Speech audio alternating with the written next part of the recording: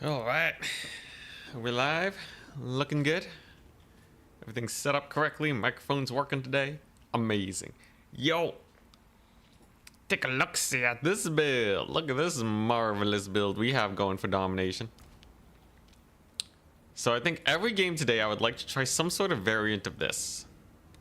Cathay should be a strong faction. On paper, they have everything they need. Single entities that don't cause terror. I gotta fix that. I totally forgot about that. I do need something that can cause terror in this build.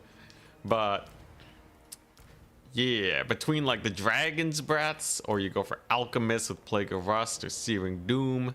Diomed, hello, happy to have you here. Yeah, we got some strats, right? We got the Alchemist, like the utilities through the roof. Now, I might want to get a Celestial General. And I think depending on the faction, this would be a smart idea. Gives a whack load of melee attack and an aura. He's got some... Yeah, that's about it. Celestial Sweep is sometimes taken. He's like the mini friends of the Cathay roster. Will make my spell amp a little weaker, but maybe versus some factions I shall consider. Jade Line's great because it has spell amplification, 15%. It's pretty high. The War Drum's gonna be really good for that too. Also a spell amplifier. All in all, should be good. Dairy. I do wonder, what if I run like an Astromancer as my terror? Because technically he does have Curse of the Midnight Wind. But like, how much is that really reducing the armor by? It's a 25-second duration compared to the 44-second of Plague of Rust. It's AoE and reduces melee attack. A good help? Too expensive? Really? I feel like there's some potential because he is a single entity and a spell amplifier, so I can still run the Shugingen Lord. Lots of options. Lots of options. Yeah, I think this is the rough build, but we will definitely cater it based on whatever we see our opponents go for. Let's fix that embarrassing win-loss ratio, why don't we? Opinion on Crane Gunners. Yeah, Crane Gunners are amazing. This technically doesn't have a lot of Crane Gunners. Sometimes you don't need them. If you're not going for like a Cav Max, gotta make sure you can defend them. But I think Crane Gunners are sick. Although they don't do a lot of DPS, so a lot of the time what my opponents end up doing is to just play keep away, capture all the points, and I can't actually retake. Very, very painful strategy to go up against. So we're not gonna lean on the Queen Gunners too much. Celestial Dragon Guard are pretty hyped though, because they also have an armor debuff. So if we combine that with the Astromancer, Curse of the Midnight Wind, it could be good. It could be good. Yeah, I kind of like that. I kind of like him as my like extra armor reduction. It is 8 winds of magic. I know. Oh, I know, but it's got to be worth something, right? I feel so romancer. What's up? What's up? What's up? Are you guys ready for a sick Cathay win today? Who's even signed up for this tournament? Is there anyone here that brings me fear? Like what? Scrambled egg special? Whatever, man. He's a nobody. Danny Can? Never heard of him. It's not like I lost to his Dark Elves of Slanesh last night. Impossible. Boss Toss? Easy squeezy. Lemon peasy. I'm making up new phrases. Never heard of him either. Lemur's Bane? Rusto? Killian? Pontum's Claw? Martin? Blake? Opal? I recognize all these names off the crap. All right, well, anyways, most of them are checked in. Tournament will be beginning in 1 hot second. As soon as any final check-ins go down, we should be good to go, and then we can let the suffering commence. Yeah, we're still on Cathay. Of course we're still on Cathay. We gotta win. We must win. All right, here we go. Generating that bracket. It's time. At Goblins. Round 1. And we're up against a Rat Guy. Now, Opal Bear had to... Opal Bear's late, so I gotta notify his opponent. Here we go. Opal will be late. So, you can take the win if he doesn't show in 15 minutes. Alright, sick. And we're up against Lord Grey. Yo, yo. I'm Grand Cathay. Here we go. Tourney starting. Alright. He's Skaven. Oh, Nelly. Oh, Nelly. Alright, actually, Cathay versus Skaven's pretty chill. Although, I don't know if I want his password. Alright. Let's hear it. Yeah, I don't know. We'll see. Oh, we'll see. What even is the map? Is it Borderlow Landing? Hey, I beat Turn. I beat Turn Skaven. Is that Vsauce? Anyways, I don't think so, but it's close. I did beat Turn Skaven as Grand Cathay on this map. Alright, so let's take a look here. So Skaven got the shooting prowess, right? Thankfully for me, they don't really have a lot of sick Plago Rusto plays, so that's gonna help us out a lot. Does Tzeentch have any viable spell mastery builds?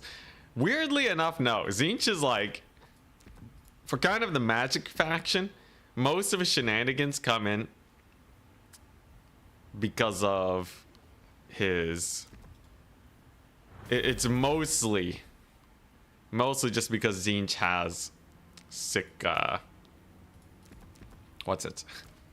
Can't think. Trying to make a build. Tzeentch has mostly army composition shenanigans, but actual like magic shenanigans, no. Ate the wolf, hello. Skaven do not exist. I feel like Cathay does know about Skaven. What are the odds that the culture is the same as the Empire, right? Impossible. Alright, so let's see. He has a lot of shenanigans. I know Snicketch, the Death Master. He's a very popular guy. There's the problem of the whole Giselle issue. So when I played against Turn, I threw away 2 Chromen to kill some Giselles, and that was not exactly the best strategy. So we'll have to see. We'll have to see. Use the ROR drum for fear. The drum's not bad. The drum's not bad. I think we can make a lot of use out of it today. Yeah, Cathay's aesthetic is sick. It's very unique. Unfortunately, the faction itself is kinda rough sometimes. Kinda rough sometimes. Okay, you know what? What if I do get me some of this action, and then I want this item. Is this a good build? Seems like it should be a good enough. So much is much more exposed to Warp Zone in Cathay. They just have Warp Zone chilling above ground. I guess Empire also has that though. So maybe that is how it be. Okay, this seems like a weirdo build. Seems like a very weirdo build. Interesting. Is this really what I want to do? I probably want at least one of these. I think this is a good tool to have. Okay, yeah, this should be relatively comfortable against Skaven. I think it has a lot of good stuff. Giselles will be a little bit of a pain, but not completely insurmountable in theory. They got a warpstone meteor in Cathay. Doesn't one of the Empire maps have a warpstone meteor? They definitely have a lot of Skaven though. Cathay got lots of Skaven. Sentinel has terror. Yo, the Sentinel costs as much as the Moonbird Astromancer. Nowadays. I feel, okay, maybe slightly cheaper. Like, you know, 100 gold is a fairly good amount. But like, come on, look at this. So, here's the play. I have some Archer Fire to force him forward. We have a Lord here. Just Storm of Shadows. It's going to get amped to 75%. I got double Astromancer. They're going to be great. And we got my main core here, right? This is the part of the army that'll actually cook. Pretty good luck, have fun. He has 15 units. And the idea is I just get to spam Wind Blast on all of his infantry, get them killed. And then we run down his Giselles with a little bit of cav action. When will the... Yo, Cathay Assassins would be so hype. Oh my goodness. Did not even consider that possibility. That would be sick. Yes, Astromancers give spell mastery even if they don't have any spells. They will just offer mastery of the elemental winds. It's pretty hype. Certainly a build. I'm a little worried about the Giselles. But, you know, we got our 5 single entities. So what's the worst I can have? Truly, truly, what is even the worst? Give me a burst. I'm gonna get murdered. We'll see, we'll see. Maybe we just murder his Giselles. Or maybe I counter Giselles with crane gunners. Or we bring in the cannons. Great Maw's a warpstone meteorite. Is it actually? Or was? Okay, yeah. Alright, here we go. So he's ready, and we're going. So you can see there's the Teeth Breakers. There's a Giselle. There's some Clan Vulcan Tail Slashers, very expensive Skaven infantry unit. But that's about it. Alright, that's basically it. So we're gonna pull them thin. We're gonna dodge some Giselles. It'll be a great time. Not worried in the slightest. And he has a Plague Priest with summons and armor reduction. Ooh, alright, that's pretty spicy. That's pretty spicy. But what do you have here? What, some basic skirmishers? Are these the summons? Yeah, they are. You tried to debate me, huh? You want to debate me? Well, eat Wind Blast, son. Yeah, that's right. Half your HP's gone because we're mega amped. Rear charge, terror out, incoming. Just kidding. Their leadership actually managed to hold. Kind of terrifying. And unfortunate. I was really hoping for that terror out. That really makes things unfortunate. Thankfully, though, this guy can save his little buddy here. There we go. And that's going to go ahead and kill them all off. Nice. So that's going to deal with problem number 1, which is a very expensive unit of triads. Problem number 2. There's some shenanigans afoot. There's some Skaven here, right? I don't want to deal with that. So I'm going to go over here. We're going to activate the war drum, give it some reload skill. Why not? Let's, there we go. And then bada bing, bada boom. Big ol' AoE. I think maximizing these abilities will be the most important for us. And then hopefully we can just dive into that backfield and get them killed. As the little Rados over there are gone. Just gonna try and advance on my formation, but we know it is quite powerful. If there's one thing Cathay can do well, it's have a strong front line. There we go. A little bit of dodging. Stop them from being a menace. Let's get some crowmen over here. And then he should be screwed at this point. These crowmen do not joke around. So they will absolutely be able to massacre about all of this Skaven here. They're being slowed down for ease of bombing run. Here we go. Lots of deeps. Lots of deeps. And then we're gonna delete that other unit over there while we're at it. They're invisible, but I know they're dead. All right, nice. So I just gotta carry out this game now, right? He's down all of his range tools. We got crowmen for days over here. My front line is amazing. They would never fail me. And all my single entities are still at pretty good health. Honestly, I really like that wind blast.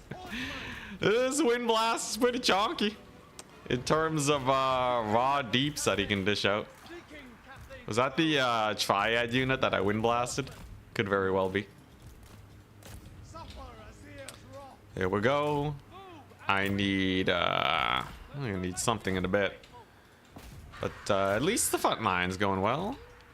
I can make my guys cause fear. That's pretty funny. That's pretty jokes. We have some little triads here that are just waiting to get murdered. There you go. That's gonna get a good half of those remaining triads. And then as long as I make sure he doesn't capture this flank point, we're goodies. Looks like my boys over there are doing great. My lord is still alive. Gotta check in every once in a while. Sometimes you forget about your lord and then everything goes terribly. Do crowmen cause terror? They don't. Okay, yeah, so it's a good thing I got the fear-causing war drum against the weak Skaven. My archers are going to town too, which is very nice. I got another bomb drop coming on in. We mostly just want a value trade right now. I have no other plans other than that. Plague monks. No, death runners. Holy crap, those are actual death runners. Funnily enough, crowmen are like kind of hard counter them, right? I think crowmen just should be able to hard counter them. Mostly. Because they have magic damage, yeah. Here we go. Let's get that bombing run over there. My archers are having a good time. Holy, yeah, those death runners got hard countered, man. Ripperonis, death runners. All right, so far looking good. Lord Throw is still alive, thank goodness. Thank goodness for that. Astromancer's done chasing off those guys. Dude, this war drum's insane. Yo, whoever said war drums suck, man? Who here said war drums suck? Whoever said that, you're wrong. It was me. It was indeed me. I'm wrong. War drum's kind of insane, all right? Craft here if you're in chat, all right? You're right. I can say when I'm wrong. My goodness, you don't gotta rub it in. Let's see. All right, backing it up. Crowmen, great success. They're dead. And then we kill off those guys. Let's see here. What do we got? War drum's still doing great. Leadership has been exceptional. No Skaven clan rat will ever be able to push through this. And at this point, my opponent's pretty army wiped, right? I don't really have to. I don't really have to do much, right? It's pretty over. We already got a pretty good lead. Oh my god, that wind blast. Dude, this guy wind blasts. Jeez Louise. And all these guys are getting boosted by the drum. They all have plus, well, I can give them plus melee attack now. So not really too worried about routing off these guys. It's gonna give my, holy crap, 40 melee defense, 29 melee attack. Gonna amp my dudes pretty good. Unfortunately, I've summoned all of my horsies, but it should be fine. You gotta huddling around the propaganda drums. It's just a war. It's not a propaganda drum. It's just a war drum. No propaganda there. Let's see here. Here we go. Just send them in. This guy still has 2 uses of moon flare too, by the way. Very nice. Big old charge on the rat ogres. This is when you switch the drum to fear mode, and then they all run for their lives. Lord has successfully lived. Master assassin not having the best time of his life. Oh, we already have fear here. Well, whatever. I'm sure it's fine. Oh, dang, he did rout off one archer, though. He did rout off my cheapest unit. A single archer. You'll pay for that one.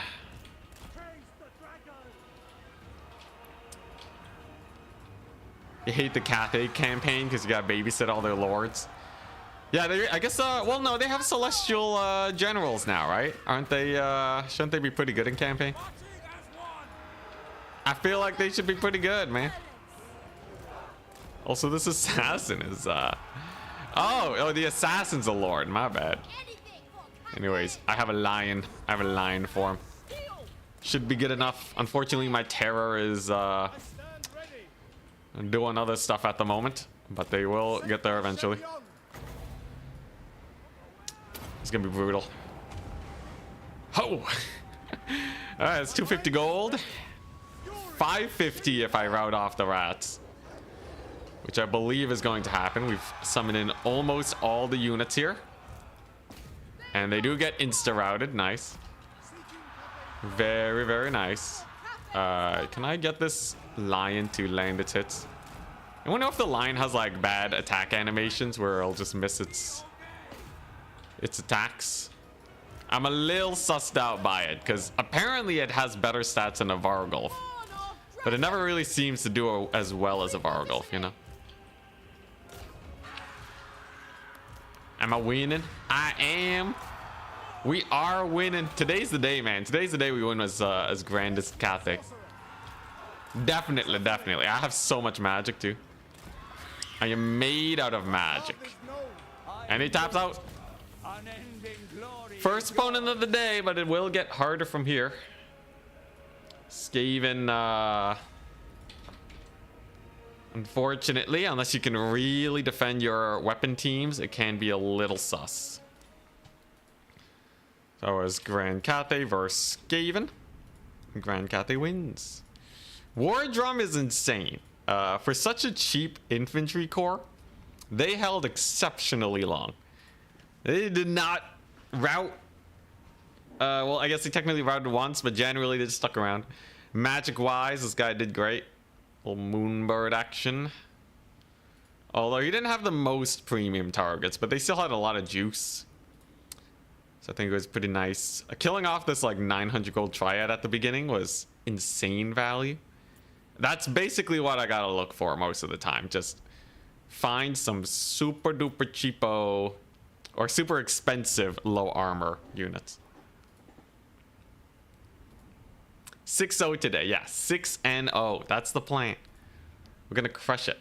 Peasant archers keep on surprising me. They're Bretonnian archers essentially, right? Let's give a quick comparison. So if you compare them to Bretonnian archers, which are really high DPS archers, Bretonnian archers have more range, more DPS, but they have less leadership and way less HP. So you can think of peasant archers as basically just a chonkier peasant bowman. Just a slightly chonkier peasant bowman. They'll stick around for quite some time. It's good. It's good.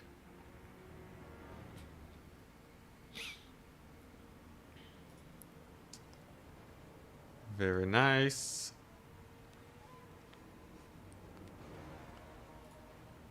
All right. Is Dragon Guard still bad? Against Skaven, I wouldn't. Against other factions, I might.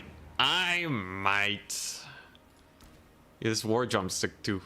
This War Drum, if you're going for an infantry build, it basically gives you everything you could want.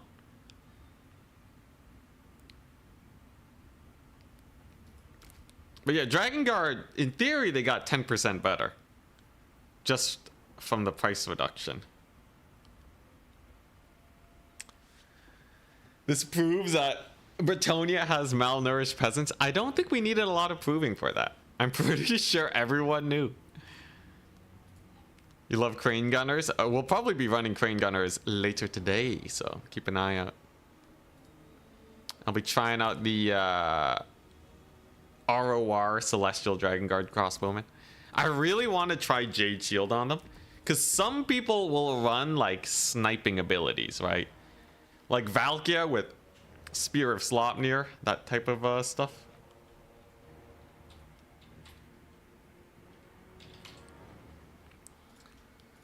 So yeah, like this will resist what, 66% of the damage?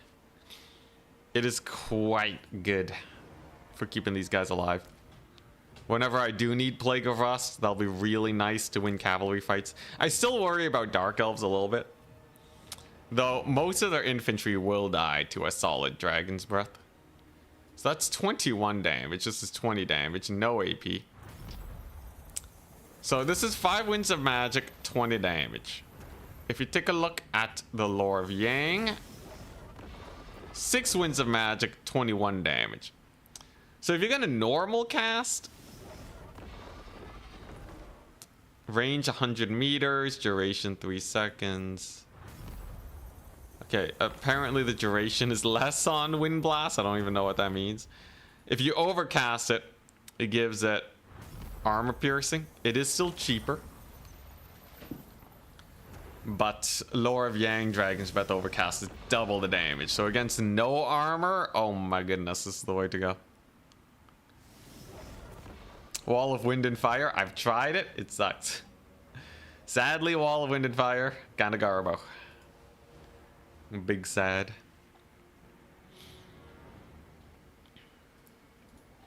But yeah, I'm very excited to see how this goes. Even a basic Jade Warrior frontline seems pretty good. I kind of wonder which one of these is better though, between the Fear or the Expert Charge Defense. Or the Disdain. I guess you leave the Expert Charge Defense so that if you get charged, right, like you leave it on this first, and then immediately after the charge you switch it to like probably the melee attack, right? Jade Warriors with an extra 8 melee attack and harmony. You get mini Chaos Warriors, right? In fact, let's just take a look.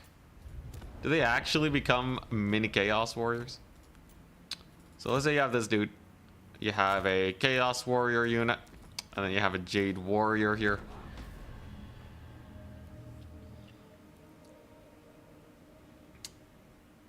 Eight melee attacks, pretty good. Dragon Breath plus 160% spell mastery is quite decent. Oh yeah. Anything at like 500 gold or more that is unarmored, super value. Super value. So let's take a look. If we turn this on, melee attack boost, harmony, 50% boosted. They're at 40 melee defense, 38 melee attack. Look at these guys. Chump change comparatively. Though they do have a lot more weapon strength, it's true. And HP. And armor. So I guess it turns the Jade Warriors into small Chaos Warriors. Maybe there's an animation buff that I'm not aware of. Let's say the Jade Warriors get the charge. Can they win a fight against the Dread Chaos Warriors? Let's see. So War Drum, it's given its buffs. Can give armor. I think the melee attack is still far better. 15% damage is cool and all. This is really only good for the Fear. Oh, magic attacks is pretty cool though. Kind of like the magic attacks. Got more entities. Yeah, they do have plus 20 entities, but their HP is lower. However, it will let them land more hits in, presumably. And you know what? Honestly, not too bad. So you basically have Chaos Warriors is what I'm seeing. Definitely not a bad trade. These guys have gone they paid for themselves. These guys have not. Dude, their leadership's still at max. It's still at 65 leadership. Because the War Drum has Encourage. And it also has Icon of the Great Cities. So that's just a massive leadership boost. Wow. Wowza. Wowza. Alright, so Yeah, that's a pretty good one, right? I'd say that's like, you know, it's a good time generally, right? You gotta make sure this thing doesn't get shot to death or sniped by single entities. But in a perfect situation, you get a melee grind, the war drum cooks. Unfortunately, perfect situations don't exist. But it's a good start. It's a very good start.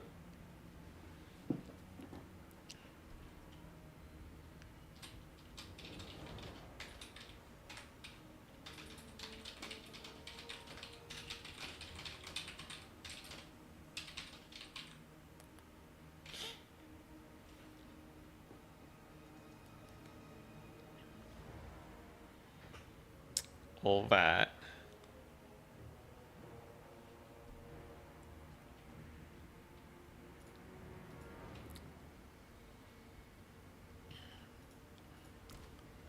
What are the gold costs? So the gold cost for the Jade Warrior is 525. The Chaos Warrior is 750. It's almost 50% more expensive.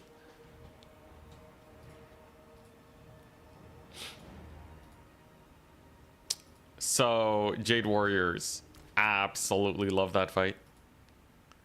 They also get that extra armor from defensive stance. Pretty cool. From now on, your Cathay main, it's written in the book. Yo, I would love to get Cathay up to speed to be a terrifying faction. I will say though, in the Doombolt meta that we're seeing right now, maybe not meta, but the resurgence of Doombolt that we're seeing, Dark Elves could be really powerful this patch. Unless people get freaked out by it, and then they nerf Doombolt. They might just make it where you can't bring the spell if they're really freaked out. Honestly, I think it's fine, mostly. It is definitely one of the better sniping spells, but... I don't know, man. It doesn't... Okay, here's the thing, right? Dark Elves is basically Tzeentch now, but better. So Dark Elves is Tzeentch with all of their magic sniping, except they actually have a proper army, unlike Tzeentch. And that's just a terrifying endeavor to deal with. You know, they got the Scourge on the Chariots, all really good. I have been analyzing Danikan's games. The way he plays it is he basically goes for a hyper skirmish with the Chariots. Essentially makes them uncatchable with the mix-in of Malkoths, minus 25% speed, and buffed Smoke and Mirrors. His Chariots get a 10% speed boost, bringing them up to over 90 speed. That's insane for 25 seconds. So you will essentially never catch these bad boys. Against Slanesh the other day, I kind of screwed up. He brought Rakarth of all guys and used the Beast Lord's Gaze to stop the rampage on my Pavane.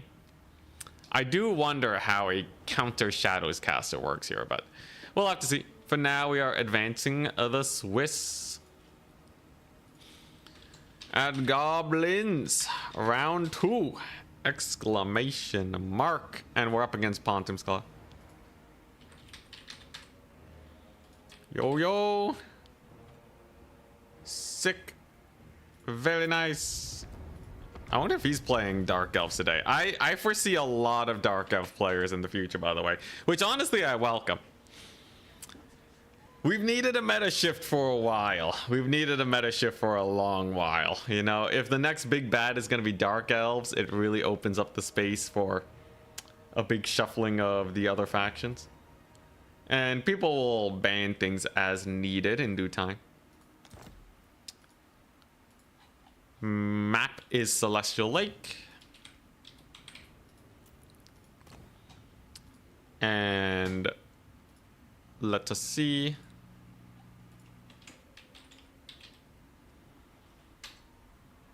Okay.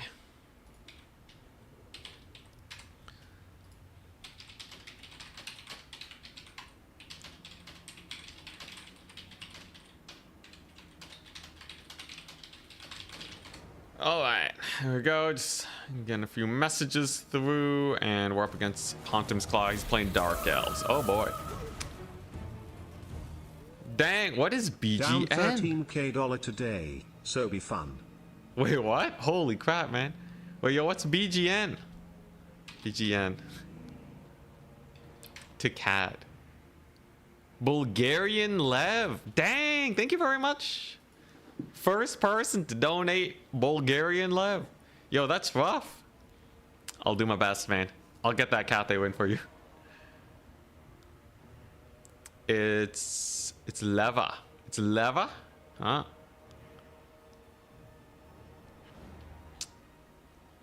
All right. Here we go.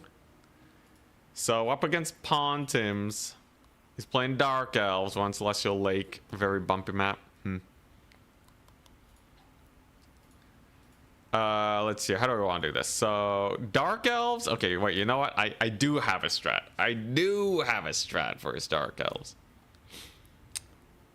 Oh, we gonna cook today. We gonna cook today for sure. So I definitely want to run this. Definitely want to have that. So the big thing, right, is he's gonna Doombolt spam me. We are absolutely, positively going to get Doombolted.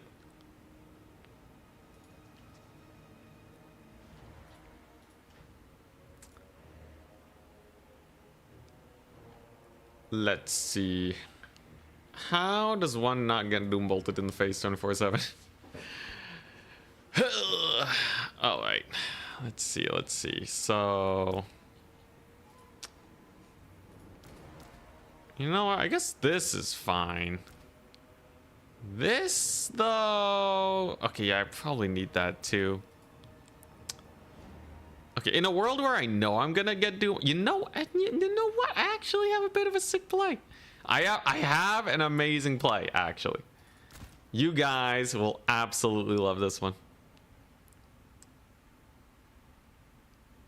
Yo, I got the perfect lineup of spells, man. You guys don't even know, man. Oh my gosh, you don't even know. Oh, he's so dead. Let's see here. First things first. Switch to the Burning Nomads, one of my favorite Cathay banners. Then I gotta make sure that, yeah, we take one of those. I will need one of these units for safety. All right, and I think we already have a pretty amazing build. I gotta win this one decisively, though. Dark Elves are a menace this patch. They're an absolute menace, but I believe they have some weaknesses that we can take glorious advantage of. The only problem is Doomfire Warlocks are kind of a menace, but Crowmen are probably good against them, maybe? I guess the magic damage on the charge, it has to be good, right? There's no way it's not good. It has to be good. Let's see, what else could he bring? What could I really be worried about? Honestly, not too much. I think I have a solution for basically everything he could bring here. Sure. You know what? Let's just do it.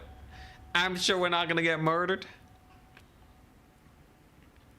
Oh dang, 5 more. 5 more Bulgarian Lev. If I win, thank you so much. I'll get it. I'll get it in. Miao Ying does have a slow, yeah, but she's kind of expensive. I'd rather split the gold into multiple casters so that I get the full force of my spell amplification.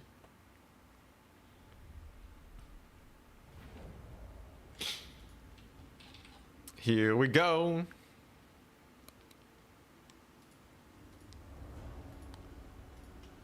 Take a look at this. So I brought Jade Shield, spell amplified. We have the usual Defenders of Cathay frontline. They're gonna hunker down in this middle position while my archers pop off and shoot everything. It's nice and simple, right? Very, very nice and simple. Let's just position a little bit apart. Ready? Good luck, have fun.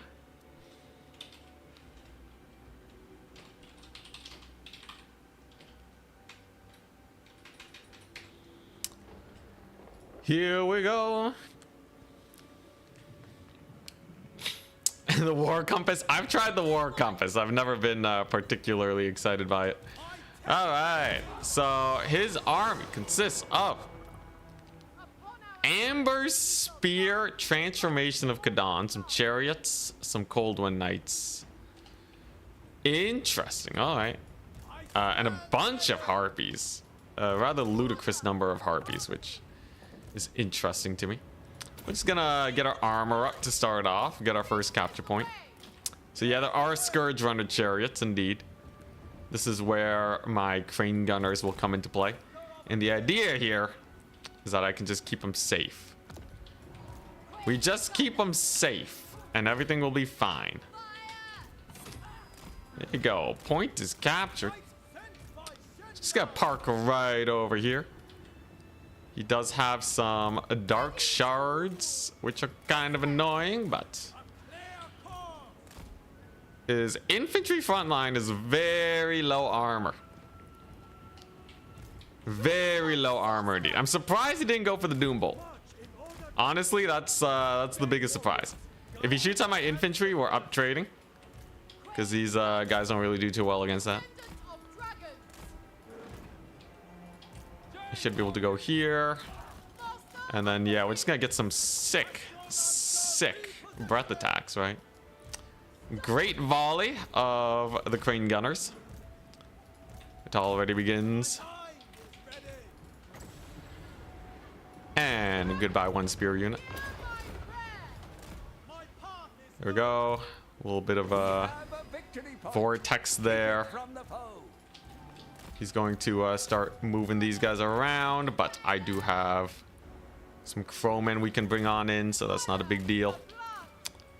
And I actually have a sick bait here. Are you guys ready? Take a look at this. So he's gonna send in his crowmen, thinking that he can actually kill my my dudes. But if I just do this, suddenly their ward save goes up by 1,000,000, right? Yes, 70%. They suddenly have 70% ward save, so I don't know if that's I don't know if they'll really be having a bad day here. As we immediately rout off his crowmen. Then we go in to kill his lord, and all I really need now is some anti-chariot action. You see these guys, or these ladies, they do not give a single crap about the manticore or the chariots. They're just having a great time. And all I gotta do now is make sure that we can carry out the rest of this here win. He does summon another manticore, something to consider. His chariots are very caught up. Then we Plague of Rust the chariots to make sure that they ain't coming back. And then while he does have a Medusa, I think we're sitting fairly comfortable, although my harmony bonuses are not active. His chariot does die. The might of Grandest Cathay. War compass is in. Dang, that Plague of Rust did work, actually. And then my crane gunners do rout, but at what cost, right? They held for so long that he actually just lost a bunch of units trying to kill him. They'll go with just an entire unit of spears. That part's pretty funny, I must say. Okay, but he is shooting up my thingamajig there, so let's give it a little bit of micro. Let's go over here. Let's bring in the lion. Maybe he can get some work done. And then I guess I'll use my crowmen here to deal with that. Here you go. It's a lot to manage, certainly. He does get one capture point, but I feel like my lord here is just so ready to crush face, right? Like those spears aren't really going to do much, as they are now simply down for simply dead. Okay, next up are these Cold One Dread Knights. I'm just gonna give them the Plague of Rust to get them murdered. They have 24 armor, the same as light cavalry for the foreseeable future. So as long as I just kind of chill on top of them, they will absolutely get murdered. Unfortunately for me, the Astromancer's kind of getting bullied.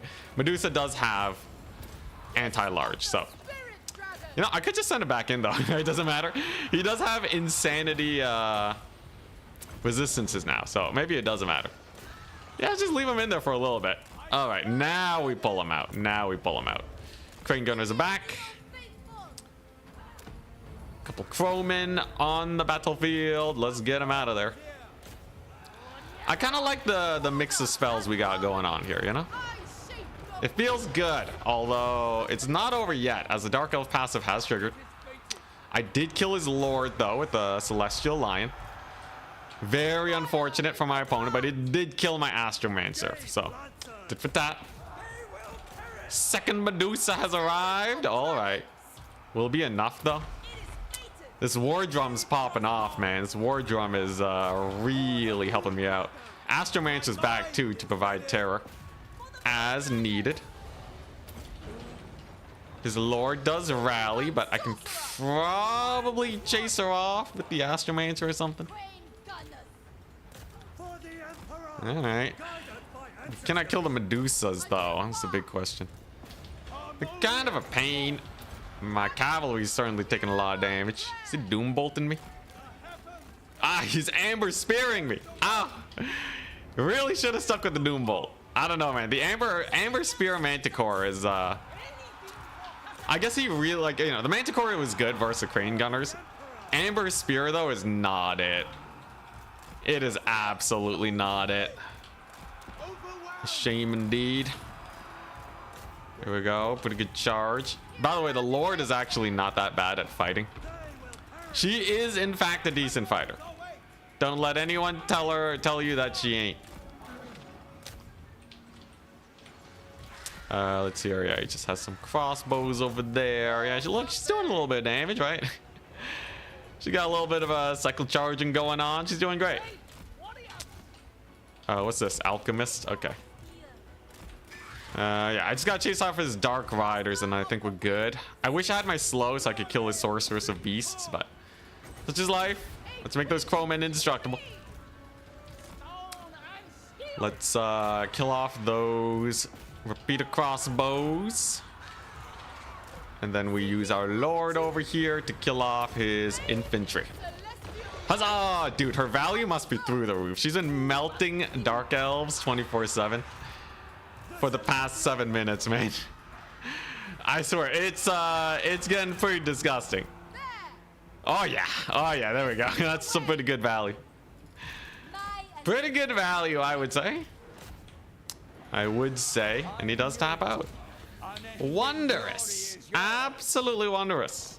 We ain't holding back today, all right?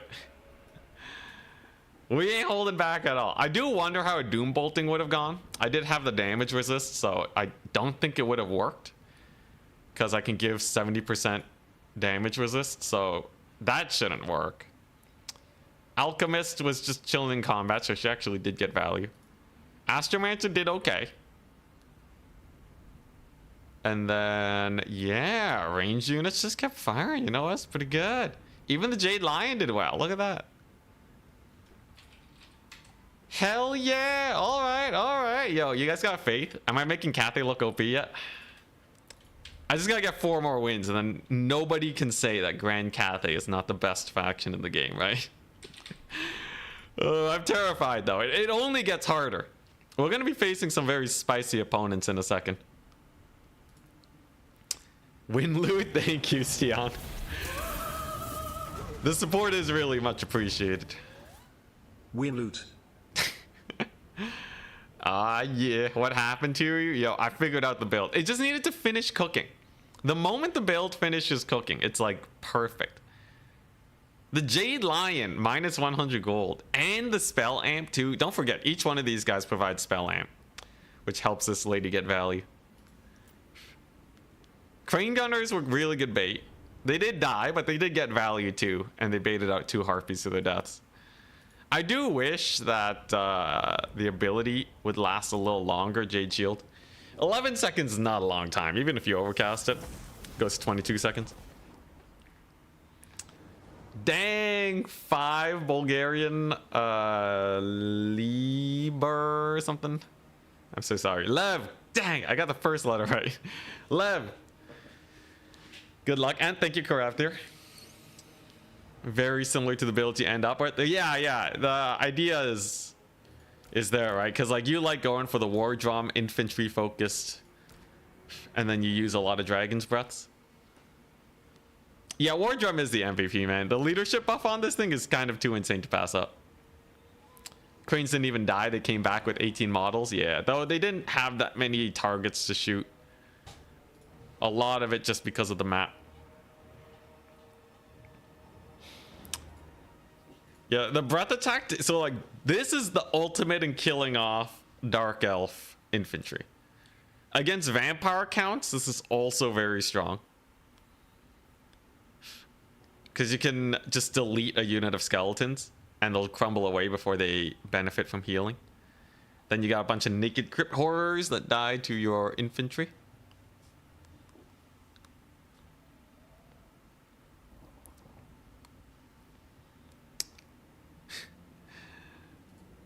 What is this stream title innovation change? The innovation here is I'm going for actual infantry this time instead of starting with cavalry. I think that's the biggest change, and replacing one Jade line for a War Drum. War Drum feels like it's more impactful. Man, it's expensive, but it makes your infantry so much better.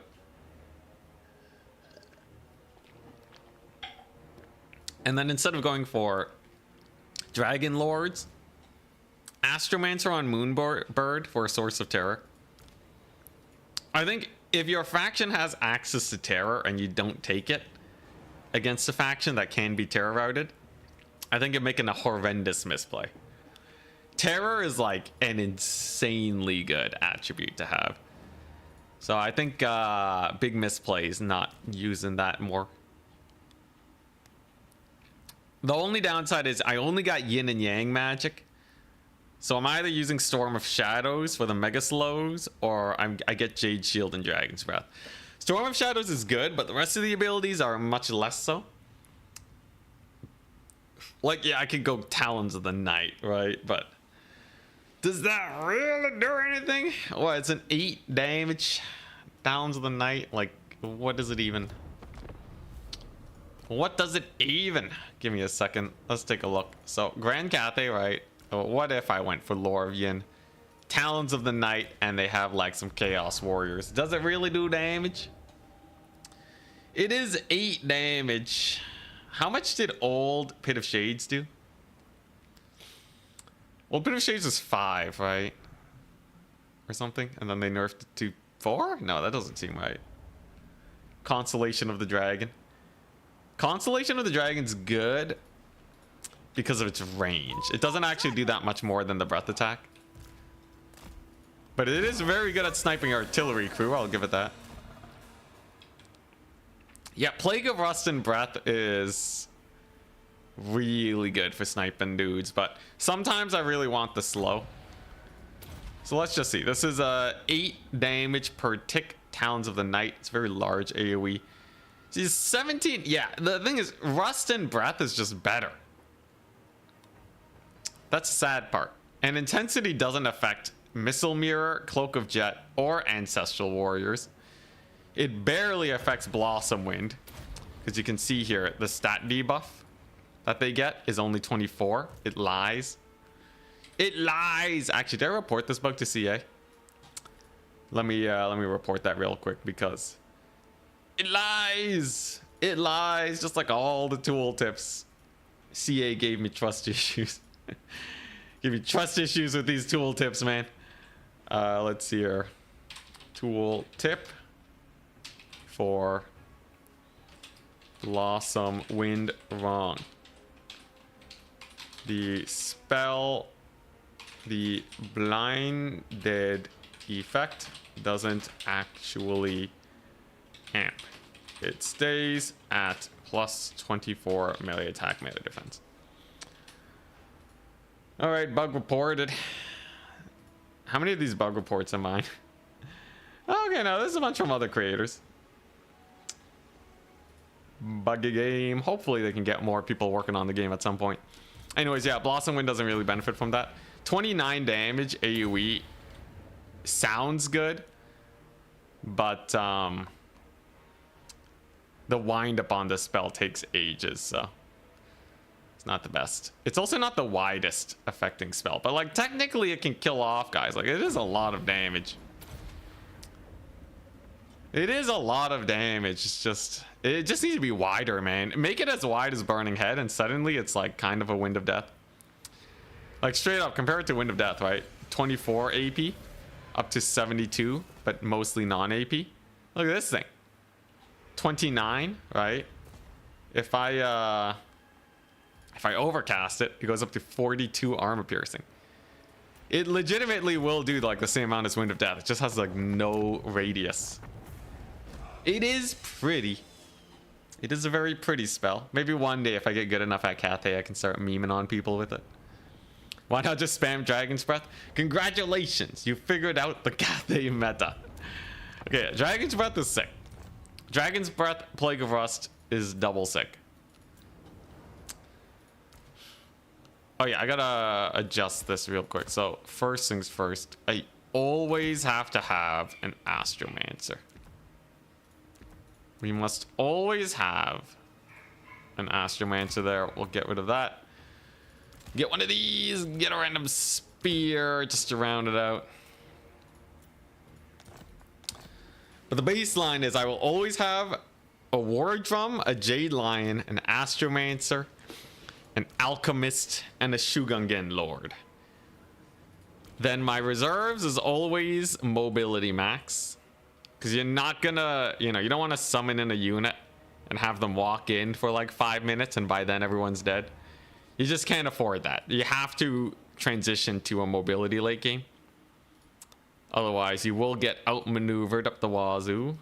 Unless you take a couple Jade Warrior Halberds just to hold points, but even so, they won't really have harmony. Yeah, and then like, maybe you swap this for a reserve Crane Gunner, kind of up to you. A lot of people talk about Final Transmutation. And you know what? Final Transmutation, it's good. All right, I'll give you that. If there's one thing I can say, it's Final Transmutation is definitely good. But is it good enough? Are they actually going to blob up? It is kind of my only like single entity killing power. So against some factions where it's like double White King von Karstein Lord, right? Or like, all that business. Final Transmutation can definitely cook. But let's see. Does it actually work? So I got a plus 60% modifier. Final Transmutation does a lot of damage per tick.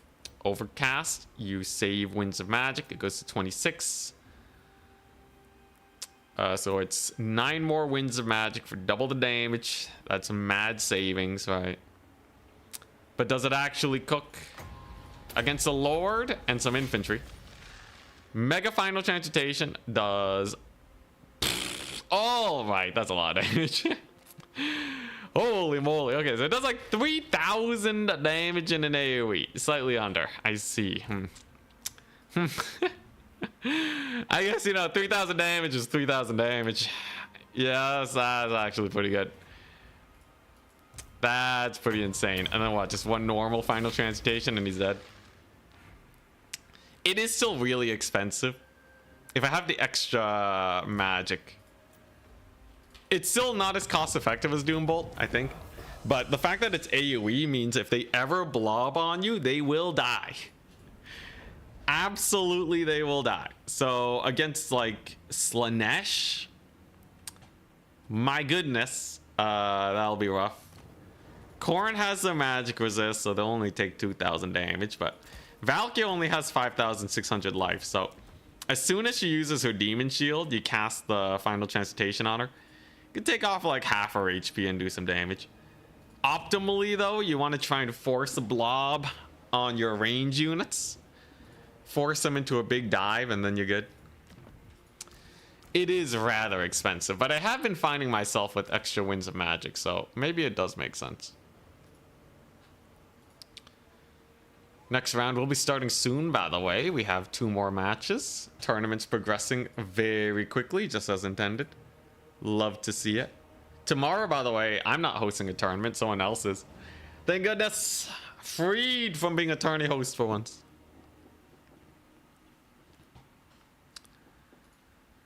But yeah, Final Transmutation is, it's good if you can hit more than one single entity. So like, what faction is really prone to taking a lot of single entities? Some Dark Elf builds are running Assassins. So this guy has 3,000 HP, right? Not a very HP heavy dude. And then they might run like Rakarth, right? On a chariot. And then they bring a Scourge Runner, right? So, how does this cook? We saw it deal slightly under 3,000 damage.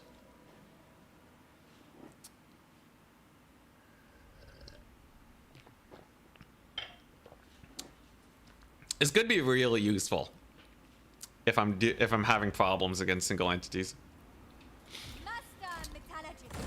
All right, let's take a look. So, at what time mark will I have enough for an overcast? So I need 26.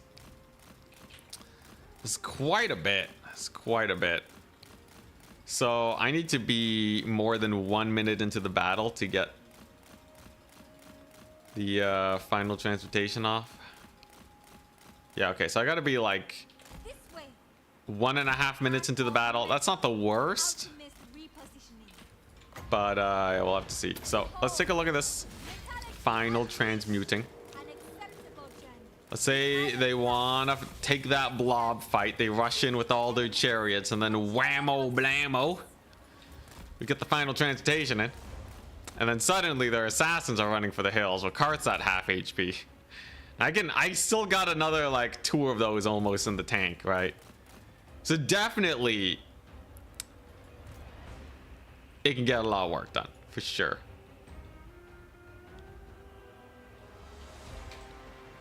Definitely. I think any Cathay build that forces a big melee grind, that final transmutation will put in work. 1667 for like a third of my magic used is pretty nice. I might keep it around. At the very least, even if I don't cast it, it forces them to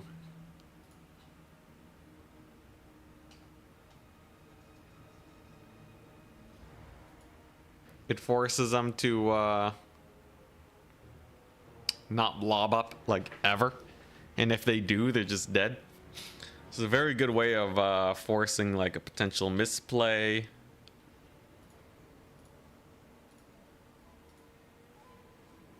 See, Legend did your disaster? I did. For anyone who didn't see, Legend of Total War covered my disaster battle. Crushed it, by the way, with some sick forest shenanigans.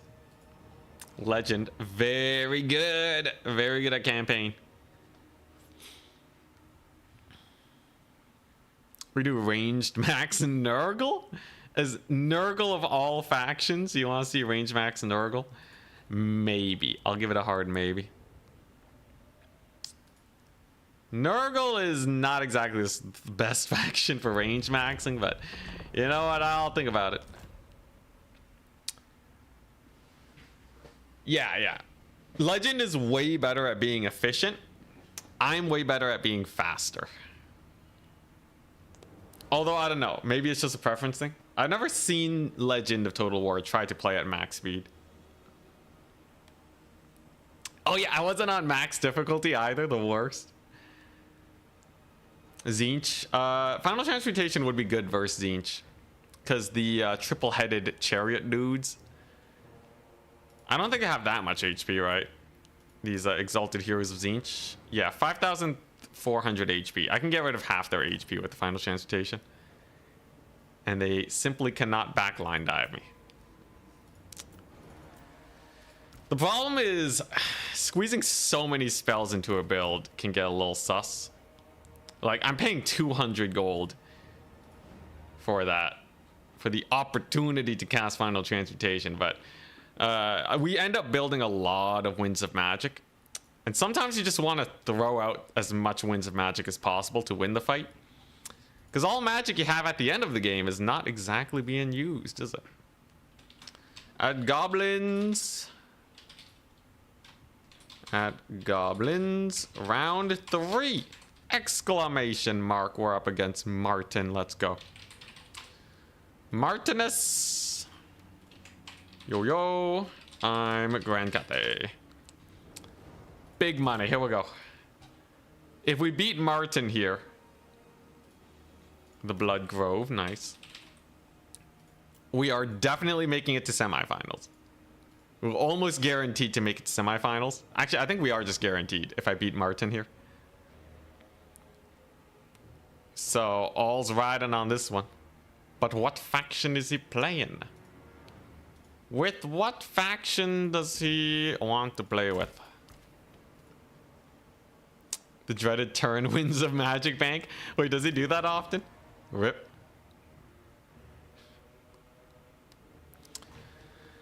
I think Legend would be above average for many people, but like multiplayer is so different from single player. I would say you actually learn bad habits playing single player. And this isn't like any fault of Legend. It's literally, if you don't play multiplayer, you don't know that Dryads are like an insane unit, right? I don't think Legend is like, wow, Dryads in single player, best unit in the game, right? Like, no, right? Like he likes cost efficiency, right? And that type of stuff. I'm sure like his micro will still be pretty good, but yeah, and I think especially a single entity micro would be really, really good. But multiplayer is such a knowledge game. Warriors of Chaos, hell yeah. Yeah, it really is two different games. And there's some carryover. I do agree with that. And I think Legend would beat a lot of multiplayer folks. But if he just signed up for a tournament tomorrow, without like at least a week of learning the meta, and learning which units are good, he would probably struggle even against like, a mid-tier opponent, let's say. Oh, he plays a lot of Dryads? All right, maybe bad example. What are some units that are like garbage in multiplayer? In Warhammer 2, Manticores were meta, and like nobody would in their right mind would have taken Manticores in Warhammer 2 single player. There's a lot of units like that where it's a little jank. It's a little janky. Why do Crane Gunners perform so much better to Warlocks? You mean Jezzails? Warplock Jezzails? I think, I feel like they perform pretty similarly. I guess Crane Gunners have Yin Harmony. Did you consider the reload skill buff? And I believe their leadership. I wouldn't be surprised if it was a little higher. Do they have a higher entity count? They might. I think they also have a higher entity count, maybe? I don't know. In my head, though, they're very similar. Same to long rifles of the Hockland variety. Okay, so he's playing Warriors of Chaos. There's only so much he can throw at me, right? He has Archie. Hell Cannons on the Blood Grove can be very annoying. And I think that would be the thing that I will struggle the most against here. Yeah, Legend is not interested in multiplayer from what I heard. I'm very sure Legend could get good at multiplayer really quickly. Because a lot of multiplayer is just knowing generally what units do. So like if I'm like, hey, Kugath, you should be taking this ability on Kugath. And, or like maybe not Kugath, but I could be like, hey, like, I don't know, XYZ unit, right? It needs this, and he'll know what the unit is and generally what it does, which is good. But like, so I think he can learn it fairly quickly. I think that's, but still, it's yeah, it's a completely different beast. Now, seriously, how do I kill the cannons? Oh, okay. No, I got sick tech. Unfortunately, This does make things a little bit more awkward, but I think I can manage. Does Warriors of Chaos, let me check their roster real quick. Do they have any light infantry that's worth bringing Dragon's Breath for? Like, I'm not super keen on like, wow, I Dragon's Breath Marauders, right? Like, they gonna die anyways. Everything else is pretty heavy armor, right? Oh yeah, everything else is so heavy armor. Good to know. Just gonna go for this one instead.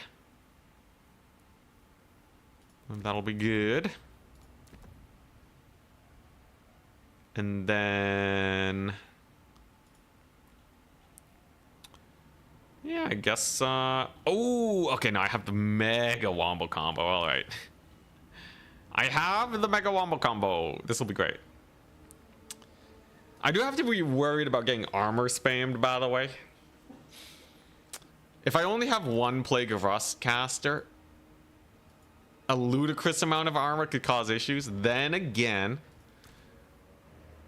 the War Drum is hype.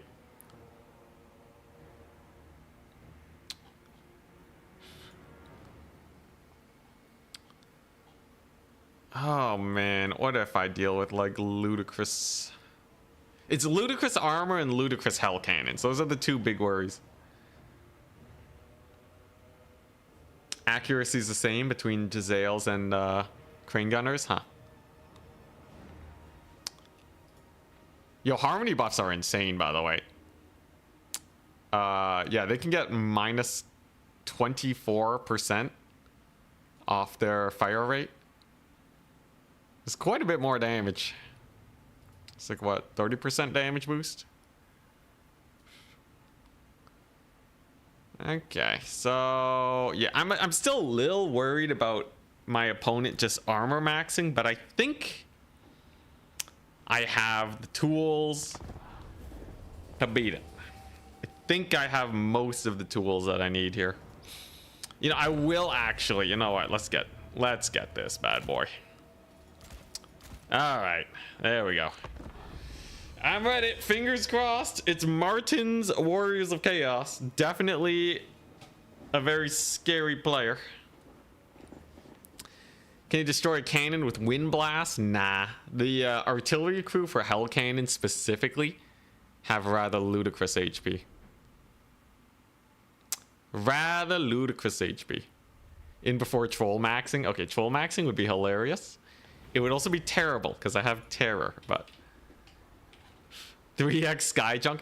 I would love to make Skyjunk builds work at some point. But yeah, the whole no capture weight. They should give Skyjunks, you know, they should give the balloons capture weight. You know, just give them capture weight. Why not, right? Like, everyone can kill them anyways. It's so slow, right? And like, it, unlike a unit of crowmen just like floating around, right? A Skyjunk above a point looks like you own the point. I think everyone can agree with that. Now, you know, it might make them really oppressive. So maybe not everyone would agree that it's the best decision for multiplayer. But I think it would be a cool thing. I think it would be cool. You know what? Let's get those Skyjunks in there. What's the worst that can happen? Get a super oppressive meta where people are just spamming flyers up the wazoo.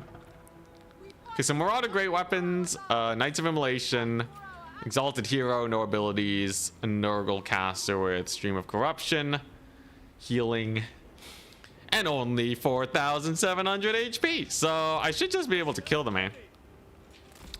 That part I'm not particularly worried about. I do worry a little bit about the Knights of Immolation though, right? Do I want more pew pew is the question. Or would I rather have Crane Gunners? Crane Gunners are all right. These guys have a lot of damage. It's great. I'm gonna have to figure things out. I did bring Uranins. It's not super useful here. I can slow down his dudes at least, and a one fat final transmutation just ends them. So I'm gonna take the slightly risky play and take another range unit here. The trolls! He bought trolls! Let's go. All right. Let's get that vortex in. I'm getting better at that timing, by the way. It's pretty hype. Very nice. So that's a solid like 500 gold grabberino right there. Yo, that's a devastating vortex, ain't it? That vortex is kind of exceptional. Kind of insane, I must say. Okay, now he's gonna, yeah, play around with the Knights of Immolation a little bit. Might even try going for this point. We'll see. I think that would be a foolhardy play indeed. The longer he takes, by the way, the more I can get work done on. I will need Macav Core, though. First and foremost. Oh, we got hit. Oh, with a pain. Okay. He punches back, and he punches back hard. Let's, yeah, you know what? You want to spell trade? I'll spell trade. He's spamming in Aspiring Champions, which is not the end of the world. Unfortunately, the breath attack on that guy is way less good than the huge Aspiring Champions. They're getting their surround. I'm just gonna back up, man. I'm kind of terrified. I'm gonna back up. Make them fight on my side of the battlefield. I think that makes sense. And I can get some Crowmen bombs over here to handle them real good.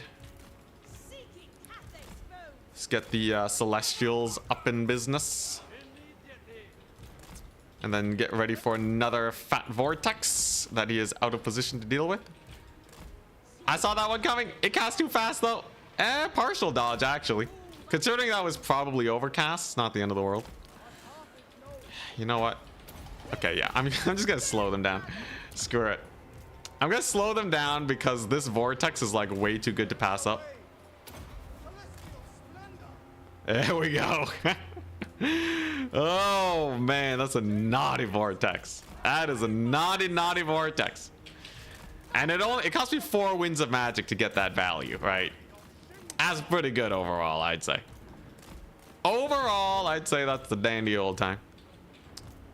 And I have final transmutation still. Okay, here we go. Let's get the bomb. Let's get the bomb drops on him. Not the best bomb drops, but pretty decent ones. There we go. That's gonna beat him up pretty bad. Value-wise, we're doing great in this kind of long trading game. We've already bullied a ton of his Marauders. My cooldowns are all active. And I'm building up an insane amount of winds of magic right now. It's gonna help us out a great deal. Crane Gunners are riskier still, by the way. I do have to be wary of Crane Gunners because if he just pulls the trigger now and rushes me down, I might not have the defenses to actually hold. So we'll have to see. You got the trolls in there. He definitely has the trolls. Okay, yeah, now he's moving in. So we're gonna pull away from this end because I don't want to fight that. We're gonna get a sick final transmutation. It'll be great. All right, here we go. Where you aiming at? Where you aiming at, man? Oh, okay, just a little bit of magic, not a big deal. Crane Gunners are online and operational. There's another nasty vortex on him. And now he's getting shot up, which is gonna suck a lot. That's some big damage. Wait, what did he do? Oh, he's trying to heal his forces before the big fight. Oh, that's interesting. Okay. Okay, let's get that reload skill up. I want my archers shooting as much as possible here. We're just gonna punish him for trying to take this point, right? Marauders, Aspiring Champions, Marauders. Okay. Nothing too big. Chaos Knights of Tzeentch is pretty insane, though. Alright, here we go. There are his Knights of Immolation. I gotta be very wary around him. And I can just slowly push him back here. With even a little bit of work. There's another slow. 4 winds of magic for him to lose air superiority. There you go. We're just gonna fully optimize that bomb dropping on the Marauders. Just really get them cooked up. Okay. Nice. Oh, wait, they're slowed. I could have shot them to death. I'm a fool. Could have gotten even more value. Rip. Can I just steal this far point? Okay, now he has a hell cannon. Jeez. Took him a while. I think I misplaced that positioning though. Oh, jeez. I think it barely lived. Yeah, I killed his crew. Oh, but they dismounted. He doesn't have enough crew. All right. Alternative victory condition. You kill all the crew. And then, yeah, and then, oh, what are they even supposed to do? Hell cannon shut down. That lightning bolt was worth. And he's gone. How many losses? How many losses did we get? Cathay OP faction, clearly. Oh my god. We killed all the crew we needed.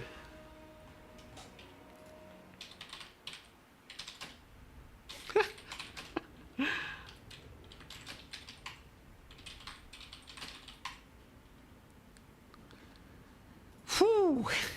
Quick tap out. Hell yeah. 21 losses. I lost a couple of these guys somehow. I don't even know how. Dude, that's disgusting. That's disgusting. Oh my god. What a skirmish. What a skirmish. This guy got hella value. 1300. There was no way he would have been able to engage, by the way. There was no way. His single entities would have eaten a fat final transmutation. And he had like super slow aspiring champions. Win loot. Cat stream when? Which cat? What cat are you looking for? You've been so generous. Also cat stream when? You've been so generous. As soon as I beat this, I'll do a cat stream just for you.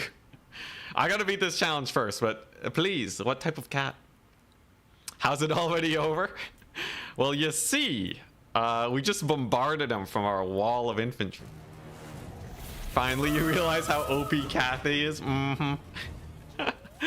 Cathay, finally, best you faction. realize how OP Cathay's MHM. Oh my god. Dude, actually insane faction. All I had to do was take infantry. Let's see, so it's Warriors of Chaos and Grand Cathay wins.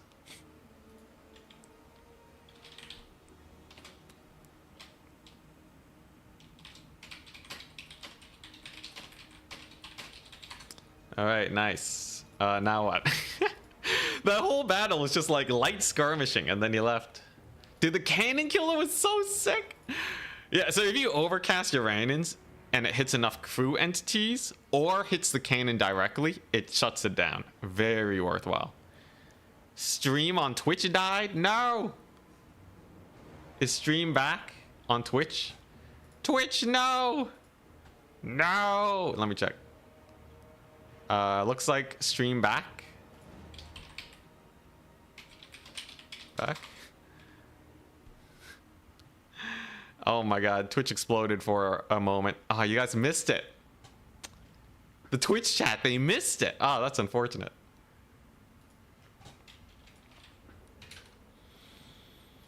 We're still here. We're back from the dead. Did you guys get to see the ending at least? Did you guys get to see the sick lightning play? So I guess if you do kill enough crew, they just can't mount the artillery anymore. Slayer Tide match was insane. Ah, hell yeah. All right, let's see. What does he mean by cat? Steon means yeah, you have to specify. What do you mean by cat stream? What do you mean? Snow leopards? You want me to put Jimmy in a cat costume? Or what are you looking for? Let's see, just came over from Twitch. It's been a bit twitchy today. All right. Puns for days. Dragon Emperor is smiling. Yo, oh man, they gotta add a Dragon Emperor buff that gives you like 100% spell amp.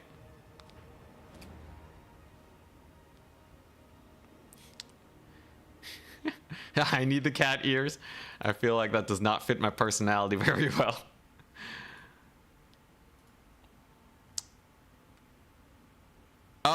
the neighbor's cat. Oh, I'm so sorry, man. Yeah, my neighbor's cat. I visited their apartment. They're not actually here, sadly. Also, the cat hates me now, man.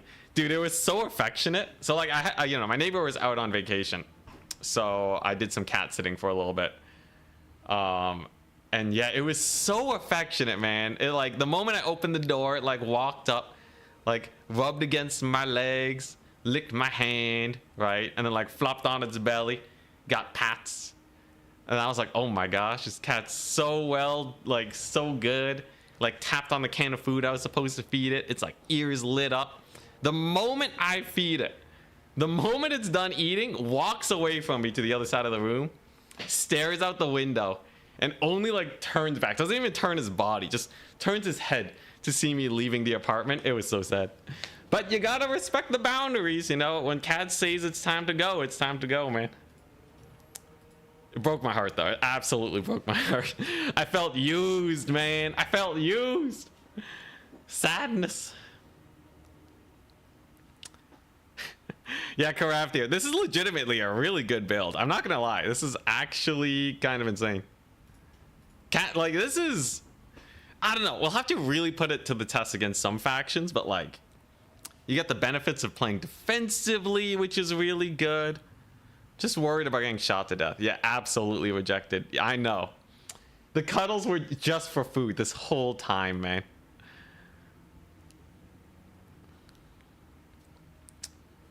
Yeah. Average cat behavior, I know. That makes a normal war drum obsolete. What makes a normal war drum obsolete? This is just a better war drum, but it is a little bit more expensive. I think it would be insane to just run a normal war drum though, because spell amplification is just insane. Never leave home without your spell amplification. Actually, let me double check real quick. Yeah, this one doesn't have spell amp. This one does. Yeah, I almost just want to run vanilla moonbirds because they're 1500. They also give yin harmony. So they're the same as crowmen, right? They're the same as crowmen. You can keep them with your cavalry. They cause terror. And Moonflare is kind of insane. 3 uses of Moonflare. How'd the game end? Oh, yo, let me... Okay, yeah, so I guess Twitch died right as we were getting to the end of that game. Where is it at? Yeah, it's a hilarious ending, man. People should play Cathay. To Cathay's unique strength, Master of the Elemental Winds. I feel like most people would say Harmony. Okay, so Danican has won twice. He actually lost once to Winter Wind. Crazy. Interesting. Do not expect Danican to lose. Very good Dark Elf player. I think the faction still has some weaknesses, though, that need to be ironed out. But Dark Elves is spooky indeed. So, for those of you on Twitch who missed it, this is how it played out. So we got Mega Value on the Astromancer, right? Just melted some Marauders. Marauder great weapons, too. We got some Breath Attacks with the Lion. Slowed down the Knights of Immolation so we could get more wind spells. Got a Bomb Drop with our Crowmen. With no Air Dominance and no Skirmishers, it's pretty rough. Then he summons in the Chaos Knights and he thinks about pushing in, but like, if you look at this, right? 4 Jade Warriors, Aspiring Champions at 30 speed. And I have Crane Gunners in the backfield. Way more space to retreat. And Final Transmutation for single entities. So if he did backline dive my range units, he would probably just insta-die to like a charge and maybe even lose his Lord. A lot of his Marauders are still miles away. So he decides to back off. Because this is a very well defended position, right? Get another bomb drop, and then he summons in the cannon. And then we chuck out a 60% spell amped overcast lightning bolt. It brings down the artillery crew to only 2 entities, and they need 3 to man the hell cannon. So the hell cannon dies instantly. It does get 1 hit on my celestial dragon crossbows, But literally the battle is over at this point because he doesn't have any more units to give a rush, and it's just gone. The Hell Cannon is just dead. 1600 gold down the drain. GG. Beautiful.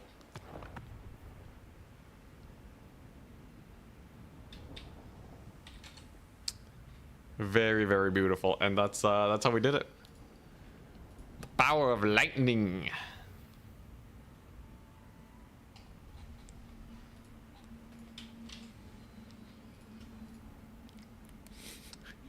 Rip Martinius. Yeah, he wasn't ready for it. Alternatively, if it did hit the cannon, by the way, the actual artillery piece, it would also blow that up. Bro, rage quit. I was surprised he didn't just go in YOLO for the attack. But he said that he played it out before. And, you know, didn't really want to sit through the whole getting shot to bits and pieces part of the game. I think, you know, if it wasn't for the Hell Cannon, he probably could have tried going for like a big fat push and try winning. But like infantry pushes have a really hard time rushing across the map.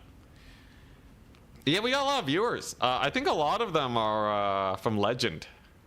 Legend is actually insane for Warhammer.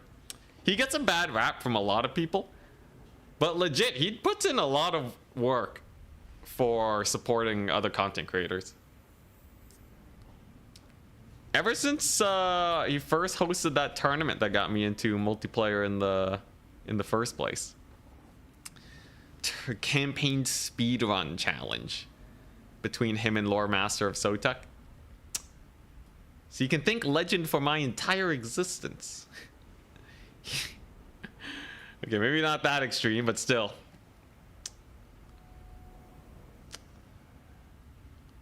All right, all right.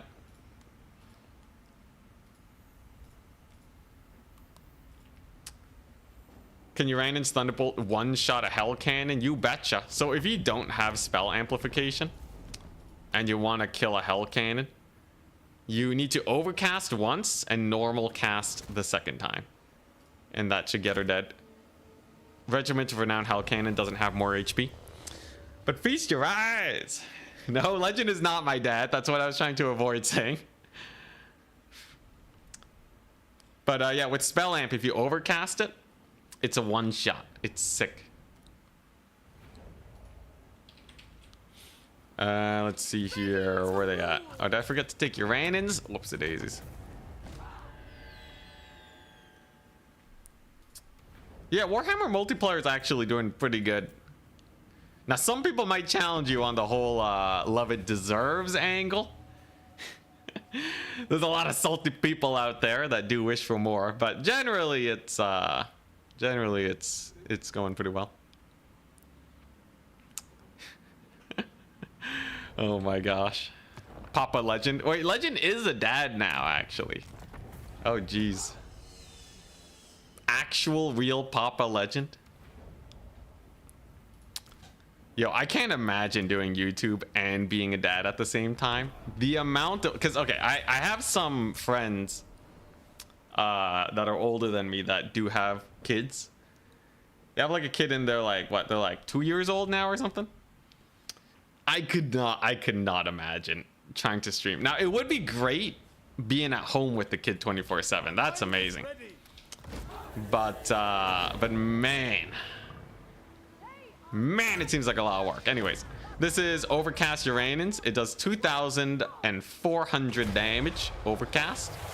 And as you can see, it one-shots the cannon with all of our spell amps. So it's a good spell. It's a very, very good spell. 10 winds of magic deletes a Hell Cannon. It can technically be dodged, but between latency and managing the rest of the battle, it can be quite difficult.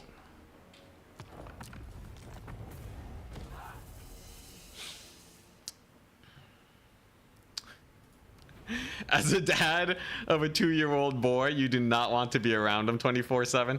Okay, yeah, you know, there is a little bit of that too. For me though, right? For me, and you know, obviously, my opinions are very skewed here. But for me, right, my mom has always talked about how she had to like work her butt off when I was a kid, and she always regretted not spending more time with her kids. You know, immigrant family and all that. So I think, like, you know, in the moment I'd probably hate it, but like I feel like, you know, once I'm like 6 years old, I'll be like, man, it was so nice. Like once I forget all the pain and suffering, that'll naturally happen. As soon as that's gone, then it'll be like it'll be so good. You know, I'll be so happy that I got to do it. In the moment though, I'm sure it will suck. I'm sure it will suck a lot. Oh hell yeah, next round. Yo, this tournament's going by fast. Look at this. Advancing the Swiss. At Goblins. Round 4. And so we begin. Scrambled egg special. Has not lost a game, but he actually did not get enough Swiss points. That's my bad. Whoopsie-doopsies. Whoopsie-doopsies. Such is life. We're gonna have to manually adjust that. Fingers crossed that Total Tavern update comes soon. All right, and what? We're probably up against Boss Toss. Who would have guessed? It's Boss Toss. He's hosting a tournament later today too. Terrifying. It's a terrifying day when Boss Toss is coming back into the tournament scene. Yo, we're up. He was one of the big players back when I was getting back into multiplayer. Probably, I would personally say, from my POV, he seemed like the top dog. But we'll see how he holds up now. I'm Grand Cathay, and what faction may he be?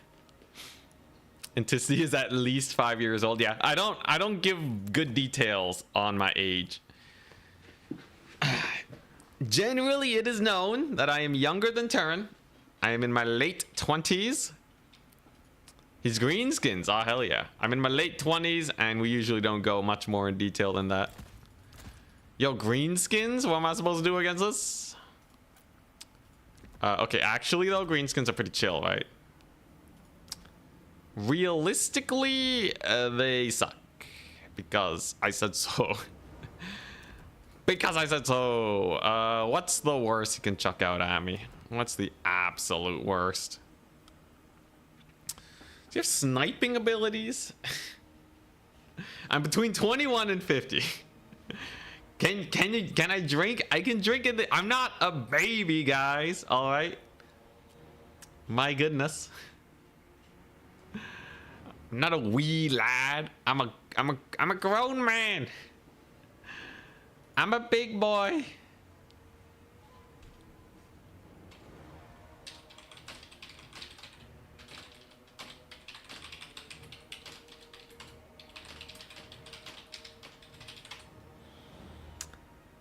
All right.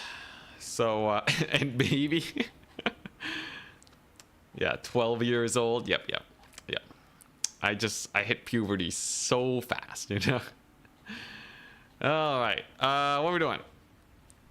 Greenskins, yes. So magic wise, I feel like I know what I want to do. They do have some pretty scary cavalry, but the options bestowed upon me, I should be fine. In theory, everything's goodies.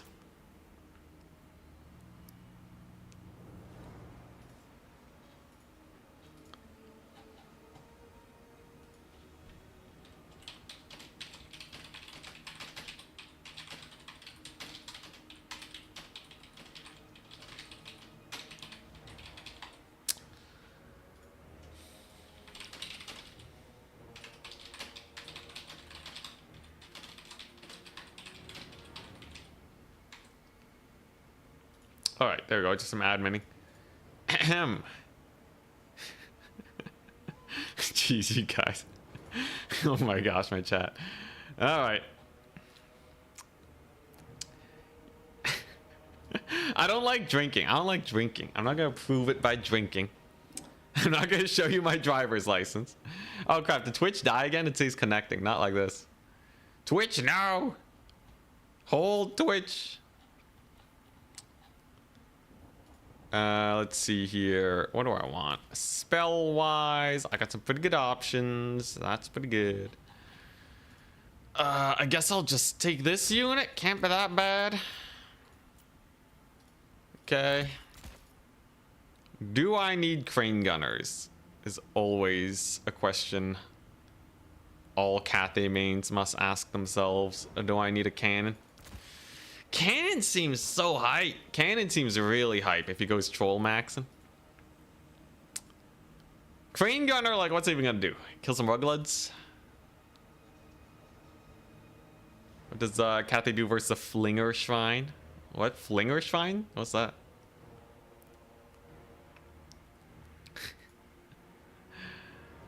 Cranes are really cool. Crane gunners are real cool.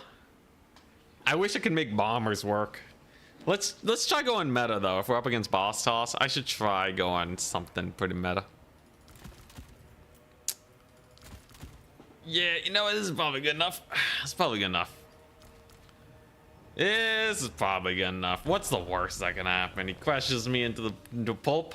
I win in semifinals. Easy peasy. Just boss toss. Probably our hardest opponent yet. Though our wins have been pretty straightforward. Chat's still going. Chat's still going with the city names. Lord sniping Valid in this matchup. It's alright. Kind of depends on the Lord. If he takes a little gobbo on a squig, he's gonna eat final transmutation to the face. Here we go. Big money. 6-0. 6-0 is what we want to see. Very similar build. You may have noticed. You may have noticed this build is basically exactly the same. Creativity is dead. Cathay is all that remains. Now, I did change it up. Jade Shield and Dragon's Breath along with Infinite Magic. Very exciting indeed. We have our little lady over there. She's giving the buffs. Let's do some of this. Let's get our little line over there. There's a caster. Give him a good old ready, good luck, have fun exclamation mark. This will be good. So I want to take control of this space. Fun fact about this map, your reinforcement points are closer than your spawn. If you're playing as undead, it's more effective to start with no zombies and to summon them in because they'll be a little closer. Fun little factoid if you want to get the points as soon as possible. Do I summon in Peasant Horseman though? I guess we'll wait to see what he brings here. What I'm thinking though is I park on this hill, get the hill advantage, slows down his mobility trying to flank me, get the cannon, park it here, shoot him up for days, instant win. Instant. YouTube chat's still going off. Holy crap. Back in 2 minutes. You better be winning. I'll do my best. He has 16 units. Quite a few. I think expert charge defense is a good start. Definitely a good start. We're gonna play very tight to formation here. And he's ready. Okay, so no spider riders or anything. I'll risk a cav summon here just to get a little bit of an early capture point since we're playing quite defensive. Let's see here. Yeah, there's the hill advantage. And we're just gonna fly in with the dude.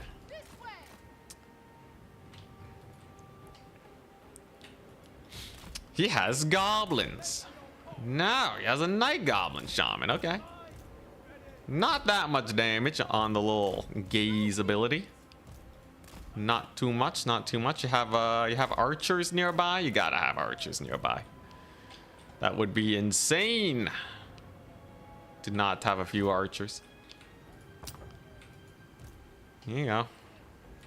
Nothing that really warrants summoning in a cannon, I feel. Get him. Oh, hell yeah. Roasted, toasted orc boys. Some black orcs are here, though. I will have to be wary of that. Gets another glare. It's going to slowly chunk my dude, but still, he's not particularly worried about that. Great old little Thingamajig over there. Stagger animation helping him out. Good old breath attack. And we're chilling. Let's get that charge defense going. All right, here we go. Let's get the bomb drops away on his Archer Core. Now, there's a lot of Black Orcs incoming. I'm fully aware of that. So, because he's probably going to rush me, we're just going to chill Reno a bit.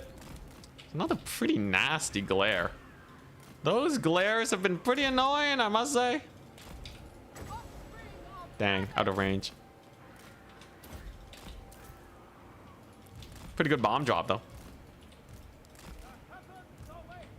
Oh, he dodged it. He did dodge it. Got about half the HP off of them at least. Okay, and he's playing pretty chill, right? Pretty passive. So I'll happily just keep farming value off of him.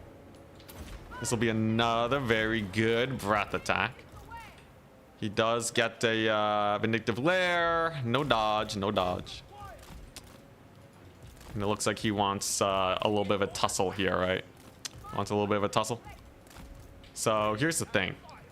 I can actually just charge in with my Cav. Crazy thought, I know. But if his... Oh, okay. He doesn't want to take that fight. Smart. Look at this guy. Okay, this guy games.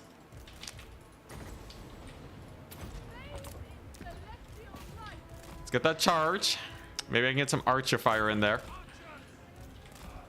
It's definitely a decent start. And that's going to help tank the damage a lot on these Broken Tusk mob here. Another big AoE. There we go. It's just invincible boys into the horizon, right? Just a bunch of invincible boys popping off. Astromancer is doing fine, and the Broken Tusk mob are almost routed off. So that's honestly a very good trade for me. I'll take that any day of the week. If I can rout off these archers too, that'd be great. Though it's definitely a little sus. Here we go. I just gotta dodge them arrows just a little bit. Make sure he doesn't turn around or anything. Broken Tusk mob are dead. Hell yeah. And then I can probably rout these guys off because he's pulling in his Cav, right? It's another great opportunity for a little bit of magic. Cathay magic, pretty strong. Archers are gone. Broken Tusk mob also gone. We can start hunting them down. I do have another big ol' welcome to Cathay spell cast in force coming on in. Value trading stays pretty even though. He's still spamming magic, but my Astromancer is still alive, so it can't possibly be that bad. And now we're actually just gonna get the cannon in, because I really want him to attack me now. With the rather egregious losses he's taken in this here battle so far, a rush now would put him in a bad position, I feel. So I'm just going to pull back my forces, hunker down, get into position, and then I should be in an okay place. Got to be a little careful about them archers, but I do have a mobility advantage, I believe. Pretty good charge over there. Broken Tusk mob are back, and they've slowed me. So I should be able to just disengage. Here comes the big fight. Okay, not too bad so far. Charge defense working. There you go. A little bit of a buff. Let's get another massive breath attack over there. And then I just gotta weave through the lines and kill them archers, I think. That should go pretty well. Let's get some crowmen in here. Weave it. Weave it, you darn cavalry. Weave it up. All right. Looks like my boys are doing fine for themselves. They're doing great. There's a big old vortex over there. Harmony's looking good. We got another Cav core coming on in. And now I gotta start terror routing these fools, because they're already pretty softened up. I have an Astromancer here. He should do pretty well. Value trading's pretty good. We did kill the Rugloods, which is a massive pick for us. Cannon is still alive too, having a dandy old time, but the Black Orcs are coming. So we're gonna need to start mopping up here sooner rather than later. That means fear mode on all of my dudes. Cause some fear and terror. And then you, little lady, can wombo combo it? I don't know. Is this a good wombo combo? Let's see. Plague of Rust. Oh, that's a pretty good combo. That's a pretty good combo. That was a pretty good Plague of Rust, I'd say. If I do say so myself, I think that Plague of Rust got a lot of work done. A good start, but it ain't over just yet. We're still going to need to clean up the rest of them, recapture this point, and chase them off as much as possible. At the very least, capturing the point should be fine. Cavalry Corps with some routes is doing great. Ruglud should go down. Do you have another Vortex? No Vortex, but I still have lots of terror. You know what? These guys can rally. It's kind of whatever. It's kind of whatever. Black Orc shields are not the greatest in this situation either. And we do capture the point, but time is now absolutely of the essence. We gotta give the death blow. Unfortunately for me. Because yeah, without it, it's gonna be a little sus. Now, these orcs, these Black Orcs are kind of the main thing holding me back right now. They're his center line, centerpiece here that's just causing issues. But I have a plan. And that plan, it involves Plague of Rust. So I'm gonna Plague of Rust them. We're gonna give him the breath attack. And I'm gonna charge him in the back with a mighty cav charge. All those factors combined, absolutely delete the Black Orcs. Holy crap. Okay, I wasn't expecting it to work that well. I was just kind of saying what I was planning to do, but it actually just deleted the Black Orcs. So I guess we just capture the points now. I guess we just push it over here. Just capture the point. All right. I was not expecting it to go that well. I gotta be a little careful though. I gotta really make sure that we keep up trading right. Cannon crew is still alive. It'll plonk away. Black Orcs are dead. Black Orcs are absolutely dead. I should be able to rout off these Orc boys. Thing is, he's in a lot of places right now, right? He's kind of everywhere. Astromancer is almost dead. And I think we're in position to take this fairly easily. So you know what? Let's just do that. Let's just get this right point, and then after that, it should just be a trading fest for the rest of the game. This lady, we are out of magic, so her services are actually no longer very needed. Not even enough for a breath attack. I was sad. And I will need to get some more boys in here. So looks like yeah, it's a decent tussle. It's a decent little mosh pit we got going on there. I worry for the cannon mildly, but overall the fighting is okay. Still though, it's a little sus. Hopefully he just dives the cannon super hard and then we're fine. Dang, it doesn't fall for it. I was really hoping he would just dive the cannon. No, he's trying to go for my back point. Oh, okay, that's actually a lot more interesting. A little bit of a slow going on there too. Cannon's gonna need to find better targets for sure. The orc boar boys that are kind of skirmishing on the flanks make for a pretty good target at least. We do capture his point, which is a good start. Do I have any summons? Just a little bit of cav, really. Not too much overall. And my center line does get broken, which is a little unfortunate. I don't have a lot I can really summon on in either. The cannon is honestly not doing that much at this point. So we'll have to see. Gets a little bit of a pot shot over there, but he has captured the home point. So we're now banking on Cathay's ability to clean up shop, right? Can we actually clean up the rest of the Green Tide? Because there is a lot. There is a lot. Astromancer at least is still alive. I will Jade Shield him if need be. Okay, that's a pretty good route. That's a pretty good route. Okay, it's a good start. It's a good start. Here we go. Hits my birds, actually. Interesting. We kind of want those birds to disintegrate so I can get them back in sooner. And sadly for me, yeah, not really too much I can do here. I actually want to resummon this alchemist, literally, because she's just capture weight. What an awkward position to be in, indeed. I gotta get on this point, man. All cav on deck. Let's see here. Where's my Chroman at? Not a lot of Chroman, actually. That's a little unfortunate. I can give a Jade Shield buff. And the cannon's popping off. But here's the problem. He's gonna hunker down on this last point. And I have about 2-3 minutes to get on it and to capture it as fast as possible. This is gonna be a sus one. We have recaptured home point. That's good, at least. And I can bring in the crowmen over here to help with that point securing. I can get some Lancer dudes, Lancer boys in there. They'll be great. I just gotta make sure you don't capture the point. Cannon's popping off, at least. Astromancer still lives. His terror will be so important here.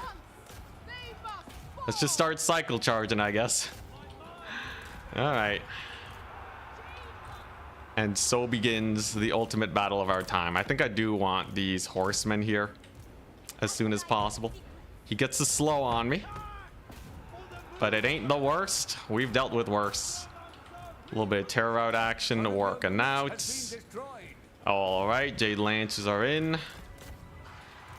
But unfortunately, it's just one Jade Lancer. Should have summoned.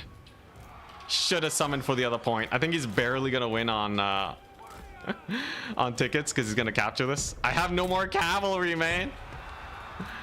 I got no more cav. No. Ah, this was totally winnable. Ah, there he goes. There he goes, taking the point. All right. It's all on this now. Can I actually get this last capture point and then retake home point in 50 seconds? What's the capture weight situation looking like? Not the greatest, not the greatest. Cannon does hit and get a little bit of deeps in. Crowmen are trading out. Man, I have no money, man. I have no money.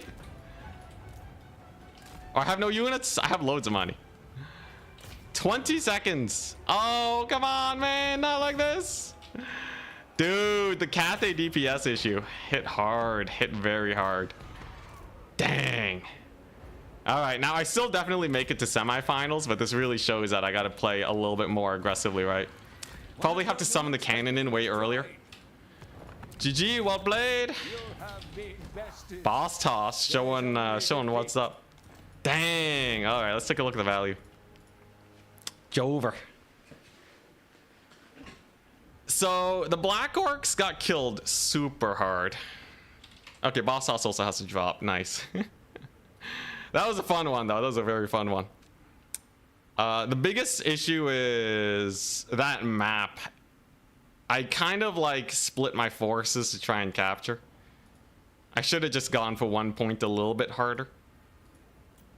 Let's see here. I probably got to desummon some cavalry just to resummon them at full HP.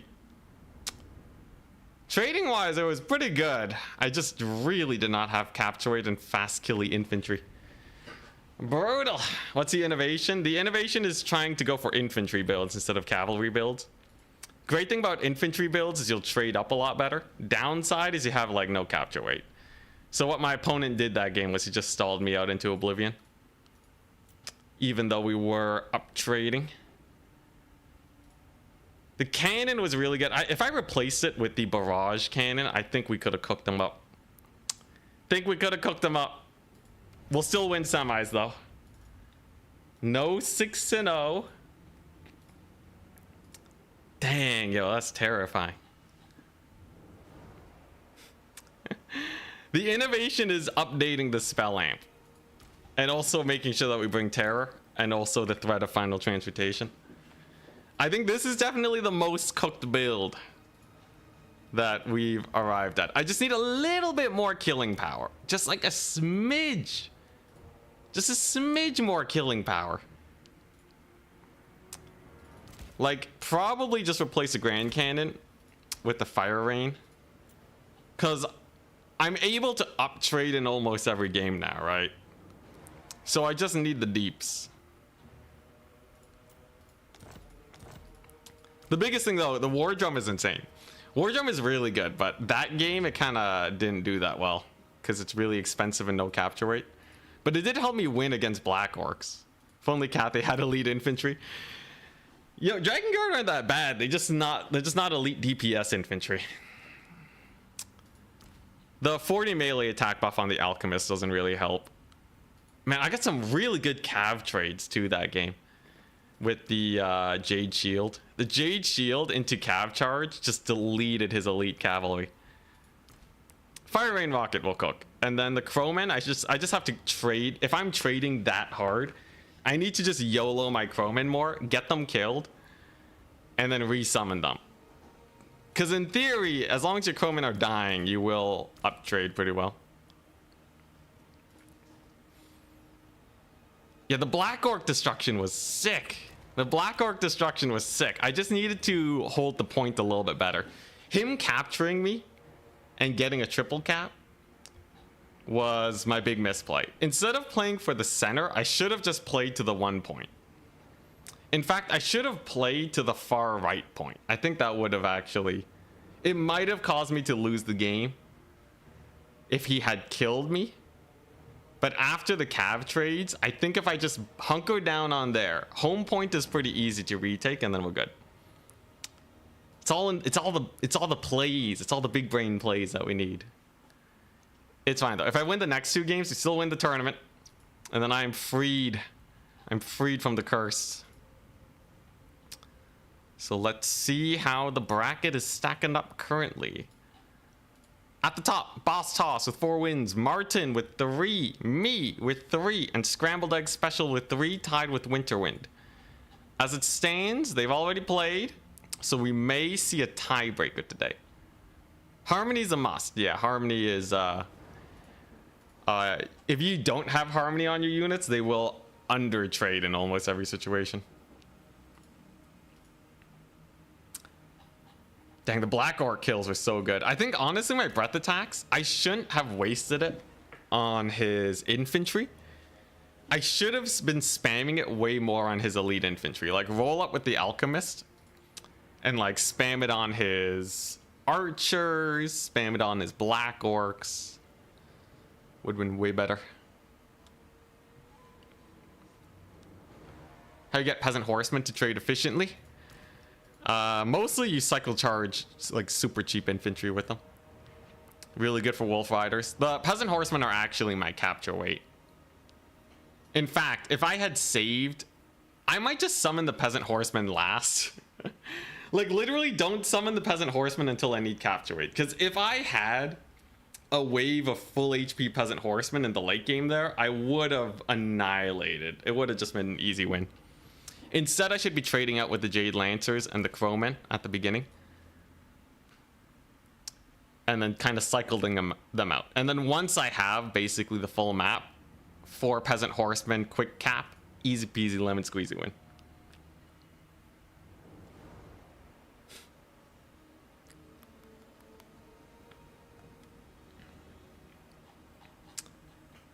Let's see. I do really like the Jade Warriors, by the way.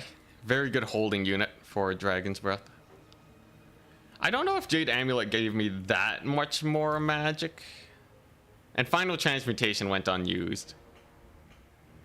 But I think you do need it in case he goes for like a big chariot dive. Yeah. We already talked about the triple cap situation. My army needed to be slightly more to the right or left. In these kind of trading games, you have to hold on to a point and never let go. Otherwise, the timer ticks just a little bit too fast. He also recaptured the back point too. That was really bad. Like, I took it and then he took it back again.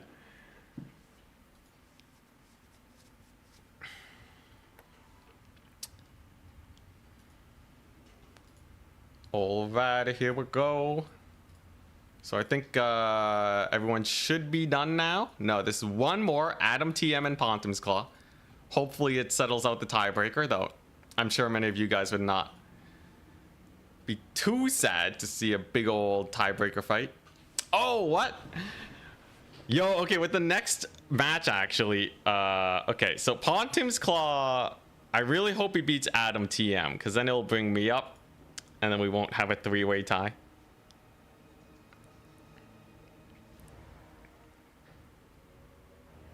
Gonna start counting spells just to tell you how valuable the amulet is. I guess I did use all my magic that game. It did give me a lot of Plague of Rusts. I was spamming the Dragon's Breath 24/7 Overcast.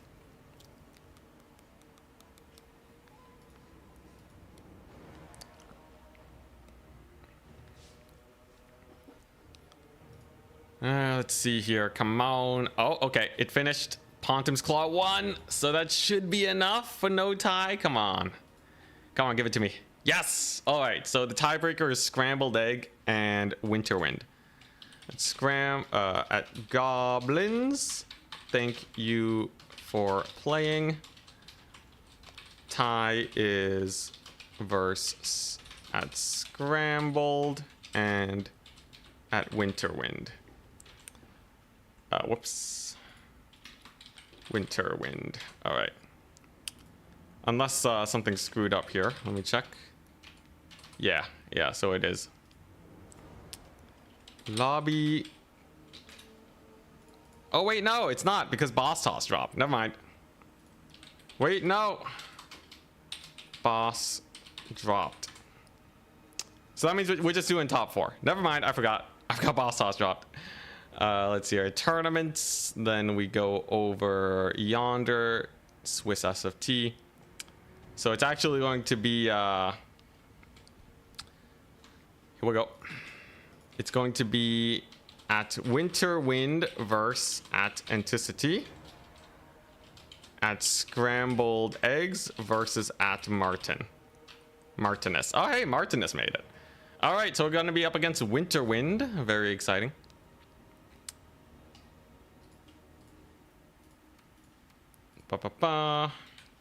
Winterwind. There we go. Yeah, because Boss Toss had to drop, sadly. He will be hosting a tournament later today, though. So if you want to see some sick Boss Toss action, keep an eye out for that tournament. Scrambled Egg is pretty scary. I'm going to have to get through Winterwind first, though. All right, let's take a look-see. So instead of Boss Toss, I'm supposed to be up against Winter. Oh boy.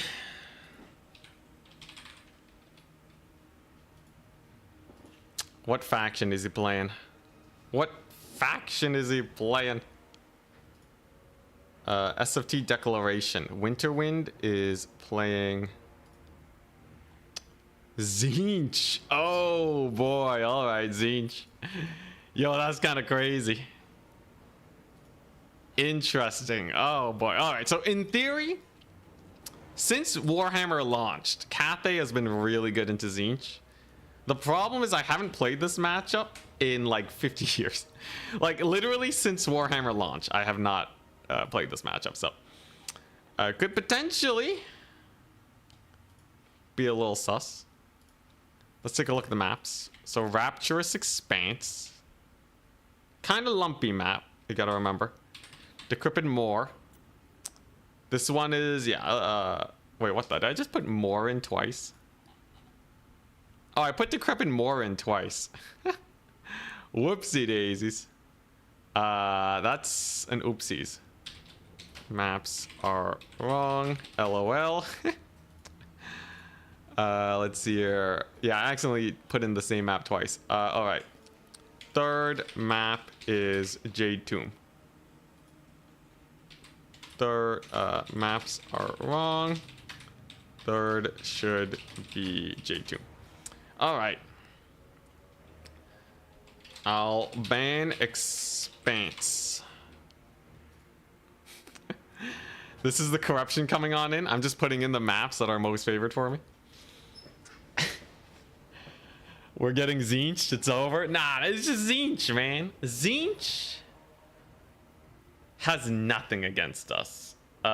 In theory, so the Crowmen beat the Furies. That's pretty good, right? Crowmen absolutely annihilate Furies. Tzeentch has what? What does Tzeentch even have? What does Tzeentch even have to stand up to my power? My ultimate power. Let's see here. The soul grinders are actually kind of annoying, but I think we should be okay-ish. Astromancer on a bird is weird, and he's probably gonna get blue fired to death. Oh wait, no, he has 40% fire resist, 15% missile resist. Wait just a darn second. Wait just a darn second. This alchemist is actually insane. That's what you said about the greenskins. Ooh, man, that kind of sucks. All right, wants to play on Decrepit more. Dang, Chad really knows how to sucker punch, don't they? I get it though. All right, so this is a pretty good build. All we really have to do is make sure Tzeentch doesn't bully me. Just gotta make sure he doesn't bully me. Don't underestimate my opponent, the usual. Let's see here. This is all looking pretty good. And then we take one of these bad boys. And then he's boned, man. And then he's just hilariously screwed. I think. Jade Warriors versus Tzeentch. How do I feel about them? Are they even good? Do they even cook? I don't know, man. Honestly, my confidence is shot. This could be very bad if we're not careful. This could be very bad. They do have the exalted dudes. They do have the exalted dudes. I'm starting to really question if the Jade Lion can cook here. I guess it is a single entity. Single entity is a single entity. Overall, yeah, everything's decent.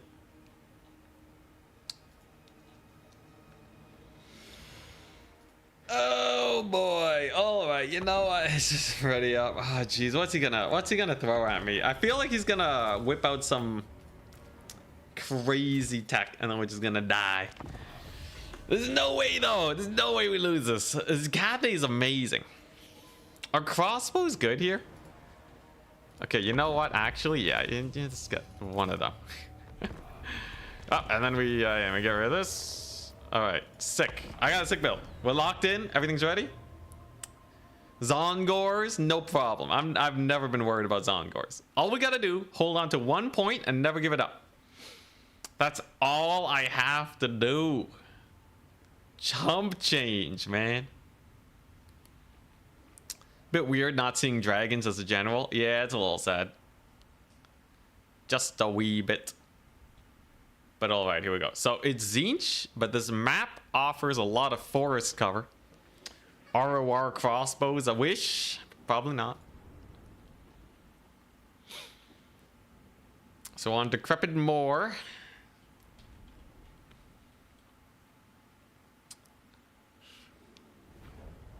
So the sick tech here, right? Tzeentch has like only fire damage. And a lot of range fire damage. So we know the Astromancer has to be insane here. He resists 55% of the damage that Tzeentch dishes out as a baseline. That's insane, right? Next up. Crossbows. And crane gunners. Force them to advance. Get myself a little bit of space. Maybe capture some points. We have Slow Lady over here. Let's see here. There we go. All right. Everything's fine. Ready? Good luck. Have fun. Everything is dandy. Slow will be great if he sends the Furies on my Crowmen. I mean on my Crane Gunners. I can summon in Crowmen right through the Vanguard, which is great. We have Cavalry. We even have a Cannon to really force them up. And then the late game Peasant Horseman. Should be fine. Cannon is just emergency if he goes like super hard on like soul grinders or something. Hide behind the building in the middle, also an option. I like using this tree though, because it's close to this point. He's typing. Oh, he's typing. It's actually positioned slightly to the right here. That should do. This thing can use the reload skill. We don't need that much infantry, because we want the war drum to affect all of them. Don't want to get diminishing returns.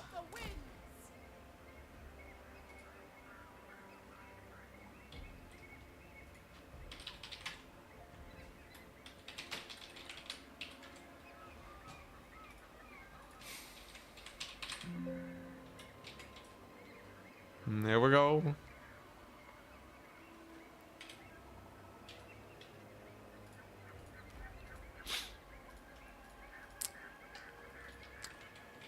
Dragons also resist blue fire by 40% in both forms. Really? I didn't know that. Does this thing have insane resistances? Only 15%. So is army. It's a bird force. Sarthi. Searing Doom final trains. He has Knights of Immolation. Okay, all right there, buddy. So that is air superiority if I've ever seen it. So I gotta choose now, right? Are we going to summon the cannon and potentially get rushed down? Or what? I think these crane gunners are feeling exposed enough right now, right? I think they, yeah, they're already pretty exposed. I don't really feel like putting them in a worse position. So instead, we're going to summon in our first unit. It's going to be your cav unit. We're going to park our way over here. And then we're going to chill for a little bit. We're going to chill. It's going to take him a while to capture the point. It'll be great. Should be able to get a pretty good hit on his Furies here, as they will be slowed. So I can punish him for not noticing that his Furies are a little exposed. If I can get one more volley off here, that'd be amazing. Reload skill? Only a partial volley, not the bestest. Could have been a little better. Looks like he's actually advancing though. So fight is most definitely on at this point. Let's get another cav unit. I do have Plague of Rust. So the moment these guys come down, we're fine. Crap, he just ignored the Astromancer. Got a good amount of damage on his shields at least. Okay, here we go. So he Plague of Rusts my guys over there with his knights, but I have a vicious charge. That should be quite painful. Should be able to kill off the Furies, no problem. War Drum is, yeah, just gonna make it so my guys don't rout. Especially these Crane Gunners, I really don't want them to rout. Would much prefer they stick around, and his Doom Knights are taking okay damage. Honestly, nothing too crazy, right? No, they are. Okay, yeah, it's the other Doom Knights that didn't get Plague of Rust that are still chilling. But otherwise, pretty good deeps. Does get a pretty massive final transmutation though. But overall, we do kill off his Furies. We can probably kill off his Doom Knights. Value trading is rather close, it seems. But we got some bombs over here. Gonna slow down his cavalry corps. Just get him bullied. Just get him absolutely bullied. And then we're just gonna sit and fight. Hopefully without losing my lord. His Doom Knights just deleted my crows. That's really bad. Alright. As far as I'm concerned, that's terrible. His Doom Knights are suffering, but I just lost a very expensive unit of crows. The only respite I have is the fact that I might be able to get a little bit of damage here. Crap, that's a massive Searing Doom. I might be able to rout them off, the Doom Knights, with a little bit of terror. War Drum needs to switch to attack mode, and ITP is pretty nice. Lord is still alive, which is nice. The battle grinds on. But, yeah, this guy's starting to take a little bit of heat. I don't appreciate that very much. Although his Marauders are definitely suffering just a little bit. His Doom Knights do get their rock drop off. Brutal. And his Knights are in, which is obviously very bad. However, the Crows are doing fine. Astromancer is doing his bestest. He's actually just going to have to evac here. He's probably gonna die to final transmutation, which sucks. But the drum's alive. Astromancer is eating up a final transmutation, which is comfortable. And can I stabilize his leadership is the big question. Okay, knights, I can slow down. And I think we need more of these guys. Now, unfortunately, the Furies absolutely dominated. Turns out my crowmen are not exactly the best options here. And we've wasted a lot of money learning that lesson, which is unfortunate, to say the least. But hey, my lord is still alive. And I can probably bully his knights here. Right? By just giving them a big old fat plague of rust. And just grinding them down. Alright, here we go. Crap, there goes my dude. Plague of rust, cooking it up pretty hard at least. Dude, what's this thing doing, man? It's getting pushed around by 2 knights. What is this jank? He's escorting my drum away. That sucks. Let's see here. I'm gonna need more knights. We're gonna need a lot more knights, actually. Crap, we lost our boys. Dude, can this drum... What the crap is this? What in the actual world is going on with this drum? It's getting escorted off. I'm not getting my harmony bonuses.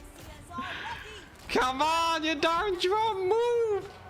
Oh, that's terrifying. That's so bad. It can't move. Whoever said the war drum sucks, you're right. War drum is clearly the worst unit in the game. What is this? Move! It's not moving. Oh, that's real bad. All right, now at least his Chaos Knights are probably gonna die. But he has a Sartorial at full HP. I think we're just dead, man. What is this? This is the worst. This is actually the worst. It got escorted by 2 knights. That's the most garbage thing I've ever seen. I was still lost because of the crowmen problem. But the drum is like just BMing me at this point. The drum is just absolutely BMing me. Drum refuses to get into combat because 1 Chaos Knight decided he had to push it around. What is its mass? It has 3,000 mass. That's so garbage. Oh my god, my lord is routed. All right, now here's the thing. Here's the thing. I did rout off his Chaos Knights. Sartorial does live. But I have one last play, and that is using the Peasant Horseman, I guess. Dude, that was so dumb. I have no idea what even happened there. All right, well, I guess we're... Jeez Louise. All right, here we go. I was really hoping the Plague of Rust would kill his dudes, but he just deleted my poor infantry. All right, well, I got to play the mobility game now. He has a Chaos Knight. It's super Jover, by the way. It's super duper Jover, but I might as well play it out. It's my last game. Dang it. Dang it, man. Oh my god. The Royal Tzeentch and Air Force has defeated us this day. Dang, they got so much work done. That was a fat dive. Alright, so he has his Chaos Knights. Can we tussle? I'm gonna need Harmony for sure. Kairos has routed off my entire army. Oh god, I don't think I can kill the Furies. I really thought the Crowmen would kill the Furies too. They did surprisingly bad versus the Furies, I must say. On the counter charge, maybe. Let's see, let's see. Man, the Chaos Knight lances too are so rough. He just out-armored me, and too much speed for my caster to really take him out. Dang, look at that. Oh my god, absolute devastation. Absolute devastation. Furies die, but my Crowmen are not enough. And that's gonna be GG. GG, well played. Dang it. Yeah, so the Crowmen were terrible versus the Doom Knights. Terrible. Yeah, I thought the Crowmen were good against the Furies. I guess the Tzeentch ones, with their extra shields, maybe just hold out long enough. So the Lion was fine. Lion got some work done. Astromancer got cooked, though, by these Doom Knights. Doom Knights got way too much value, even when I Plague of Rusted them. I would have needed to get, like, a... let's take a look. I would have needed to, what, does Final Transmutation kill them? It would get them to half HP. So an Overcast Final Transmutation would have been fine. Ugh, God, all right. Lobby code, please, for spectate. I might just play another tournament after this. Oh, boy. Oh, that's so sad.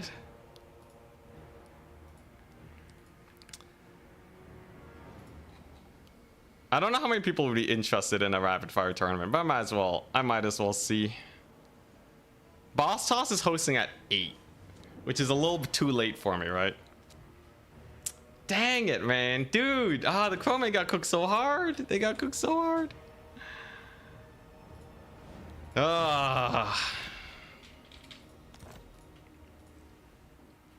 Yep. I fell off, man. I fell off. Oh man, that's such a shame.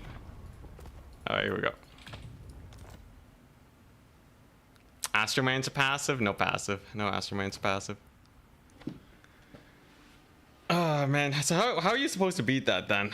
So if I just spammed infantry, like he still has the Final Transmutation and that cooked the drum.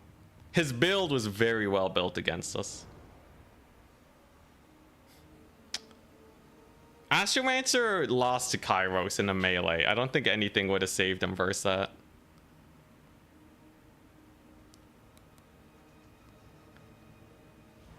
We got Tzeentched. We got Tzeentched. Oh, man. Yeah, so, like, I thought he was going to go for, like, Soul Grinders or something. But no, he just went for, like, the Mega Fat Rush. Just Air Dominance Rush. I think Final Transmutation would have been good there. But even so, without something to kill Sartorial and his Final Transmutations, it was gonna be pretty sus regardless.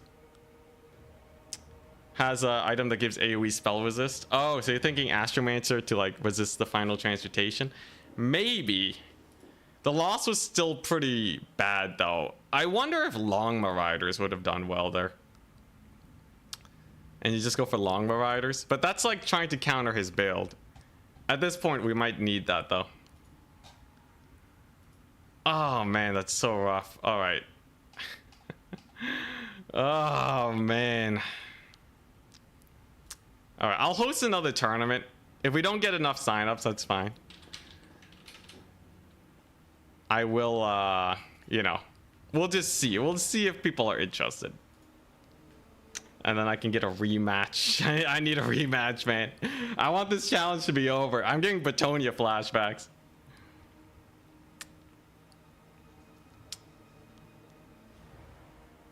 Jade Warrior Halberds are good, but they would never get on top of the Doom Knights. And the Doom Knights killed all of the cavalry. Man, that Final Transmutation was painful too. Oh, it was painful. It's the spirit, pure grind. Grind it up. Tuesday Swiss SFT. Take 2. All right. Oh, man. Yeah, he played it well, though. He had a great build. Winterwind had a really good build. He played it really well. I think I definitely misplayed with the Crowmen. I think the only thing that could have saved me would be the Longma Riders, but Final Transmutation is just painful.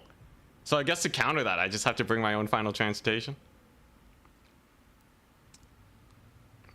Honestly, these tournaments can be pretty new player friendly because of the Swiss format. You'll generally get matched with people at your level after the second game. Generally speaking. Let's see here. All right, so when do we want to host this tournament? Oh man, just grind it up. Eventually I gotta figure out all the matchups for Cathay and we'll get there, right? I did lose to the Greenskins too, but 60% win rate is okay. It's nothing like mind-blowing, but we're getting there. It's better than last time, at least, making it to the semifinals. Okay, so what? I want to host this tournament at 4... I think 4 o'clock is probably fine, right? 4 o'clock my time. All right. Start setting up the maps. Oh man, oh that's so frustrating. That's so frustrating.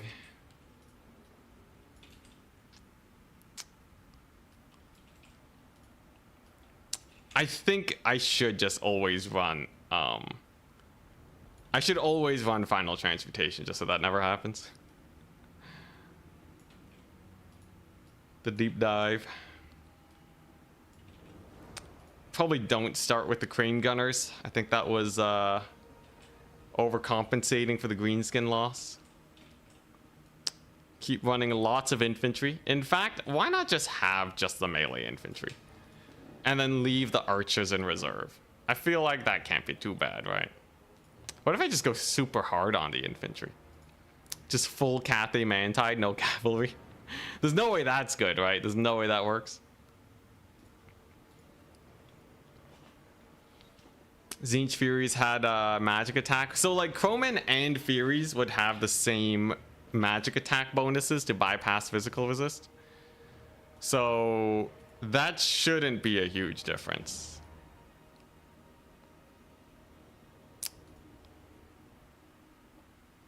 All right. Let's see. Upcoming tournaments. At Goblins. I'm hosting another tourney in 32 minutes. Join. Alright, let's just, yeah. We do this. Oh man, this is just straight up my Bretonia suffering. I swear we can make it work though. Plague of Rust. So I did get the Plague of Rust on the Doom Knights. It just wasn't enough. You don't have to keep doing this. I'm doing it, Karavthir. I'm doing it. I shall not be swayed. I made an oath. And when I finally do win, it will make for great content. Alright, it'll be amazing content. Alright, so check-ins are open for tourney. Hopefully we get some sign-ups. I just need 8 sign-ups and some high-level players. And then maybe we can pull a win. Slayer's Oath. Yeah, what's the Cathay version, right? Because I can take the Slayer's Oath to do a Slayer-only challenge, but what's the Cathay variant? I don't know. I gotta do it before Charix picks up Cathay and starts winning with them, though, right? You know we can't just let that happen. Honestly, I probably should have just man-tied it into Tzeentch. Man-tied is pretty good. I should have just man-tied it into Tzeentch. Well, what was I thinking?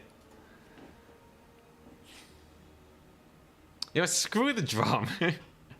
Screw the drum. What if I just get more ranged? Would that be better? No, I need the drum for the spell amp. Crap. Ah, God. Alright, we take the drum. Like, a lot of my money goes into my single entities, which is why the Final Transmutation hurt so much. We're taking 5 single entities.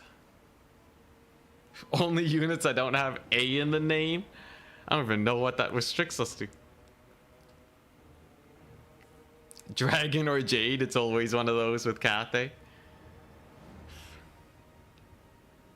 Okay, I think we keep the drum. I think running into Final Transmutation is just rough. The moment I saw it, I should have split up.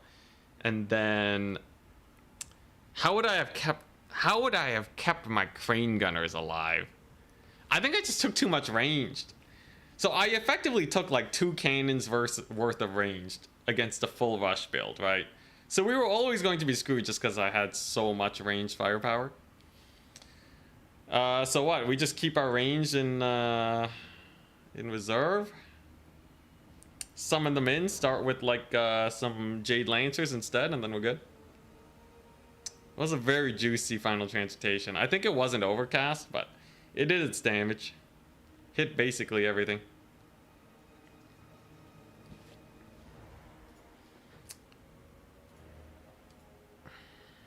Dang, they're still fighting. They're still fighting for the grand finals. Celestial crossbowmen. Celestial crossbowmen are hype. The thing is, with the magic spam build, it's not exactly like I can just get a bunch of celestial crossbowmen, you know? It is not so simple. Not at all. Still winning between scrambled eggs and Martin. Curse of the Midnight Wind. No, they were still pretty tanky even with the armor reduction. How much armor do they have? Pretty sure they have quite a bit, right? At least 100 armor, probably more. But I guess it could just be their high melee defense. They had really good melee defense. The Yin caster basically has a net. Yeah, like I did use my net pretty early to shoot his Furies, which did get some damage in. It just didn't do that much. Lore of Heaven passive. That would be pretty funny, yeah. This is just trying to hard counter the one Tzeentch build though, right? I can't just hard counter the one Tzeentch build. I think, like, I still need enough to deal with their Mantide. And especially those Lance Cavalry guys were very painful. They're usually not that great, but against Cathay, I didn't really have good tools for them. I guess Crowmen in general are rough versus Tzeentch because they have so much magic damage. Another reason to take more of the other dudes. I don't know. Is there any way I can do like some magic up trading early on? You know, that would have been a non-terrible game to take Yuan Bo and just spam Shems. But Yuan Bo is also very expensive too. The theory crafting. Theory crafting continues. Satang. Yeah, but I don't think he wins versus the Doom Knights. Especially with that bonus versus large they have now. And the final transmutation. Honestly, it's a sick combo. You just have a Mega Doom squad as Tzeentch. I'm surprised he didn't also put in the Exalteds. I think if you go that build with Exalteds, you can single out basically whatever you want, and then when they charge into you to try and counter charge punish, you toss out the final transmutation, and then everything's dead. Gonna be a long time. It could be today. Okay, I got another tournament lined up. I just need enough people to sign up to it, and then we may win. We may win with Grand Cathay. Breath attack would have worked on the Furies. Yes and no. It depends on how they land on your units, because they can get all over your units and then you get screwed.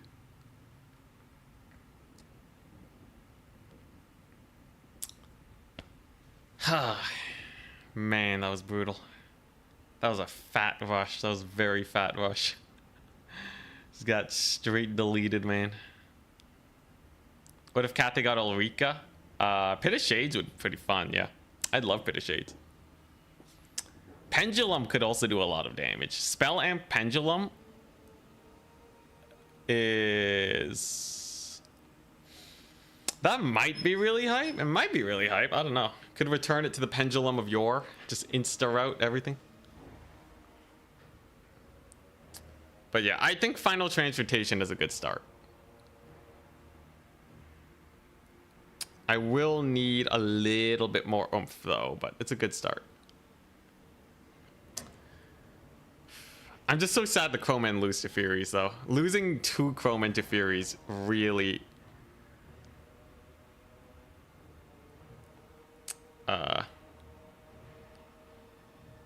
really make things screwy.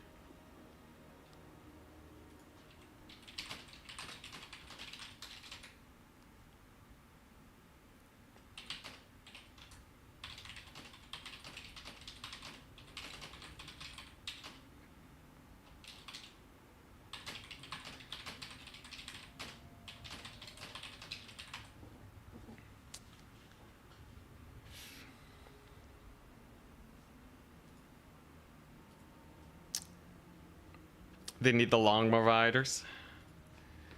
The Longma Riders have no HP though, right? They'll just die to transmutation. And he has 2 Doom Knights. I think even the Regiment of Renowned Longmas would lose to that.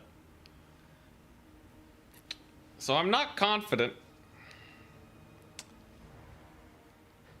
I don't think there's any single entity squad though. Like, you know, if I have transmutation and he has transmutation, maybe it evens out. We both just sucker punch each other. I could do double Moonbird, right? Double Moonbird and then get the transmutation on his face. Man, Sartorial was such a beast though. Sentinel. Oh boy, the Sentinel.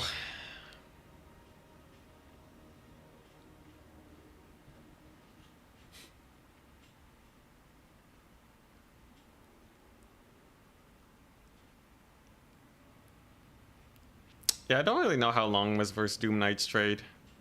I think the non-armor piercing Longmas would suffer, but if you get the Plague of Rust and the slowdown, it would probably not be too bad. Celestial Lines any good? They're not bad. They're actually fairly decent. But they never do like super exceptionally well. They're just, you know, it's a single entity. Helps add DPS to any fight that you have and is pretty good capture weight.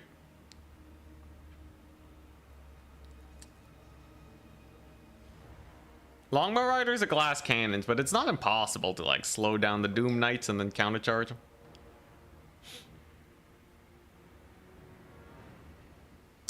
We'll have to see.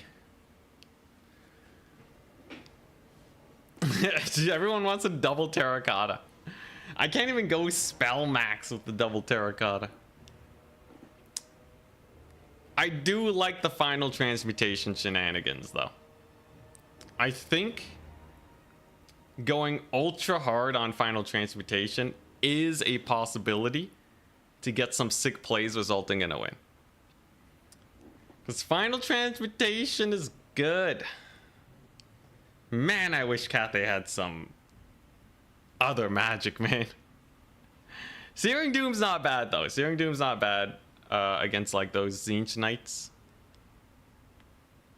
Any matchup where you'd bring Grenadiers? Not a fan of them. So no, not really. Anyways, as much as we can theory craft, that last game was lost because I took way too much ranged units. Way too many ranged units. Turns out Tzeentch can actually pull off a pretty strong rush. I do wonder though if I just had a line of Iron Hail Gunners. Just fill them full of lead. Your new player, your quick tips on YouTube have been helpful. Awesome, man. Good to hear.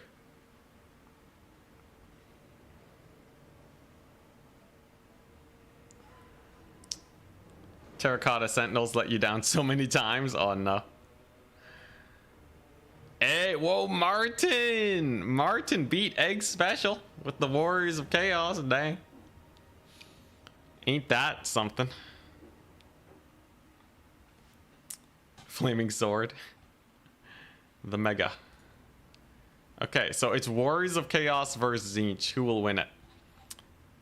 They both have access to a lot of the same units, which makes things a little sus, right? Oh boy, Boss Toss is playing in the tournament too, coming up in a little bit.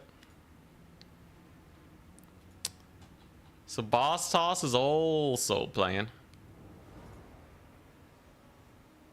No, okay. It's me, Scrambled Eggs, Lemur's Bane, Subutai, Potatoes Devil, Renetaki, Lumjar, Winter Wind. Okay.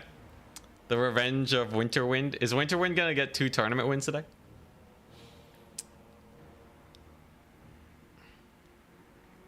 Man, my mind is still like trying to figure out how you beat a rush. Zhao's not the worst actually. Zhao has his final transmutation. The Doom Knights just anti-everything now? Do they need a nerf? No, Doom Knights can get murdered by magic. And they are extraordinarily expensive. I think Doom Knights are in a good place right now. I don't think they need to be nerfed. Just because the meta doesn't mean they're OP.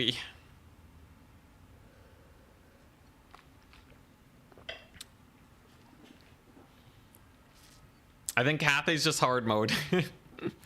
Cathay makes Doom Knights look better than they are.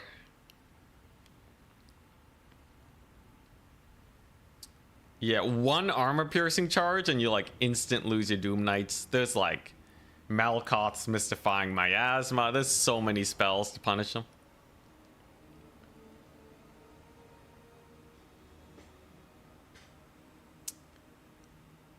Man, I really wish I had Final Transportation. I think my build, I should always have Final Transportation. Let me put the lady on a horse. I am still questioning the Dragon's Breath. I don't know if I actually... You know what? I could just take the slow. The Dragon's Breath has been cool, but it hasn't been like mega value outside of the couple times it murdered some Black Orcs. But, yeah, unless it's a very... I don't know, even if it is an armored faction, let's think about it. Because the slow, if you plonk that down with the Final Transmutation, there's no escape. And then maybe you can do something there. So you have the slow, Final Transmutation, Plague of Rust to win individual fights, which also combos really well with the slow. The snipe on the Black Orcs is definitely hype, but yeah, maybe you do that, and then you get like, I don't know. Can you get some sort of disgusting single entity blob going? Or if you just double Moonbird it. Just, yeah, you just bring 1,000,000 Moonbirds, and then you just run face first into the melee. Hell, at this point, you might as well bring Miao Ying. Heal them up too. What if I just make a disgusting single entity blob as Grand Cathay? So you bring a Celestial Line, you bring a Moonbird, you bring Miao Ying, and then 2 casters for support. And then, yeah, then that's your whole army. That's a whole army. Yes, just 1 Moonbird. Micro will be easier. And then, like, what are they gonna do? Blob up on you? Boom! Megadeth. Although, no, this build doesn't have the spell amp, right? I think it would be missing out on 15% spell amp. Wait, no, Moonbirds have terror, so yeah, just double Astromancer Moonbird. Can I still take Jade Lions after that though? Crap. I might get screwed by the limits. Miao Ying has healing. So like the theory is you do Miao Ying.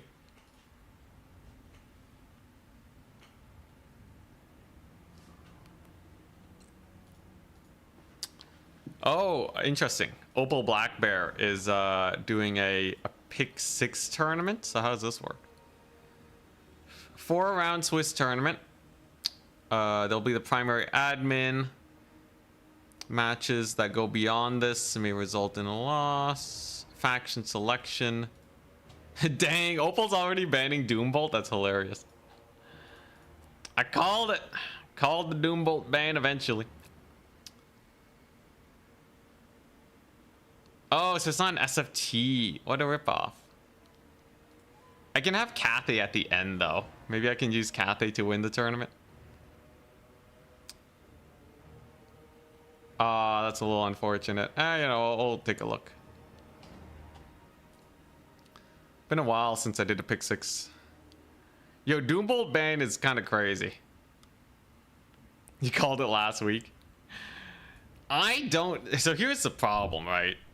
I don't think Terran is going to ban Doombolt. So, like, as someone who really wants to just get good at Terran's tournaments, because that's where the money's at, I feel like, I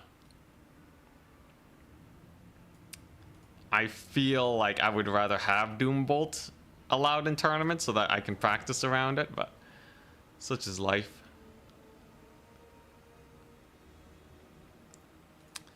In the end, tournament hosts do it how they want to.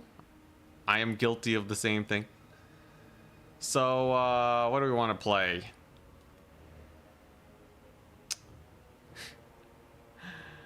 Let's see here. What are all the factions with spell amplification?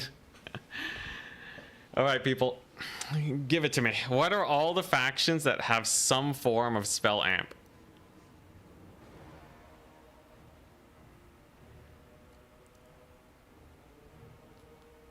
There's, what? I think there's Wood Elves.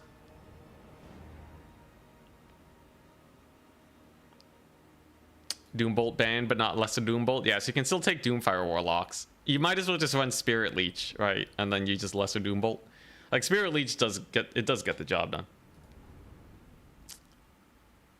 Tzeentch with the altar. That'd be pretty funny.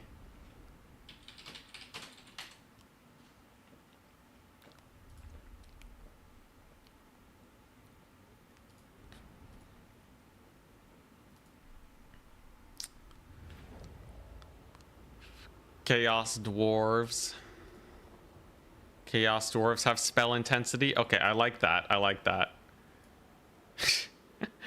Okay, you know what? Today's gonna be a spell intensity day. So we're gonna go for Tzeentch, right? We need Chaos Dwarves for sure. Gotta get the Chowie in there. Let's see here. Yeah, Chaos Dwarves or Tzeentch. Kislev has amp through the Hag lore. Not strong enough, right? We want some chunky. Some chunkiness.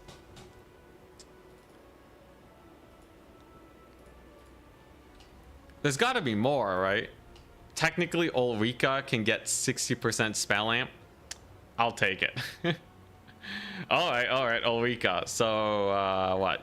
She just has to get 200 kills, right? Where's Kislev at? All right. I need 2 more factions, people. So I have Tzeentch, Kislev, Grand Cathay, Chaos Dwarves, Demons of Chaos, Kislev Empire. They don't have spell amp though, do they? I guess Demons of Chaos can Warriors of Chaos get spell amp with the Tzeentch? Wait, how does Daniel have spell amp? Elspeth? Warriors of Chaos have Tzeentch units, but do they have any lords with spell amp? I want only factions that can get above 15%. All right, here we go. Can you use Doombolt? In this tournament, yes. In the next tournament, no. Changeling, interesting. The Blue Scribes. All right, Winterwind. Winterwind's memeing now. Warriors of Chaos can use shrines, but they still need a lord with some sort of amplification. Do they have access to Kairos, the Warriors of Chaos?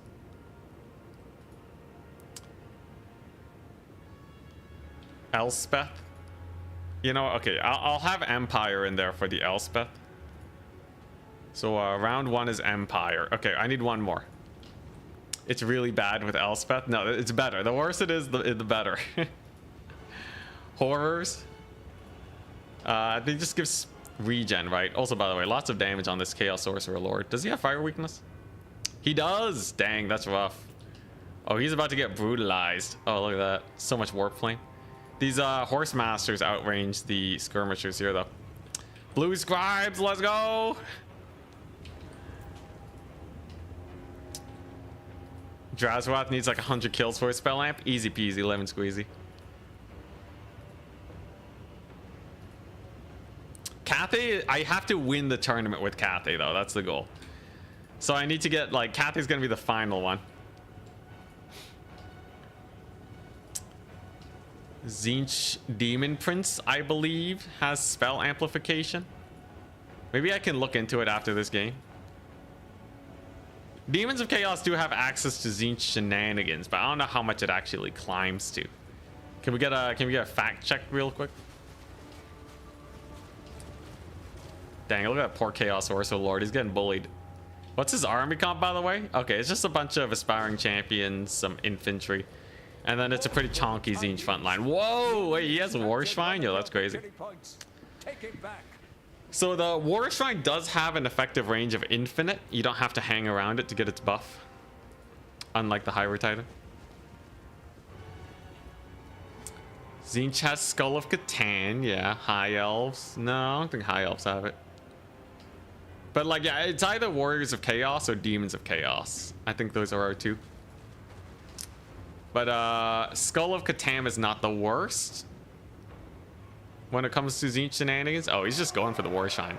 Tanking a charge for it too, but these are Horse Masters. They have really good stats. At least compared to normal Marauder Horsemen. So they should be mostly fine. You know what? I think I will go for Warriors of Chaos. So it's Empire, Warriors of Chaos, Tzeentch, Kislev, Chaos Dwarves, and Grand Cathay. Should be good enough.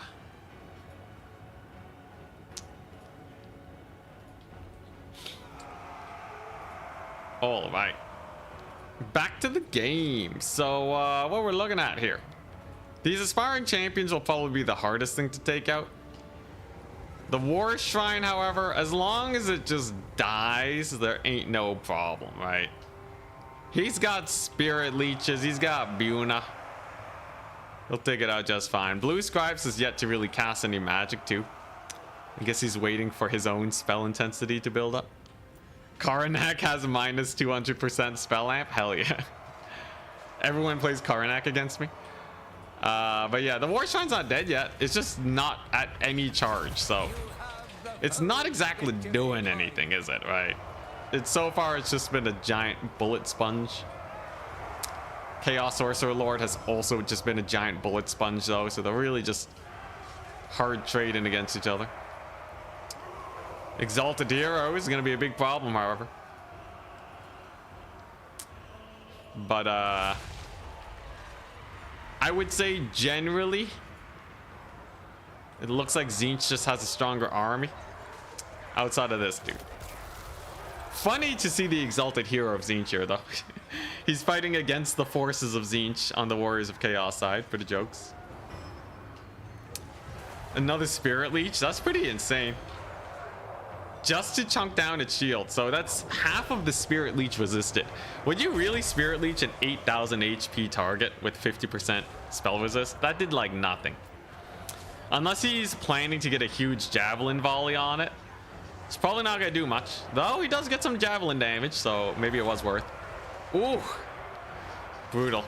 Oh, that's what you mean. If he's the Changeling, is he allowed to use Doombolt? Yeah, if I get the Changeling... If I run the Changeling in the tournament, I'm not allowed to Doombolt then, right? Otherwise, we break the rules. Insane. There's the Buna, by the way. So Knights of Immolation, for everyone who's getting worried about them, they have 24 entities. So a Buna on their face just kind of kills them. That's a 1,000 gold value get. Yeah, it's brutal. So they're just gone. Effectively dead. Man, I should have just bought Final Transmutation. I would have won that game. Anyways, there's a big old pit of shades from the Changeling with his mighty amplification of 49%. But will it be enough? The Warriors of Chaos, they are still at pretty decent ammunition here. They do kill the War Shrine with one last Spirit Leech. And Hellstrider summons now are going to be a big problem, right? Yeah, look at those Hellstriders just mulching the spawn. So spawn have no armor. They get ruined by Hellstriders. I love how everything here has spell mastery. Even units without spells. You don't have to be a caster to get spell mastery on the Tzeentch roster. Good old Arcane Surge. If the Furies can kill off the Hellstriders, maybe. But Chaos Knights are in the business now. And Chaos Knights are actually kind of spooky. Another Hellstrider comes on into ticket-wise. Looks like Warriors of Chaos is doing good. I think Tzeentch might have overcooked. I'm calling it now. I think Tzeentch might have overcooked. Unless they get the perfect spell to snipe off this Chaos Sorcerer Lord. It's going to start getting a little sus, right? Just look at this massive Cav Core for Chaos. Tzeentch is probably not going to be able to capture a lot of points. They do have Halberds here, but against Aspiring Champions, I think the Aspiring Champions win. Chaos Sorcerer is still regenerating. And it's by no means over. It's by no means completely over, but I think Tzeentch is at a disadvantage as soon as these horsemen run out of ammunition. And like, look at those Chaos Knights, man, just chunking it. Aspiring champions. Ooh, do they have what's their capture weight? No, their capture weight's just 5, but they don't lose entities, so they stay at 5 even though they're at half HP. Kind of funny. Kind of nifty for the aspiring champions. Warriors of Chaos do lose 1 point over here too. Did the back cap, but if things run out here, it's gonna get pretty bad. Halberds do jump the Chaos Knights though. They get pretty bullied. War Shrine's dead. Yeah, there's no more War Shrine, so Spell Amp can only go so high. He does get the Curse of Hashut. Oh, hell yeah. Upgraded. Oh, it's doing like 75 damage tick. Gonna last 7 more seconds, 5 more seconds. Does it kill the guy though? No, it doesn't. Even with the Spell Amp. Man, that spell sucks. Dude, Curse of Hashut, man. All right, well, there you go. He does route though, so in theory, he got the job done. The Changeling, he got 2,000 value, so if you think about it, right? As a Spellcaster Lord, generally you want to get about 2,000 gold value. But the Lord rallies. Oh, that's so brutal. That might screw Tzeentch over, because like he's gonna need to cast another spell just to finish this guy off. He's gonna be providing leadership to everyone here, and it's probably gonna be a double cap again for the Warriors of Chaos. The Exalted Hero just murdering Furies like no one's business. This guy's so good for Furies. Yeah, it's looking pretty sus. Knights of Immolation, did they pay for themselves? No, the Buna cooked them up. Brutality. If we go here, it's just a bunch of half HP Marauder Horsemen, right? The stats are decent. Charge bonus 24. They're basically light cavalry with shield. If they do manage to rout off the chariots, that would be amazing. I guess they do have fire melee attacks, so as long as they have ammunition, they're still debuffing. But it looks like the chariots will be holding strong. Same with the Exalted Hero.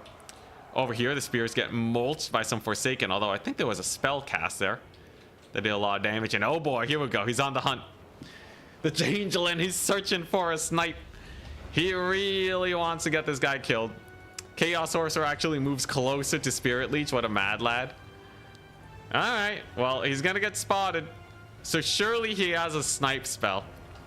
But what will be the choice of execution this day?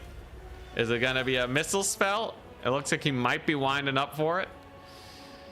There you go, there's the turnaround. No, okay, not a missile spell. Uses Arcane Surge to get enough Winds of Magic. He has something cooked. In the meantime, the Tzeentch forces are getting murdered in the backfield. And it appears, wow, he leaves them to live. Oh, all this value is wasted then. Brutal. Tzeentch works in mysterious ways, absolutely. But yeah, that's just a huge loss for him now, right? If you're gonna go for the Lord Snipe, you better finish the job. Especially on a non-combat Lord. And it seems like he did live with the heal cap. Quarter HP remaining. Doom Knights get massacred. And now all the Warriors of Chaos really have to do, they just gotta take on this last back point and then it's settled. I think he's trying to intimidate him. Oh, hell yeah. Look at that. Vengeance of Spirits. He just cast Vengeance of Spirits on his own dudes. Vengeance of Spirits hits your own dudes, don't they? Oh, wait, no. He might have cast the alt variant. Wait, crap. Which one did he cast? All right. We're going to temporarily pause this battle to take a look at the lore of the Hag. Okay, no. He did the one that's closer to Flock of Doom. If you overcast it, Omen of Spirits, it does friendly damage. But yeah, no, it's basically like a really weak Flock of Doom that silences. It did not do that much. Even with the spell amp. Yeah, it didn't do that much. And now Tzeentch is on their last legs. Chaos Spawn summoned to desperately try and get something in. Exalted Chariot, though, still holding out strong. Oh, big Final Transmutation, though. Now that one might actually cook. No, it's Flock of Doom. It's a normal Flock of Doom. Okay, yeah, it really only just hurt the Forsaken a bit. Overall, not too crazy. Aspiring champions being absolute chads as always. Just tussling against those halberds for the entire game. But technically, Warriors of Chaos, they don't win on a single cap just yet. So if Tzeentch starts up trading, there's potential. for them to come back. Oh my gosh, look at them, the changeling. As the blue scribe's going into melee with his mighty 25 melee attack. Surprised he landed a hit on the exalted chariot, but he's probably not going to kill him, right? He does have a lot of weapon strength. Charge bonus of 15. Yeah, no, there's no way. Although hitting from behind, maybe. This exalted champion could actually just dumpster the changeling, though. Looks like he'd rather fight this core instead. Spirit Leech drops just on some spawn. Oh, he's back. He actually came back with a Chad. Yo, this guy does not give up. Meanwhile, over here, Halberds are almost dead. No sign of anyone playing for the third capture point. Looks like Warriors of Chaos. Martin, he just wants to secure this one. And overall, I'd say things are looking pretty good for Chaos now. Although, with the triple summon, Tzeentch really holding back on the summons. Don't know how I feel about that exactly. I feel like if these guys showed up earlier, they could have actually won this point. But there they go. Looks like they want to fight the aspiring champions, so we could see the recapture. But given how much time is of the essence and this close reinforcement point for Hellstriders, I think it's almost impossible for Tzeentch to retake this. Though we'll have to see. He has about 1 minute. A single minute to capture this point. I guess like you know, he could, if 2 minutes, it kind of depends on how long these points are held, but I'm sure he's hoping to capture this very soon. But he has 100 seconds worth of double cap, and that's a lot of units of infantry. Marauders, Hell Scourges, lots of melee defense. Forsaken, a Lord, an Exalted Hero. He's getting there though. And what do you know? It does get captured at a pretty rapid rate. Now all he has to do is get on this point in 150 seconds. Chaos has options too. Not a lot of money. They could have played for this point. I think he's going for the smarter play of just hunkering down on the last point, because that just introduces less volatility overall to the situation. So Tzeentch is going to need some crazy magic here, right? He's gonna need like a burning head to just kill all the marauders or something. This is 13 capture weight, 18. 4 units of infantry outweigh that, plus 2 heroes.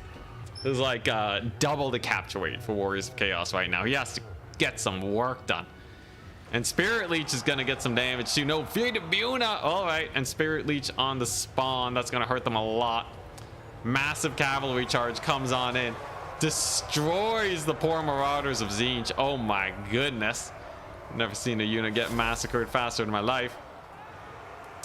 Now it's looking pretty bad. That's pretty bad. He does give them light of battle though, pretty hilarious. Doesn't get spell amped, but it does keep them unbreakable for some time. Not really gonna help if you're down trading and you don't have capture weight though, right? He is stuck on this point, the Warriors of Chaos. And it seems like there is no other magic shenanigans to really win it. Marauders are in. Can they tussle? Kind of. Oh, big bomb drop. Okay. Not enough to actually rout him, right? Leadership from the Exalted Hero is doing well. Although, maybe. Rear charge from the Knights of Immolation. Look at these guys. So good, man. Bonus versus large 8 now. Crazy damage, but still looks pretty sus, right? Exalted Hero has to rout. Did the Lord rout? No, he's still chilling. So for emergency capture weight, he has an extra 3 emergency, and with the damage and the shock value gone from the Knights of Immolation, yeah, now he absolutely has no capture weight. I think just the Chaos Sorcerer Lord and the Exalted Hero is enough to outweigh most of the units here, because the Knights of Immolation are flying. And the only thing he has left are these 2 units with only a few seconds left on the clock. That's absolutely not enough. And the Warriors of Chaos appear to be taking the win. Now, that's the finals of this tournament. I'm signing up for another one. And we're going to bring only spell amplification for this next tournament. So let's see if it works. I'm really interested to see what Warriors of Chaos have on the side of spell amp. So what, we have 2 aspiring champions. They did great. Horse Masters did amazing. Technically, he got a lot of value with the dude. With the changeling. That is 3,000 gold value. You can't say he didn't pay for himself just as a caster. But no terror, right? So that's another big thing for Tzeentch.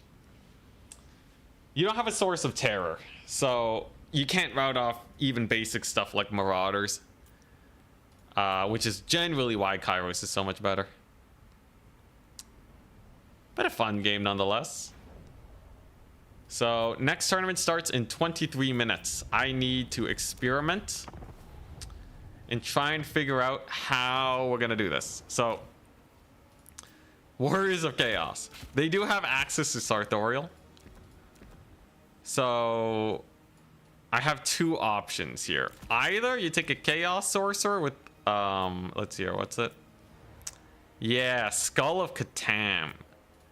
So what I was thinking is you take a Chaos Sorcerer of Tzeentch, take the Skull of Cathay, and that's 60% spell mastery for just like a fat final transmutation. That has to be good. It has to be good. Put him on a War Shrine. You know, why not? I don't know. I gotta take the War Shrine though, right? Because this is the only time we can get higher than 60% spell amp. Getting the War Shrine to actually do anything is hard, but I feel like we might have a chance. Does the War Shrine self buff? It says all allies, right? So let's take a look. If we go to Troll Country, give them some Marauders. Yeah, I want to know if the War Shrine self buffs. Cause yeah, that would be pretty cool. One of each War Shrine. I think they limit them to one for some reason. Sad. Okay, so take a look see, right? We got the War Shrine. So we go here, right? We have Skull of Cathay, which does a little bit of damage to himself, but he has a barrier. And then we have Final Transmutation. So how much damage can we get here? First things first, Giver of Arcane Glory. So it does work, it does stack, right? So all I have to do is make it where this guy doesn't get shot to death. He can potentially build up upwards of 30% spell amplification. If you combine that with the Skull of Cathay, you're looking at double damage. Let's see here. Yeah, it's he's at 12%. This is 12. Yeah, so it doesn't double stack. Does not double stack. But like, let's say even at you know, 52% charge is looking pretty good. All right, and then this is what you do, right? So you overcast Final Transmutation. And then the moment it finishes dropping, then you use the Skull of Cathay. It lasts 16 seconds, which is just as long as the skull. So you're looking at a massively upgraded Final Transmutation that deals like 150 per tick. And for all that effort, yeah, it's it's kind of disappointing. Though I will say, you know, Spell Mastery is kind of cool. It does get Azazel down to half HP. He does have a lot. 6,400.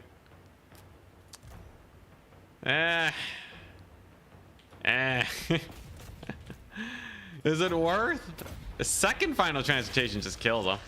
So for the low price of 50 Winds of Magic, you can kill Azazel and all his friends around him. Half HP for all that investment. Don't even have the Skull of Cathay this time, so I'm just rocking the 30%. In a blob, it would be amazing though. So I just need a way to force a blob, right? That you need to amp at the time of cast. Yeah, it's really weird. I thought so too until recently.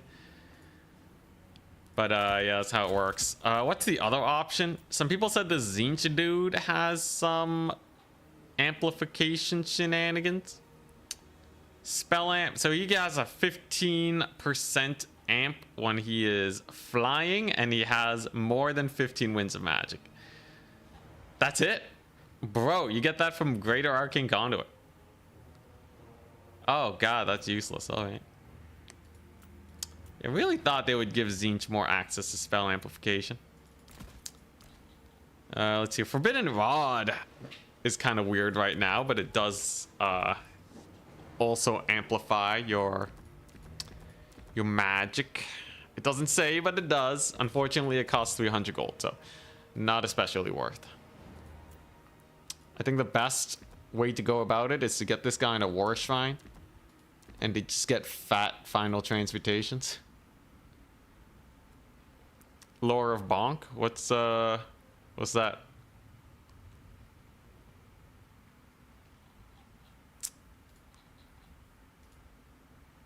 You beat Tzeentch player last week with the Changeling Blue Scribes. Nice. Oh yeah, you beat Winterwind's Tzeentch Blue Scribe build. Why couldn't you have gone the Blue Scribe build versus me? I feel like we would have been fine. I would have been fine. All right, I gotta think of new Grand Cathay shenanigans too. Get those terracottas on my face.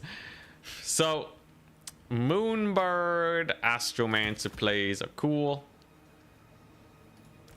If you take both of them on the Moonbird, you can not take another Jade line. So, you are quite limited. You actually have to do something like this. So how do you force a blob? How do you force a blob? I guess if you just YOLO with the Jade Lions in, that's probably good enough to force a blob fight. So I'm thinking like you take this lady on a horse, 700 gold, so expensive. But, you know, if this is a domination setting, what are you looking at? You still have 3,400 gold left over. That's enough to get an army of Jade Lancers up. And then you just take a silly blob fight, but it's not silly because you have final transmutation. Hit one of their ultra expensive cavalry units and then you're good. Preferably a one of their single entities too.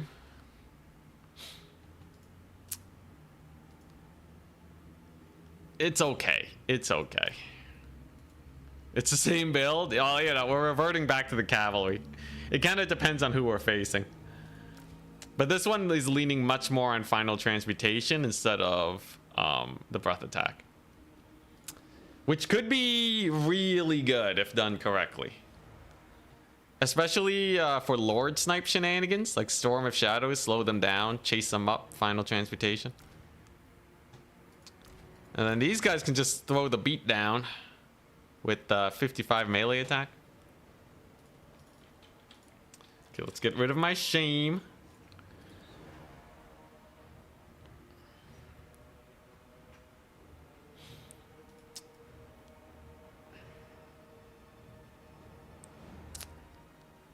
Usually, okay, talking about the shrine. Nothing here beats Regiment of Renowned Doom Knights. Okay, you want to go? You really want to play this game?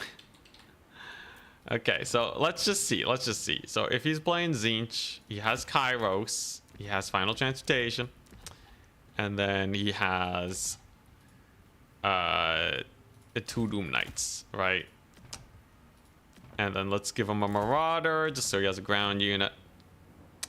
Okay, and like 2 Furies, right? Let's take a look. Let's just see. Let's just see. I'm ready to be wrong. Overcast Final Transmutation should get a lot of damage here. Will it be enough?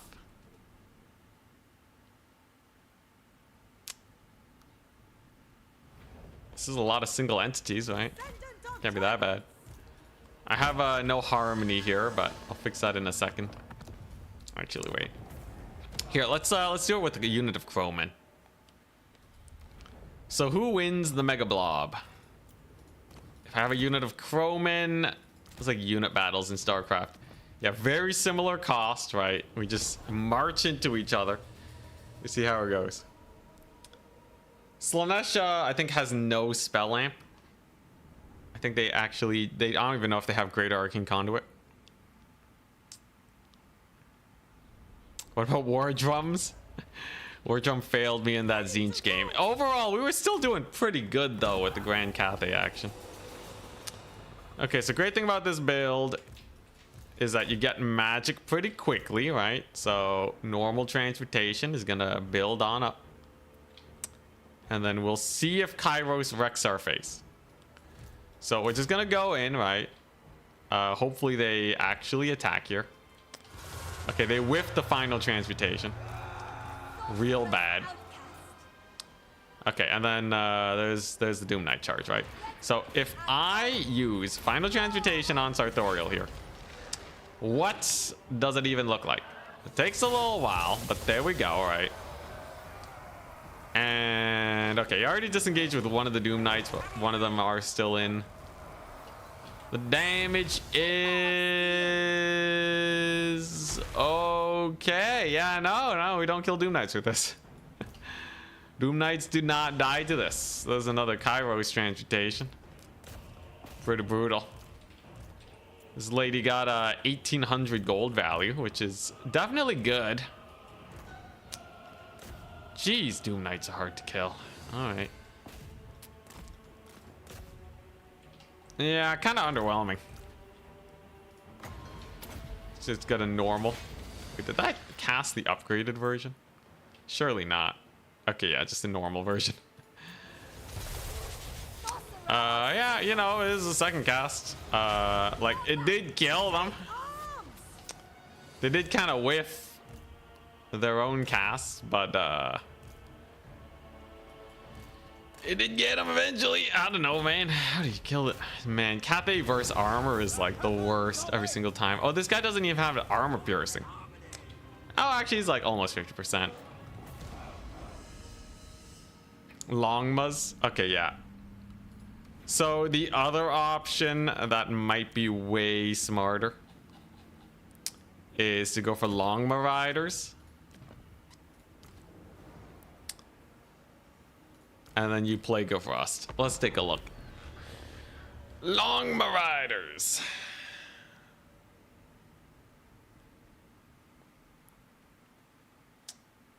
I don't, oh no, I do have Chromin, okay. So harmony bonuses are there. Jeez, chat. All right, let's take a look-see. So let's say I really want to kill me some Doom Knights, right? So he has some Furies here, but Longma Riders just dumpster those guys. Right, and then we like slow these guys down so they can't participate. And then, all right, what are we looking at here? He'll probably have a Kairos, so that makes sense. If you don't get the charge on them,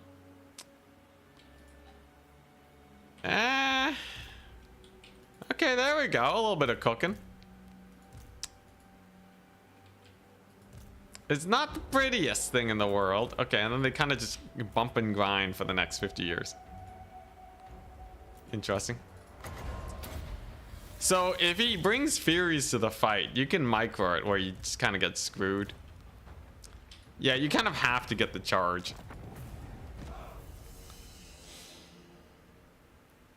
I'm honestly really stuck on the Furies mostly. The Furies are causing me so many issues. So many issues. Okay, let's see what the charge against Regiment of Renowned Doom Knights. There's something to be said about taking Longma Riders, though they don't do that much to ground infantry. Okay, let's see, right? So let's take a look at this. So like it's, you know, we chuck out the slow. We chuck out the Plague of Rust a little bit too early, but I'm sure it's fine. And then we just bum rush them with Longma Rider and Chromin, right? So this would be the optimal situation. I would still need to face not a lot of Furies for this to work, but you know, it gets the work in, right? The Doom Knights are dead. It's true. That's a very expensive unit. Longma Riders can kill Furies in a vanilla fight too. So some sort of air dominance would not be the worst. The slow means they can't disengage either. So you can probably get some work in there.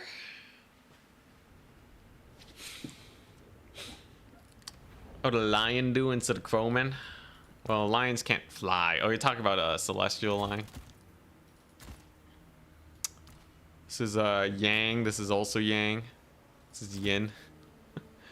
Okay, so what if I get a bird and lion combo, yin and yang?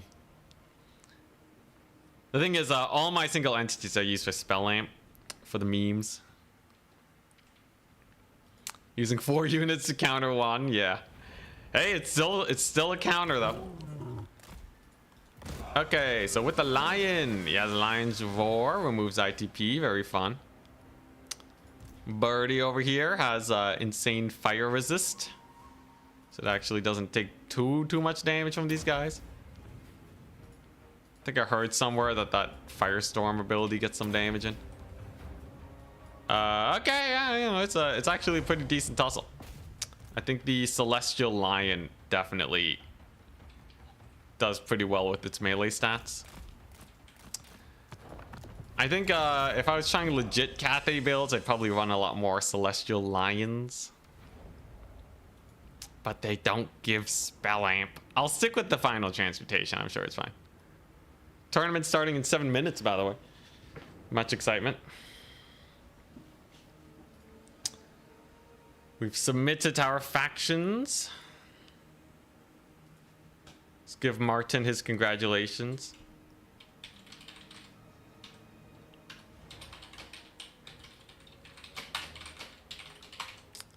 All right, and it's Opal Bear's tournament now.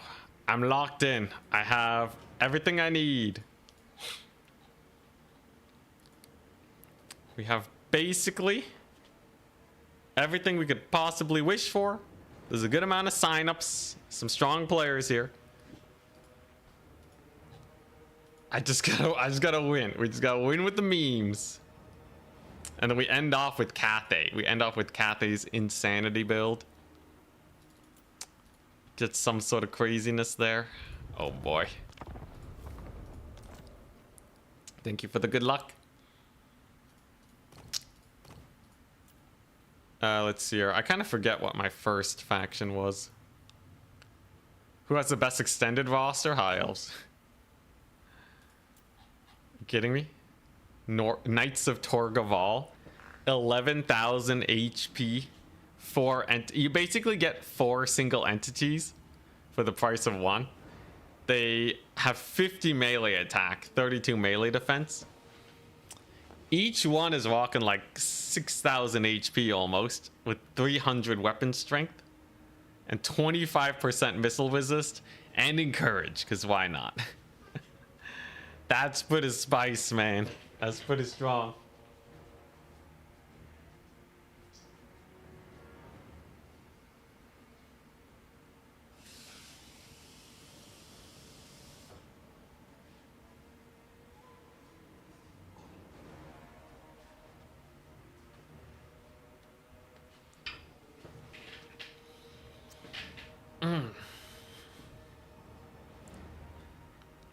If nothing else, seeing High Elves OP one time would be an experience. Well, hey, when the DLC eventually comes out, we'll see some sick High Elf builds, maybe, right?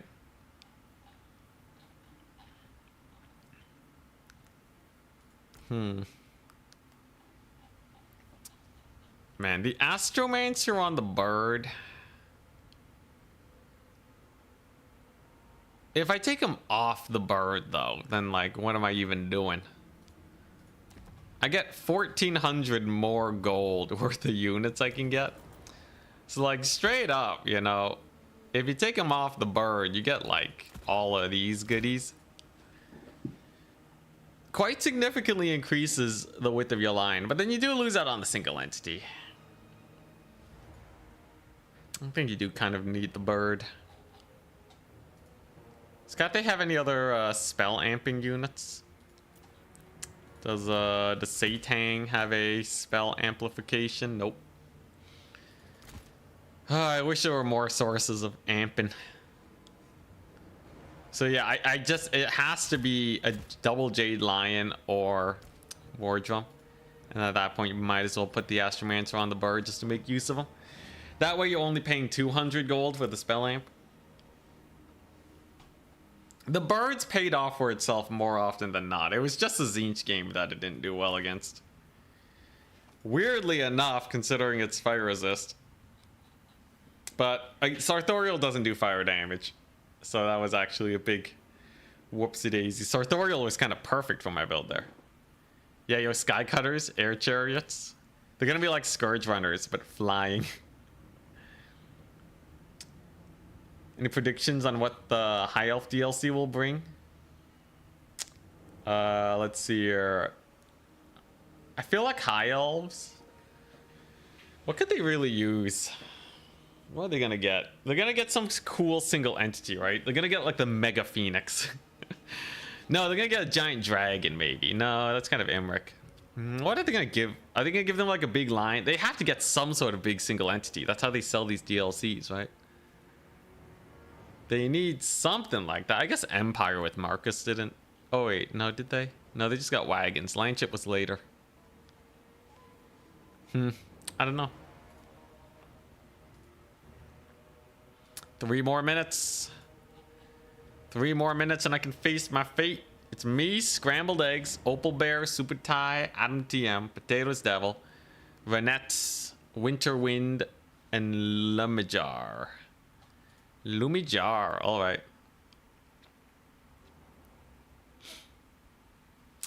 This again, archer unit with low armor piercing damage for a change.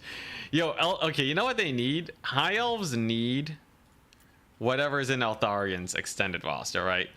So they need a Hand of the Shadow Crown. They need a Dryad-esque unit. Like, look at this. Sword and Board.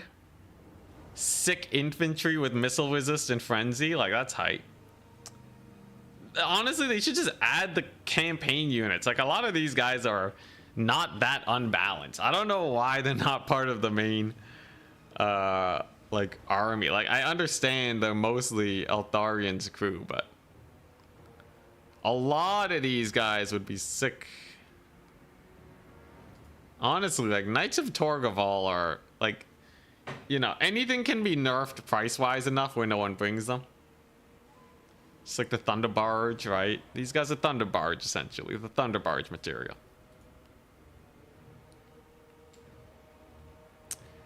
Elixir bound spell on Alchemist to help win the air trade.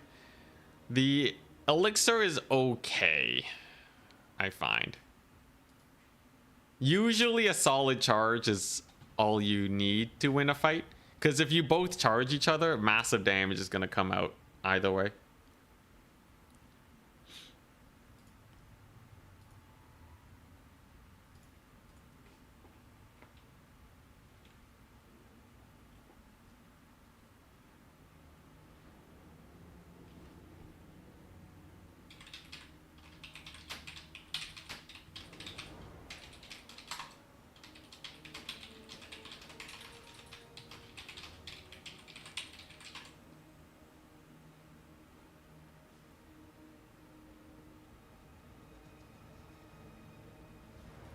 Those playing my event, if you want to play with no leaderboard, thumbs up. If not, thumbs down. Okay. I want this to count on the leaderboard.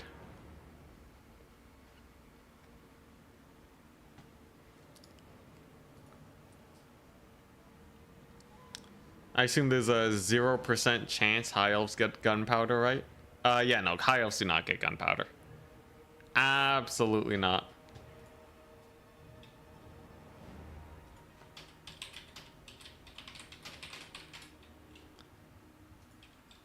Turn is starting. Here we go.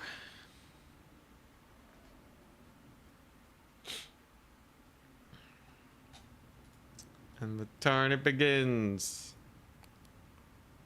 Let's go. All right. Oh, not too many signups. And we start off against Winterwind. Oh, hell yeah. Yo, yo.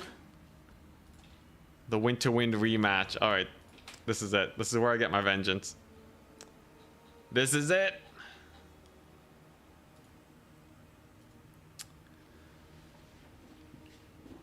Here we go. I just gotta figure out what my first faction is. He's still for sale. This isn't an SFT. If you want to try and bribe me to take some units, I will consider it. Worst case scenario, I lose at round 4 and then we're good, right?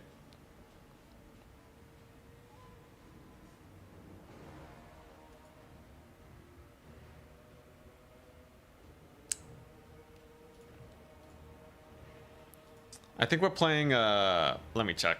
I need to see what the factions are.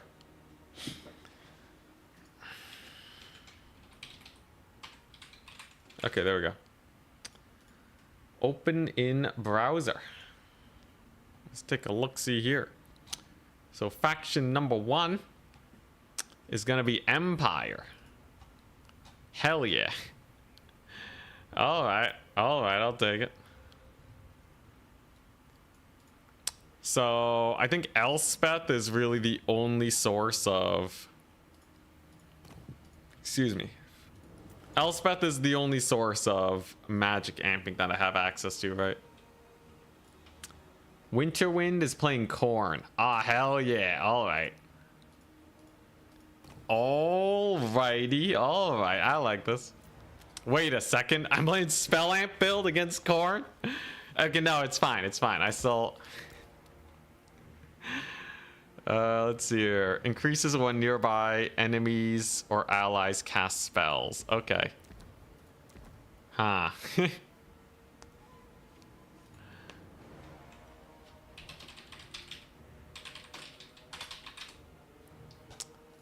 Interesting. So... Elspeth is the worst against Khorne. Alright, here we go. I'll figure it out. I'll figure it out. Let's see here. We're on a Ragnarok Lair. Yeah, she only gets stronger when she casts spells or they cast spells. That's it. Ah, that's not good, man. That's... Oh, boy. Oh, boy. All right. Okay, that's at least decent. And that's a pretty good one. And that's a pretty good one. Okay. All right. You know what? I think we should still be fine. Khorne is not an impossible faction to deal with. We faced worse. Pale Scythe is one of the worst items in the game. And now against Khorne, it's rough. Nah. It gives me a 20% spell resist for when they use Valkyria's Spear on Elspeth. Oh boy, alright. So, doggos are an issue. Yeah, Cav Rush, you know, the usual. Empire is not without options, however. If there's one thing Empire can do well, it's kill Khorne. Generally speaking. Khorne does actually have some things that make Empire's life so much more worse. But at least as a starter... At least as a starter, I have some cool shenanigans to dish out. I'm telling you guys, Khorne does not stand a chance. So I'm just gonna want a bunch of these. Cheese is spilled. I'm gonna die. I'm gonna die real bad. Let's see. So what are we supposed to do versus armored spam, right? That's the Khorne bread and butter. They just spam out ludicrous amounts of armor, and then it's like, wow, I can't kill them all. And then you lose. But, you know, I'm a proud Empire player. I think a build similar to this will be decent. You know, I just got a micro well. You know, let's just let's just micro really well, you know? I'm just gonna lock in. It doesn't matter if your army sucks. If you just play like a god and always take super good engagements, that is enough to make up for it most of the time. Maybe a Lord snipe in there, who knows? I've gone for quad war wagon to start. And I have Elspeth on her Mega Dragon. So the idea here is Elspeth has a magic damage aura removal ability. And she's going to use that to cook them up. Now you may be noticing my arm is kind of thin. To that I say, don't worry about it. It's not the size of your army.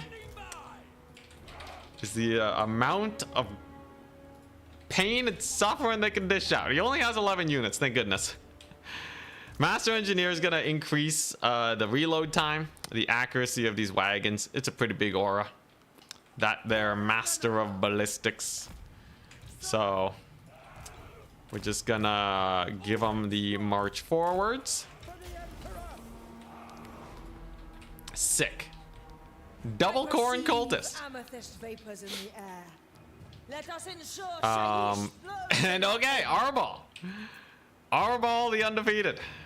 It's a lot of melee attack he has there. Crazy lad. Interesting. Honestly, not the worst thing in the world. The wagons do a lot here. And Arbol, so he's made out of spell resist. 50% spell resist is rather a lot. But if I kill him, it doesn't matter that much, right? So I'm just gonna do that. I'm just gonna say screw it. Have fun with your spell resist. I'm just gonna kill you. Then we're gonna go over here to get a sick mercurial shot. Good old lengthwise mercurial shot. Always a dandy option for that little bit of deeps. Okay, captured my first point. It's a big plus. And we're just gonna roll down over here and hopefully get this point. Now, obviously, he has a lot of Cornate warriors here, right? He's just trying to be annoying. Elspeth should be fine fighting this, though. At least she should be pretty good at that. She has her healing items too, so it's not like she has to worry that much. A couple flesh hounds, not exactly a big issue. So you have our cavalry here.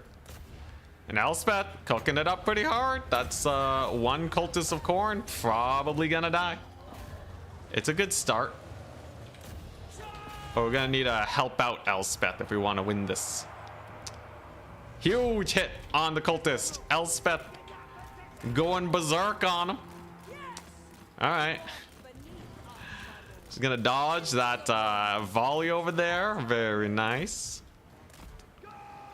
My forces are still holding on to that point. Elspeth should be fine. Let's do a little bit of this action. Let's keep the guns firing. And then I'm gonna summon in my Royal Altdorf Griffite soon. There you go. Arbal's gonna get peppered into oblivion. That'll go very well, I think. Come on. Come on, Elspeth, you got this. There you go. Finally gets to disengage. Big old cav charge in there too. Then we loop around. We kill off Arbol. Kill off his cultists, and then everything's fine. Because now I got my Demi Knights. Elspeth's on the dragon. So she's just going to be painful in general. There go the doggos. Nice. Big munch on them units there. Big hit on Arbol. Okay. Elspeth actually killing Arbol. Against the odds. It's a good start. Hey, if I kill Arbol here, you know, that's a really good start. Although she is kind of getting hyper mulched right now. She's kind of getting hyper mulched by Arbol. Royal Altdorf Griffites, beat him up. Okay, we got the Griffites in. There we go. There's another Spirit Leech. Okay. And I'm gonna position for the leadership hit. One thing we can do is we can get the Null and Iron sides. Call me crazy, but I think this may actually work. Can I get a big old breath attack here? Come on, laser beam. Oh, the laser beam. Arbol the defeated. All right, that's a very good start. That's a very, very good start. Skull Crushers, I should be able to fight with the Demogryph Knights. Presumably. And then I can just retake this low ground and start getting the long rifles here, just firing away. The death of Arbol will be great. Just gotta escort him off the map and capture the point so that we can continue trading. Look at them Ironsides, they're doing great. Unfortunately, Skull Crushers kind of deleted me. Not much we can do about that. But Arbal's dead. All right, here we go. And I have 1,000,000 guns. Dang, those Demogryph Knights got massacred though. Rip the Demi Knights. Elspeth looking good though. She's looking great. Just a couple skirmishers, really. Let's see here. Yeah, get him guns. He can't advance on them because he'll just get charged, right? So it'd be a little too painful. Okay, wagons are actually holding pretty well. We're distracting his cavalry. That's good. And then if I just keep spamming the guns, he's just dead, right? His little dudes over there are not doing too well. I have more guns incoming. Oh, janky build. All right, there we go. I can start killing off a couple of these guys. I do need some knights though, for sure, just to kill off these houndos. The hounds are a big issue. Let's take out those chaos warriors. Come on, you darn guns, get them. Yo, what's Elspeth doing? What happened to her speed, man? Something weird happened there. I'm not sure, but she was not attacking properly. Now she is though. And that cultist is as good as dead. She's really janking it up though, this Elspeth. This Elspeth character, she really knows how to be janky. All right, here we go. And there we go. A little bit of a terror out. We bring in the wagons. That should be able to deal with them. And then I just bring in some spears. Very nice. Hey, there we go. There's a terror out. Wagons are chariots, by the way. Don't let anyone tell you that war wagons are not a chariot unit. They will absolutely cook. Okay, and now the guns are firing away at those skull crushers of corn. I think we're doing it. I'm not gonna call it early, but I think we are actually on our way to doing it. Null and Ironsides are doing not bad. I will have to deal with Furies in a bit. You know what? Just bring in more guns. Why not? The Marauders are routed. The Doggos are going to be routed off too. These guys actually have pretty decent melee stats, so they should actually hold fairly well, even against the Furies. The price reduction on them really cooking for sure. And we still have a lot of time. Thank goodness. Let's go. Doggos are dead. Oh my gosh, huge. Absolutely huge. Was not able to get the summons with the cultists either. Alrighty, alrighty. Not the worst. Spear spam will do us well. Let's get those wagons firing away. You got a restock over there. Oh, he got the summon last second. But he dies. Did he get the summon? He didn't get the summon. Oh my god. He tried going for it, but it was not enough. All right, I just got capture points. We're trading up really well now. I just have to capture points. Come on, baby. Come on. All right, there we go. Mercurial shot on them. Yes, huge. All right, we have our guns in here. Elspeth is doing great. I just need cavalry. Cavalry and capture weight. That's all we really got to do. Some war houndos are not a big issue. Not when we have wagons. And then there we go. Get Spirit Leech on these bad boys. Can Elspeth get a breath attack maybe? Or maybe she can just charge him in the face. Elspeth's relatively tanky. Oh, actually no, she can't get a breath attack on him. Sick. Oh yeah, get laser beamed. All right, very nice. Very, very nice. Come on. Come on, I need this. I need this. What's her 34% spell mastery. Let's go. I'll take it. I'll take that spell mastery. Yo, it killed Arbol. You can't say it didn't. All right, here we go. I just gotta hunker down on these points. Gotta go all hunkadory. Make sure they don't capture, and then we're goodies. This one shall be mine very soon. I'm gonna save the Spirit Leech. I don't need it for the doggos. Dude, the guns are actually cooking so hard right now. It's kind of hilarious. The price buff. OP. Look at him go. Ah, crap. He does capture that point, though. I do have more Empire Knights where that's from, though. So they should be able to cook up. The great part about this build is that wagons have ludicrous capture weight because they don't really lose entities. So they should just be able to swoop in and take that point. There go the Marauders. Dude, these guns are insane. These guns are so good. Are you kidding me? I can't believe these guys. Oh yeah, okay, yeah, no, they paid for themselves. Not ludicrous value, but they definitely paid for themselves. All right, sick. The engineer helped me use my ammunition. And I believe my opponent's as good as dead. He does not have much left. Khorne defeated by the power of kites. Elspeth is clearly OP against Khorne. You know, Honor Dragon, she actually is kind of a raid boss. Franz would obviously be better, but Elspeth kind of cooks. All right, here we go. Forsaken are coming on in. Coming in real hot. At least I can take that point super fast. Elspeth doesn't have to worry about getting surrounded by dogs. She has her Dark Walker ability. So she should just be fine. Come on, Nolan Ironsides. Use those melee stats to your advantage. Let's go. Triple cap against the Khorne. And we just flood with spears now, right?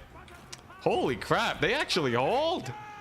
Yo, 27 melee defense is no joke, I guess. All right. Capture wagons. Capture wagons for the win. I guess I'm getting another Nolan Ironside. There you go. Elspeth just Chad moding it. She has her physical resist. She has insane physical resist, by the way, 50%. She has as much physical resist as Arbol has magic resist. It's great. There we go. And now the Ironsides cook them up. Charging over here on the Marauders. Oh, the attack animation dodge. Let's go. Let's go. Huge Elspeth plays. Okay. One last spear to hold on to these points. The wagons, I'm just straight up going to use them as chariots now. We're just going to use them as chariots. I'm sure it's fine. Crap, he's going to get the point. If he does, the wagons recapture pretty quickly, but I'd rather he not. Let's go. Oh, man. What a close call. Now it's over. Jeez, he almost got me when he killed the Demogryph Knights. Almost got me with the Demogryph Knight kill. But, yeah. No Chaos Army can survive the Lord getting massacred. No Chaos Army. Good stuff. Spell amplification. Spell amplified Elspeth. Was it good? I don't know. But you got 4,000 value. GG, well played. She did get 4,000 value. So, you know, I think the magic was worth it. The Arbol murdering was hilarious. These guys got no value. No summons. Absolutely decimated. What a shame. The fact that they didn't get the summons off was honestly huge. And then the wagons just massively up-traded. Engineer doing great. But these guys, they sweep up the board so well. Nolan Ironsides just to clean up the armor. Inconceivable. How expensive is she? 3,500.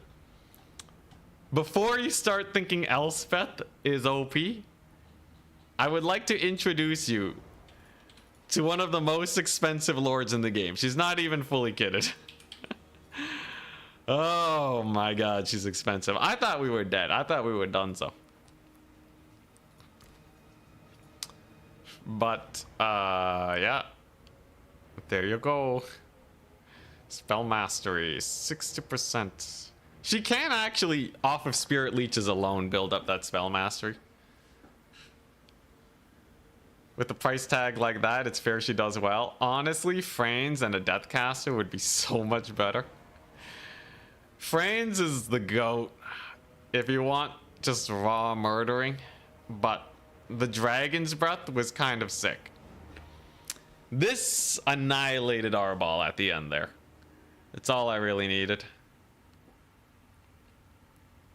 You made my day with this build. Thanks a lot. Awesome. Nothing like seeing Corrin get punished a little bit. Next round starts after 2 more people finish their matches. 2 more groups of people. Yeah, the laser beam is sick. Like, Elspeth is a great Lord Sniper. She's just a little expensive. Like, so I took this ability, which helped her because the physical resist. And then I had Dark Walker. She does have a base missile resist. So the reason she didn't die to the Horseman is because she has 25% missile resist, 50% physical resist. And then she heals herself. Like, she's just not going to die. Technically, though, if you take her with no items, you get a Dragon Lord with Spirit Leech for 1600. As far as Archaon is concerned, this is very similar to Archaon levels of pricing and strength. But without her items, it's a little sus, right? Like, you need this for the heals. You can just not take damage on her, though. Just don't take the Dark Walker. Like, if you think about it, Archaon on a dragon with Spirit Leech, how does he compare to Elspeth, right?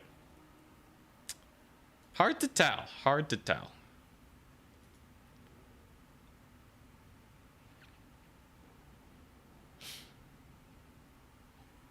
Abilities map wide. What, Pale Scythe? Pale Scythe is map wide. It is 200 gold, though. It's expensive, man. Like, if you take these 2 alone, that's 400 gold.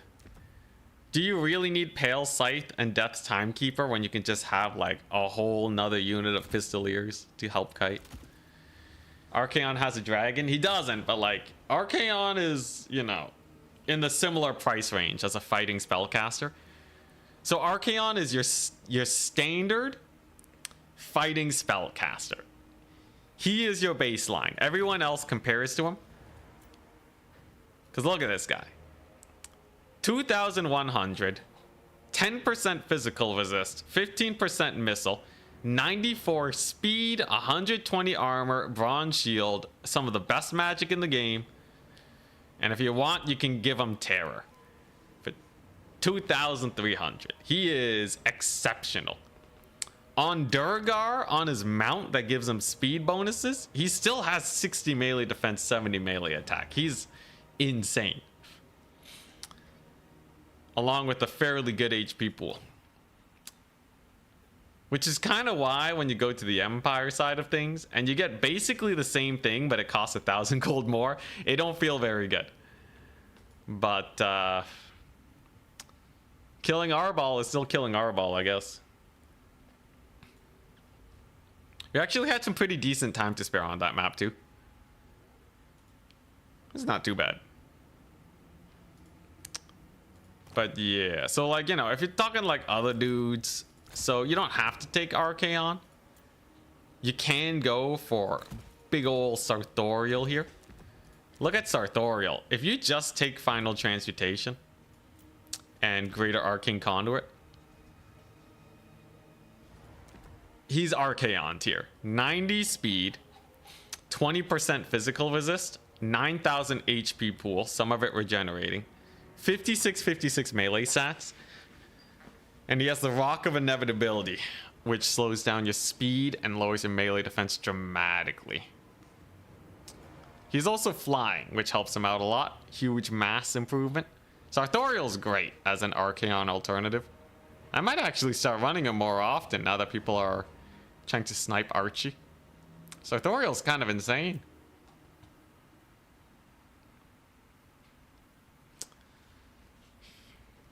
That breath is like 75% of the value on the dragon? Absolutely. Does it kill single entity character as well? I should double check for future reference. I usually don't run Elspeth,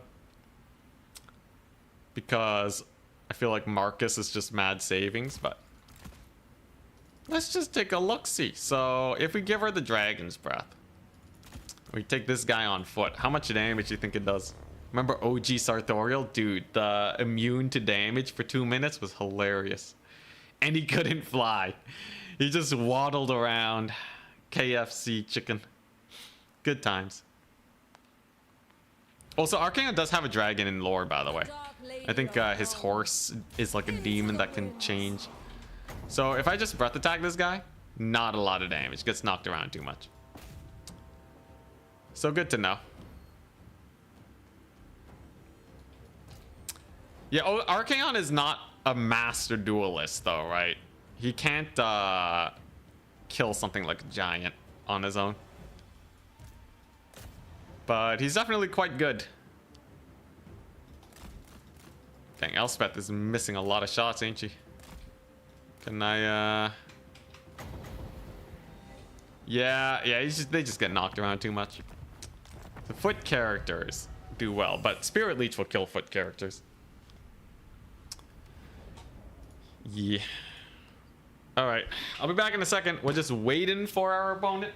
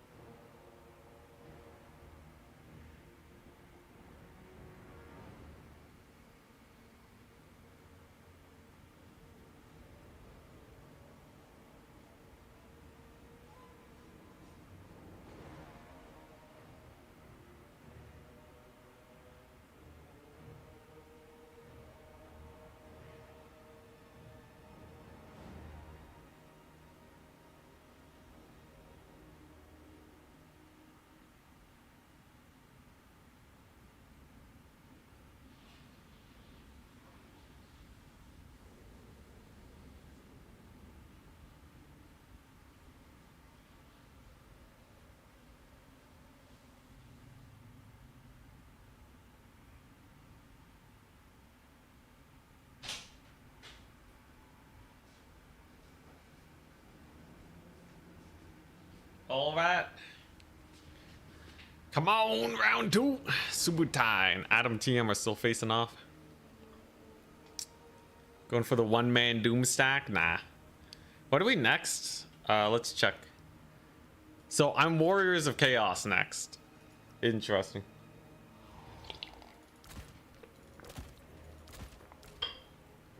So the most spell amplification you can get is to put this guy on a war shrine. And then you bring the Skull of Catan.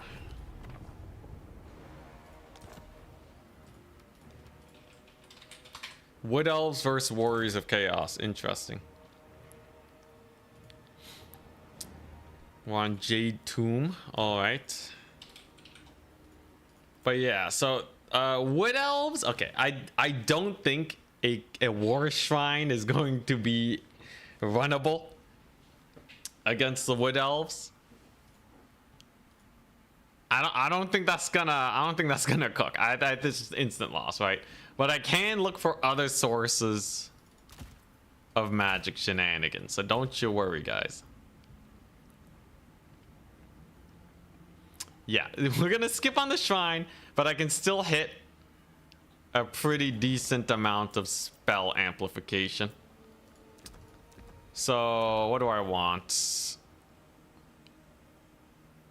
If I go to the lore of Tzeentch, let's see here. Wait, what if he Skull of Catan like Treason of Tzeentch? That's like a lot of leadership debuff. Okay, it's not that good though. Alright, you know what? Let's just do this. Should be a good enough start. Do it. Wait, what do you want me to do? The shrine? Oh god. Alright, fine. I'll make it work. I'll make it. You wanna go? Do IT. I'll do it. I'll do it. Alright. So you want me to make it work, huh? Oh, you're gonna regret this one. I actually feel like Warriors of Chaos can cook pretty hard here if we do it just right. Let's see. Okay, so I want one of those. And then we definitely want a bunch of these. I mean, win. It's too late. There's gotta be an instance where I can make it work, right? There has to be. Yo, should I take the 750 trolls? The new 750 trolls for the win. Yeah, what lord should I take? Yeah, how memey are we gonna go here? Lord wise, what do I got? Golek. Yes, Golek versus the Wood Elves. Truly insane. Okay, honestly, not the worst starter build. You tend to be very passive with it. Well, I don't want it to die. I'll figure it out.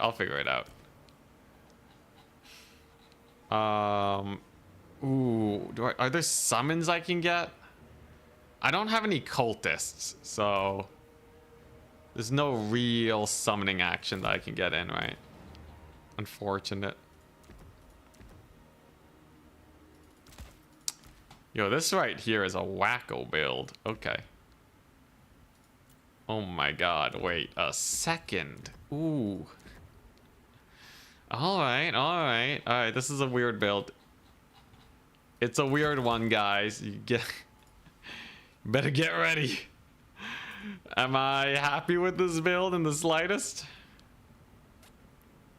We'll see.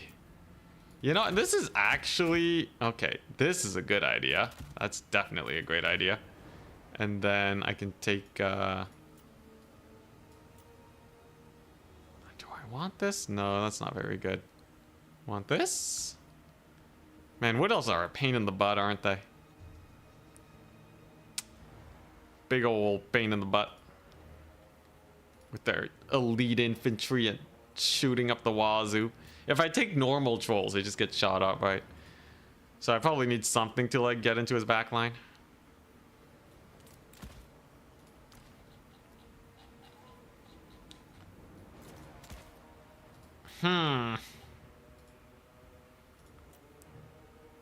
Does this work? Okay, nice. Perfect spend on the top, bro.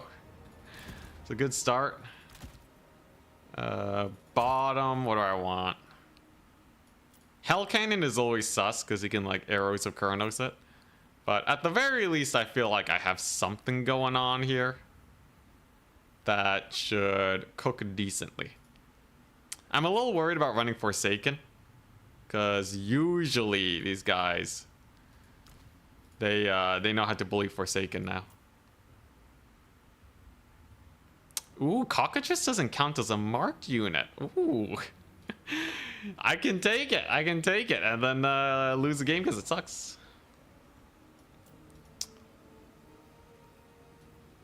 But what do I even want here? What is even good, man? Alright, I guess I'll run these. Okay, things are getting more sus by the second. In terms of unit composition. Everything's falling apart, man. Alright, here we go. Give me a worst. Give me a worst, you darn Wood Elves. Block the Arrows of Kurnos with the Shrine. Masterful play. Alright, here we go. So I've brought Spell Amplified Final Transmutation. That should be able to just kill his Lord, right? Just insta-Lord death. I will have to be very careful with the Shrine. And I also have a whack load of Chaos Knights. Hey. Hey, Tux, thank you very much for the Prime sub. Very much appreciated. Can netted characters get knocked down? Sadly, yes. Netted characters can even move sometimes if you give them attack commands and they're a range unit. Alright, so... some may call me crazy for this build, but I assure you this is actually rather well thought out, okay? Hear me out. Hear me out. So, what tools does he have to deal with Sigvald and aspiring champions? Elite infantry. What did they die to? My cavalry. Doom Knights against his Glade Riders punch through their physical resist, and they have anti-large now. There's no way. There's no way we lose this. This is the build is too good. Here we go. It's 10 units. Oh hell yeah! Wildwood Rangers, let's go! Huge. He has a yeah, just arrows of Kurnos or whatever, man. What are you gonna do? Net me down? I'm about to bomb drop the daylights out of these guys. Hell yeah! All right, so they're done for, and the Doom Knights are alive. Good start to the battle. You there are just gonna hide in the trees, and I'm gonna melt his lord's face off. He has Melkoths, not a big deal. Already an amazing bomb drop. These guys are pretty cheap. So what do I want now? Do I want to go for the cannon or what? Hell cannon is not bad, because then he'll use his arrows of Kurnos on other things, right? So we're just gonna use the hell cannon here to get a little bit of work done on these guys. And I have my little Tzeentch dude with his little book, with his little sneaky book. Okay. I diverted the arrows of Kurnos mostly, I think. I gotta be careful not to get netted though, right? If he nets me, it's over. In the meantime, I guess Sigvald's just gonna walk on up, cause some issues. Hell Cannon can definitely get work done over there. And we're gonna use our newly buffed Chaos Knights. Gonna use them to get some work done. Now he is beelining for my cannon. Kind of awkward. Does take a massive hit. He's gonna need to defend his forces here. I don't know how I feel about that. Yeah, you're gonna need to defend your forces. Is he gonna breath attack it? I don't know. All right, well, let's just dismount that real quick. Siggy's in.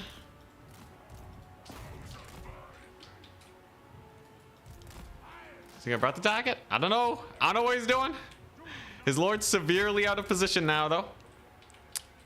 And I should just be able to get a Chaos Knight summon in. There we go. Let's go over here. He's gonna be great, little chariot dude. Because he can debuff these guys with the Book of Secrets. Makes it very nice. Yeah, his lord's just idling, I guess, while the rest of his army dies. Well, I'll take it. Doom Knights are great. Holy, these Knight Lances, though, got Recarino'd. All right, they kind of got massacred, but I did kill off his Wild Riders, so fair is fair. We both did lots of damage to each other. Sigvald's doing great. Okay, there they go. Unfortunately, the cannon is down. I should be able to get some D-summon money off of it. And if we just kill off all of his range units, I think it's still a fine trade for me. Oh, crap. I did it in the wrong order. Okay, I missed out on some of the damage amplification, but I think we're still good here. Because we're about to kill his caster. There's no way she survives that. Let's see here. And then I guess we just get trolls. I guess we just start trolling them. Okay, yeah, she should be dead. Even damages the Zotes. Hilarious. Oh, dang, no, she actually stuck around. Well, that's kind of terrifying. Kind of terrifying. He nets my boys over there. At least Sigvald is still cooking pretty hard. Oh, man, if I did the casting properly, it would have been great. But it happens, it happens. It looks like she will probably rally. But, a little too late, right? I still have my little Exalted Champion here doing great. Oh, crap, my War Shrine. Not the War Shrine. Alright. Well, hey. Look, it's fine. Let's see, I have a bomb drop I can toss in over here. You know, trolls will actually be really annoying for him to deal with. War Shrine is technically still alive, and he did lose his caster, so as much as my magic is wasted, he also wasted his magic first. So I guess we're fine. Siggy did rout off them archers, which is good. I'm just gonna use them to capture the point now. Let's go over here, get another sick bomb drop on his face. And then we're good, right? Boom, baby! Holy crap, Knights of Immolation. They know how to cook now. They absolutely know how to cook. Come on, give me that magic. Come on, one more final transmutation. I can actually wait on it. In fact, we might even be able to just kill off his lord here if he's not lucky. Yes, weakness to fire. So my Knights of Immolation will do more damage. Hell yeah! All right. Unfortunately, they're netted. They're netted. Well, I guess I might as well get the final transmutation started. It's a pretty good final transmutation. Gets a little bit of working. I will be able to secure my second point. And without mobility, he can't really chase my trolls down, right? That's kind of why the trolls are great here, because they'll rally and come back and all that. This guy's still alive. I can't believe the War Shrine is still alive. He's half built up. Insane. Insane plays. Honestly, this was a very janky battle, all things considered. This is a very janky battle, but this little Exalted dude is doing great. He's getting the job done. Hellstriders need to run away from Tzeentch. We don't want that business. Does summon in some Wild Riders. Does have a little bit of cavalry here. But I got trolls for days, man. Unfortunately, my Doom Knights are gone. Rip Doom Knights. But a capture point is mine. And a big Knight charge versus Wild Riders. We'll see how that pans out. With Sigvald support, it might actually go okay. Trolls are in. Alright, get them, trolls. We're trolling them. I gotta be careful about making sure they don't just fully rout off, but it should be okay. Yeah, look at this guy. He's killing it. Get him, War Shrine, bro. I don't know if he's actually good or not, but yeah, we'll have to see. He will have another spell to cast in a little. He just needs a little bit more time. Unfortunately, he does get routed off. Trolls get routed too. And suddenly, the battle gets a little bit more sus. I'm gonna need these trolls to rally. And this little dude over here needs to book it before he gets murdered. He did resummon his caster, which is quite a bit of money spent. Honestly, if I just keep bringing in Chaos Knight Lances, I think we're good. It should be pretty difficult for Wood Elves to deal with so many Chaos Knight Lances plus Sigvald. He's just too beastly. And come on, come on. You can see he doesn't have the time to chase off the Tzeentch. Huge. Chaos Knight Lances are in. Bookman over here. He's gonna see what he can do. Dang, caster's gone. Couldn't even get another final transmutation. If I resummon him though, he will come back with a lot of built up thingamajig, right? I guess. Pretty good Night Charge over there. Still not the best versus Wild Riders though, I must admit. I really thought they would get more damage in. A little unfortunate on that end, but I think we still have a decent lead. This was a close fight. It is still a close fight, actually. Thank goodness for this Exalted Champion is all I gotta say. These guys are crazy, man. The whole shield business, and then they just never die. Oh crap, that's a net. Well, there goes the Chaos Knight Lance. We're probably gonna lose this point, but I will be able to capture this one. So, all in all, not the end of the world. Especially since Sigvald can just stall indefinitely. Come on, come back, Chaos Sorcerer. I don't think his abilities work when he's routing. A big shame for sure. Yeah, Siggy, beat him up. Dude, Sigvald's not gonna die this game. It's at this point in the battle, it's physically impossible to kill Sigvald. He will continue to be a menace for the rest of the battle. I can be sure of it. There you go. Trolls have survived. Trolls over here survived too. Hell yeah. Big dub. Big dub indeed. Ah, yeah. Look at Siggy. Look at little Siggy just being an absolute menace. There's the double cap resecured. Alright. I think what I really want is just to resummon the Knights of Immolation. He makes the misplay of attempting to kill Sigvald, which, as you know, is impossible. And I still have my Exalted dude here. He's really sticking it to Sigvald. All right. Oh, he knocked him back. That's what he wanted. So to make sure he could capture, he knocked Sigvald off the point. That's hilarious. All right. I see how it is. Is this going to be, yeah, Book of Secrets. Buna, son. Oh my gosh. Get absolutely Buna'd. I think you get all three of these abilities. It's not RNG. You are guaranteed to get them. And that Buna on the Wild Hunters of Kurnos, may I say myself, it was quite perfect. If I may, it was pretty good. This guy probably has like 2,000 value. Yep, 2,100. Turns out, Tzeentch has been cooking. Yeah, the Shrine, if I resummon it, he will come back with full charge. So I will be able to get some sick final transmutations and a Skull of Cathay. Holy crap, Sigvald's just dumpstering their Lord. I'll take it. Yeah, get him, Siggy. Yo, what's Sigvald's value? 1,200. Impressive. Very impressive. The Glade Lord does escape, however. Still, though, he's pretty screwed. Trading wise, things are not going his way.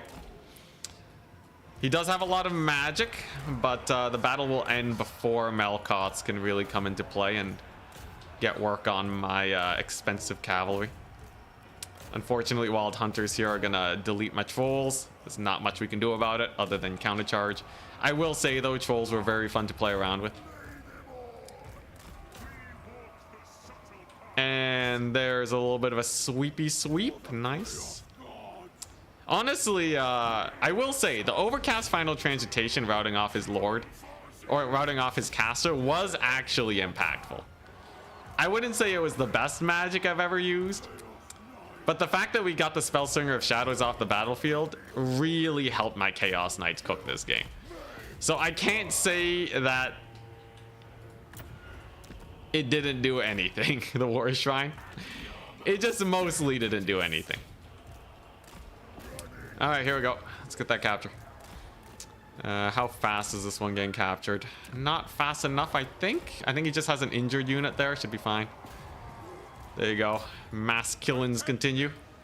Exalted hero with the massive 2,400 value. Very good. And he lands his Dragon Lord for one last Hail Mary. But this is where she gets surrounded and murdered. Oh, dang. No, it was actually a big old expensive unit, huh? Recapturing should be easy, though. I got Hellstriders coming on in. Oh, hell yeah. There we go. No Pit of Shades. I checked your spells earlier. Indeed, no pit. And there she goes. Wondrous. Glorious, some might say. Beautiful. Okay, this guy's actually crazy, though. And Sigvald's pretty funny too. I actually only had one Hellstrider this game. Holy, 129 leadership. Okay, Sigvald. Yeah, he's probably a little too good right now. He's probably a little too good. Although, I don't think he really got a buff recently, right? He just kind of ended up being good out of nowhere as far as I can tell. Like, he was always there. Just people hadn't discovered him as a viable option, I think.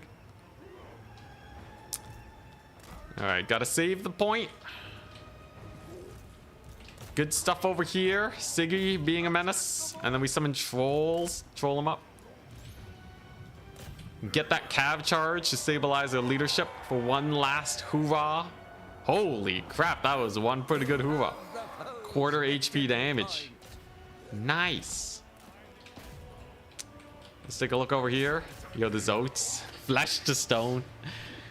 It's too bad I basically just avoided the Zoats all game. I also really wonder how the trolls did. Not too great, right? Good match, though. GG. We're doing it. Spell amping is going strong, but it will only get memeier from here.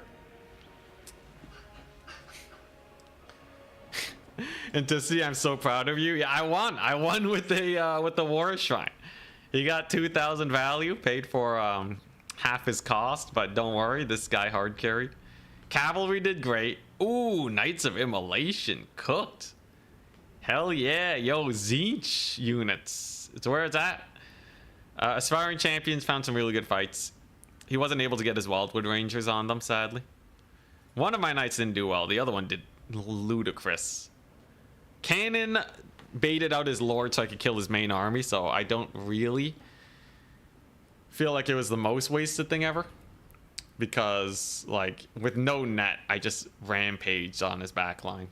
And it's one of the reasons why, like, this guy didn't get focus fired. So I'll take it. Fun. Very fun game. Trolls were only okay, sadly. Probably better to run something else. Yeah, I just the one Hellstrider. This is the rainbow build. The only unit I don't have is corn units.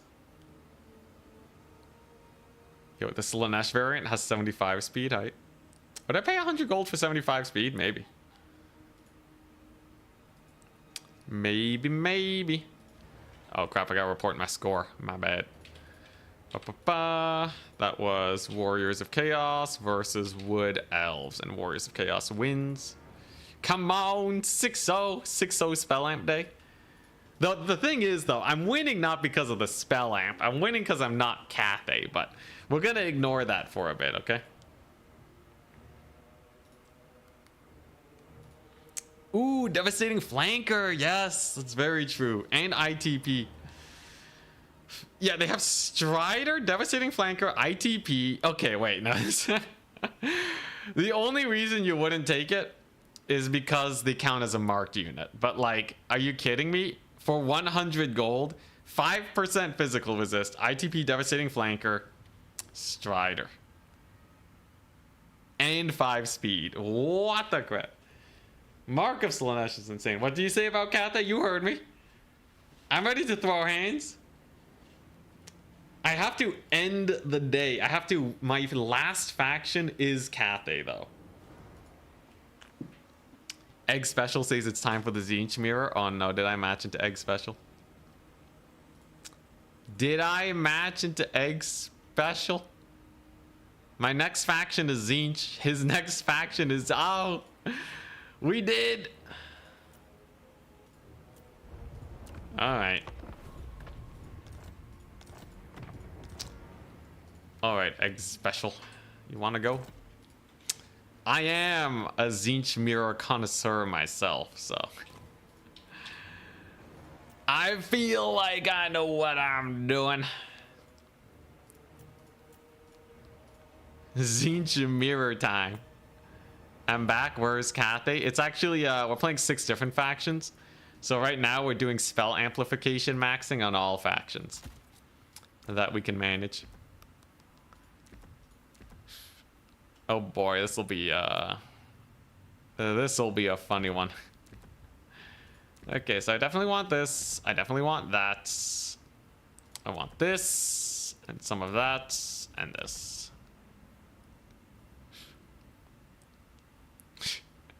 If he knows the meta, this is about to get real silly. It's about to get real silly. So, all right. The Tzeentch mirror is weird, by the way. It's one of the strangest matchups ever. A fun one, to be sure. But definitely kind of whack. Knights of Immolation are weird. There's so many, like, counters. Man, Tzeentch mirror is actually... Tzeentch mirror is very fun, but it's also a pain in the butt sometimes. As Tzeentch intended. Most definitely. Okay, so I'm gonna want this.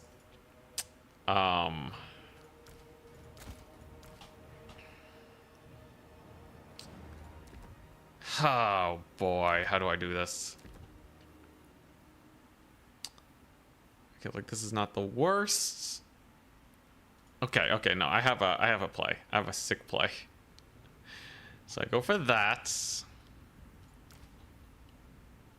Actually, I could do this. Okay, all right. So that should be good enough. And then I just take this guy like so. Yeah, it's a really weird mix of like, do you go for Doom Knights? Do you go for Soul Grinder? Do you go for Blue Spam? There's too many ways to play this matchup, I swear. Okay, this has to be a good unit, right? Oh boy. Oh boy, this is so sus. Okay, alright, this, yeah, this actually... Yeah, alright, here we go. And then we take one of these. Or, I guess I could just run this. Oh god, it's been too long since I played this matchup. I'm like blanking. Okay, definitely want one of these just in case it goes with that style of build. And then we want like... Okay, yeah, and then we do that. Chevron that. And in reserve, I forget if horsemen were good here. Does anyone remember if Marauder horsemen were good here? Or are they big suck? Okay, I know Furies died to horsemen, so like you can kind of maybe go horsemen.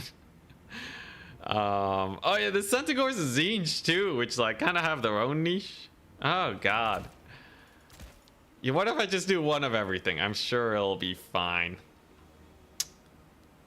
Yeah, well, it's either that or you go Chaos Knights of Tzeentch. How did Chaos Knights of Tzeentch do versus Centaurs of Tzeentch? With support, I think the Centaurs should do pretty well, right? Okay, actually, their stats are way worse than the Chaos Knights of Tzeentch. Maybe I do go for the Chaos Knights. Lances? Sure, alright. I got my weirdo build. It's, this is gonna be a weird one. I love it, though. I love it, though.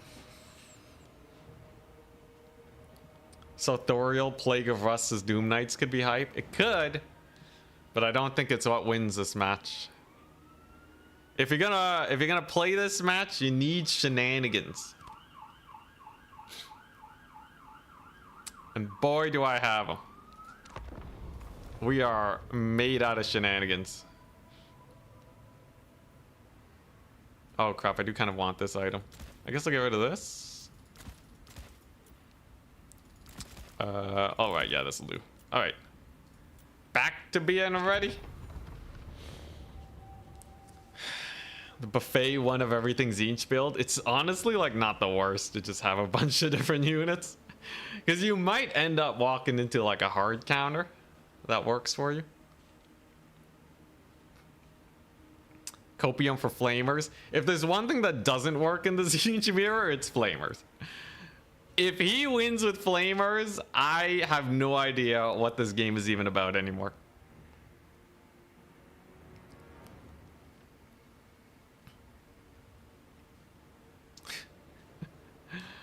Oh boy. I'm really hoping he doesn't know how to play the mirror, and then we just catch him off guard and insta win. Best case scenario that happens.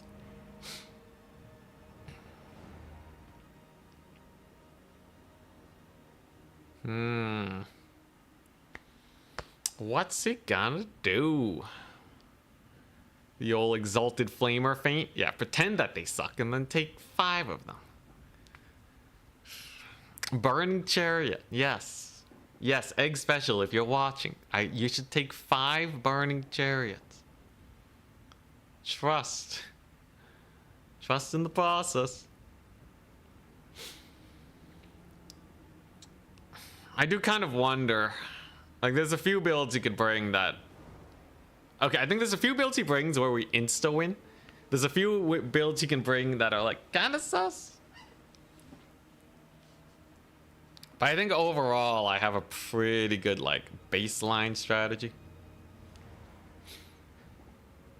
I think Furies are absolute bait in this matchup, by the way, because everything has magic damage. So even Horsemen should be able to kill Furies. Didn't he suggest a mirror? No, it's because the way this tournament works, you submit 6 factions and you play them one at a time. So we just happen to have Tzeentch as our 3rd faction for both of us. And then we matched into each other. So now we must play the Tzeentch mirror. Enjoy though, this one will be a treat if everything works out well. So the biggest I can do is get Kairos Fate Weaver to 30% spell amplification. But it'll be a solid start. After last game, I believe that anything is possible. Well, you know, you have to get extreme value to make up for the value loss, right? So if we do meme, gonna have to work on that. So let's start off here, right? So doubles Ongor capture the forest point is a solid start.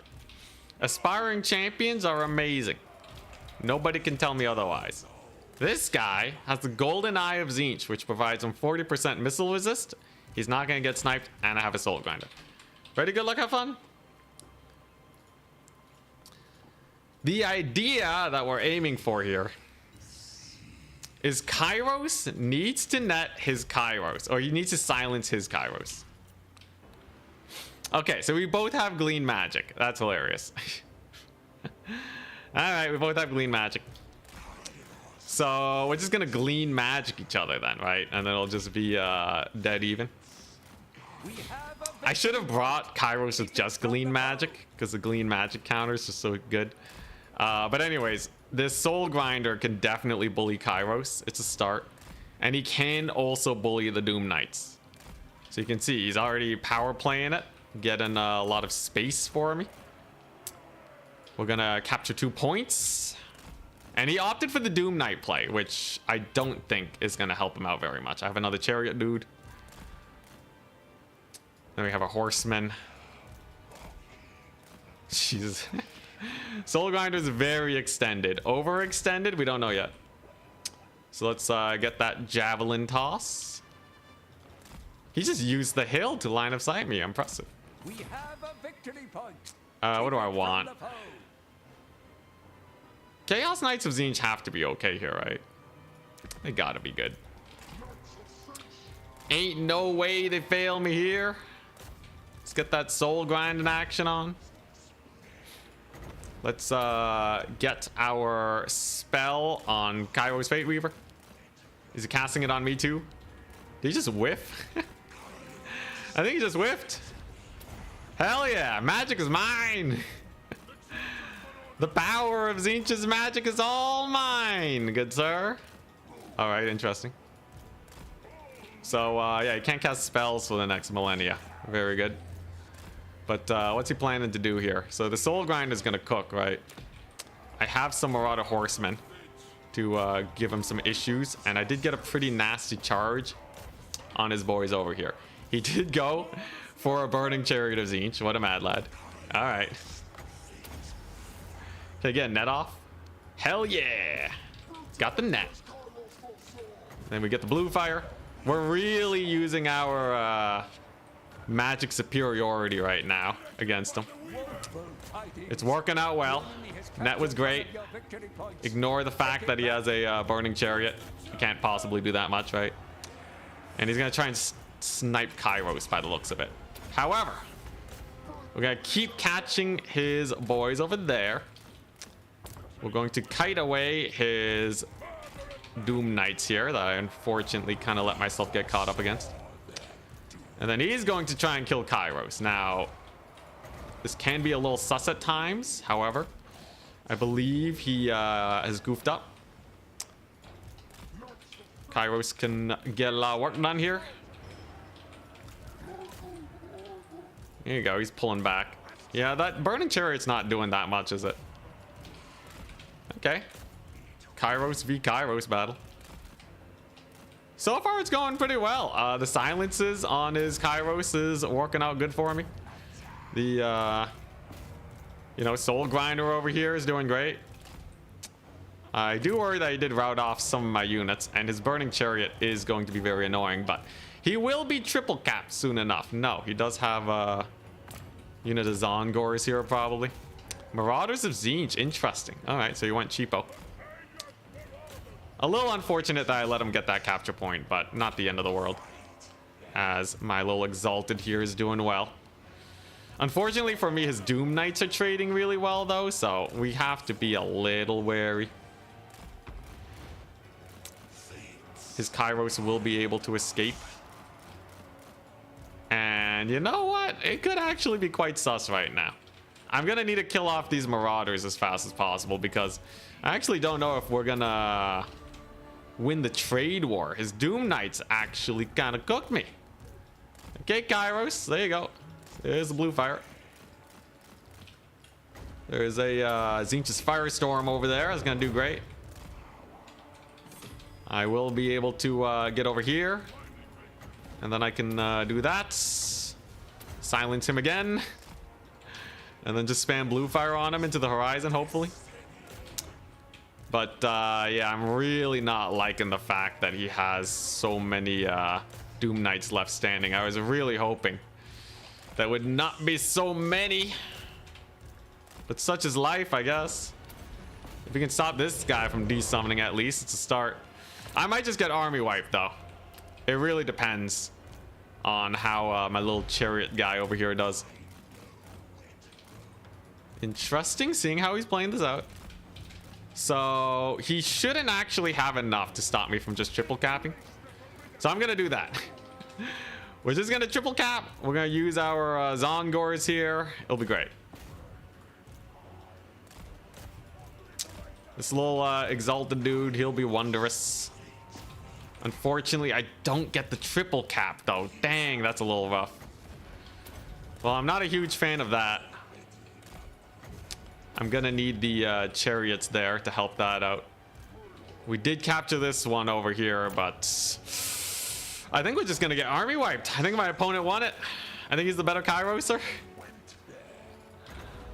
Can I get a potential Lord Snipe, maybe? I think that's my big out, right? If we get a Lord Snipe. Kairos is getting very low, though. Gonna have to make sure he doesn't blue fire me. Oh, use the chariot to tank for you. I don't know if it worked. His Doom Knights are coming, though. Oh, crap. I think the Knights won it. And now his Kairos is just gonna feast. Dang, I really thought I had the Knights. Well, such is life. Looks like he is the better Tzeentch. Dang, even my Severed Claw kind of dying. Sad. I should have summoned the second Soul Grinder. Should have summoned the second Soul Grinder, I think. Yeah, now we're really badly losing the blue fire fight now. Unless I get a miracle kill on the Kairos, this is gonna be very bad. Now, I do still have potential to retake these points. Okay, there we go. Let's see what Kairos can do.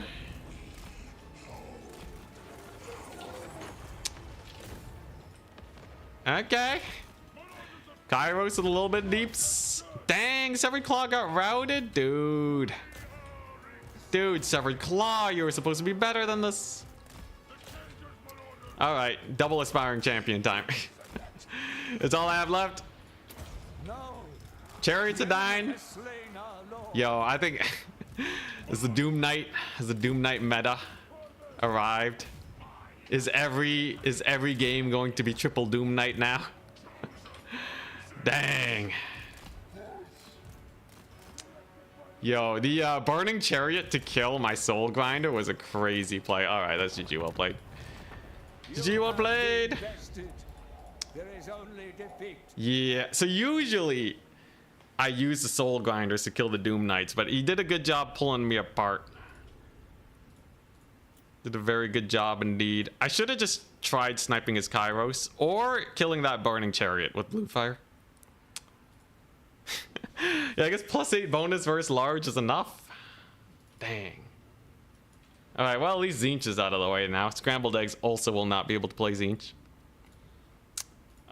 Interesting. So you went double burning chariot. I really wonder how one more soul grinder would have done.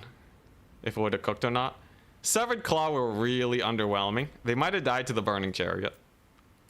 And Chaos Knight Lances are really bad. I did make some bad calls. If I had summoned in the Doom Knight to do cleanup duty, I think we would have been much better.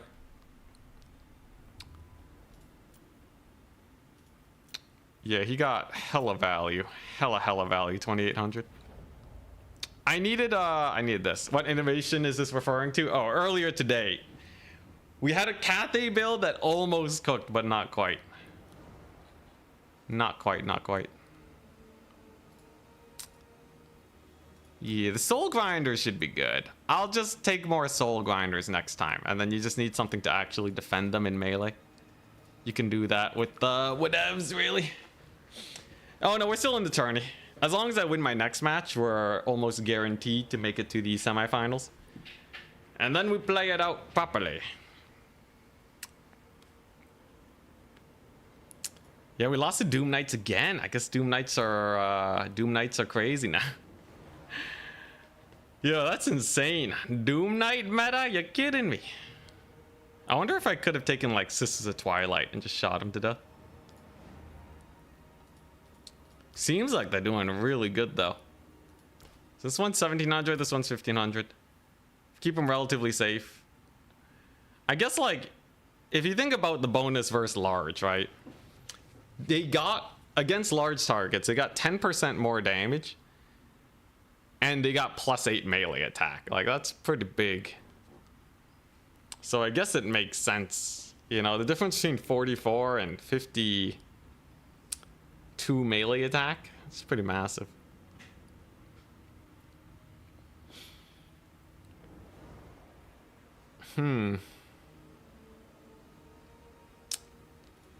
They were a little unexpected. I do wonder if I could have outshoot him though with the soul grinders. Would he have been able to just dive on in and get him killed? Should I have spammed more blue fire on his Kairos? I know a soul grinder and a Kairos can just absolutely dumpster.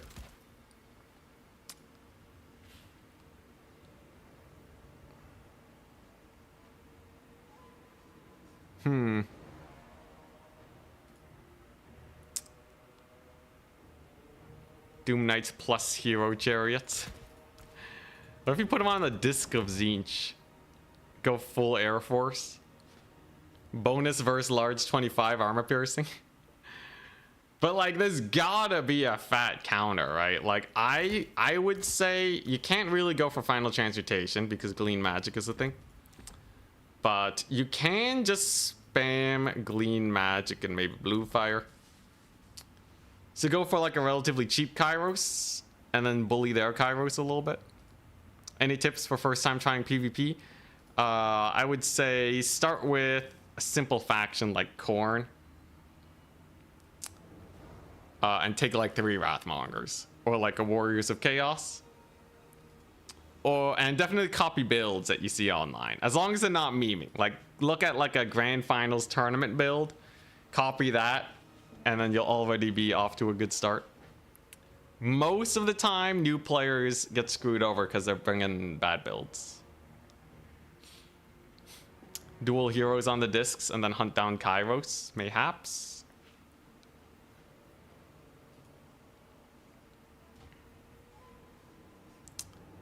Wouldn't Furies be enough to deal with Kairos in melee? Yeah, but Furies died to everything.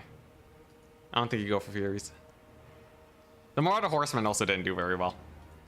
I think I needed a... There's no way Screamers win. There's no way Screamers beat those Knights. Yeah,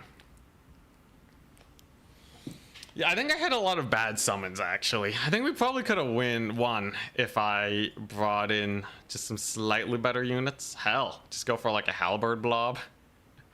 Just infinity halberds and then spam blue fire on his burning chariot maybe. Or use a soul grinder. Ah no, soul grinder kind of died. Soul grinder died so fast.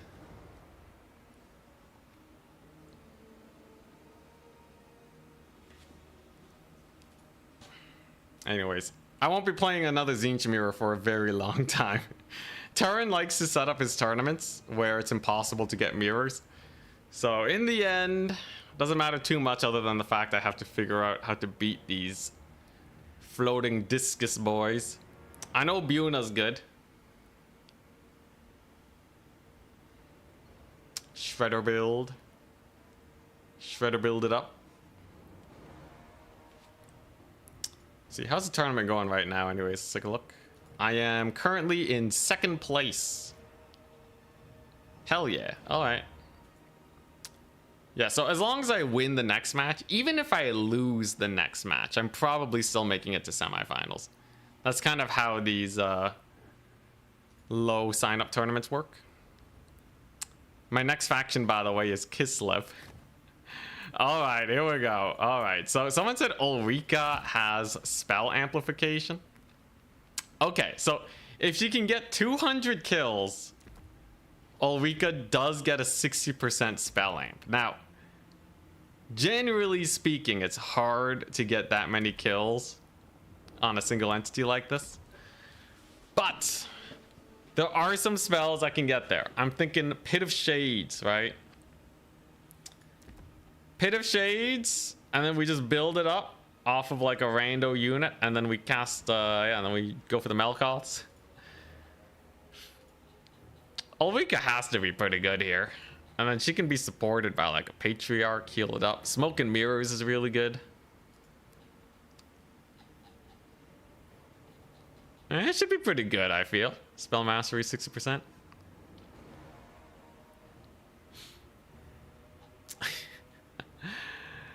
I feel like it's so hard to get kills with Pit of Shades now, but if you do, it's massive. I just need something to soften up the units before we chuck it out.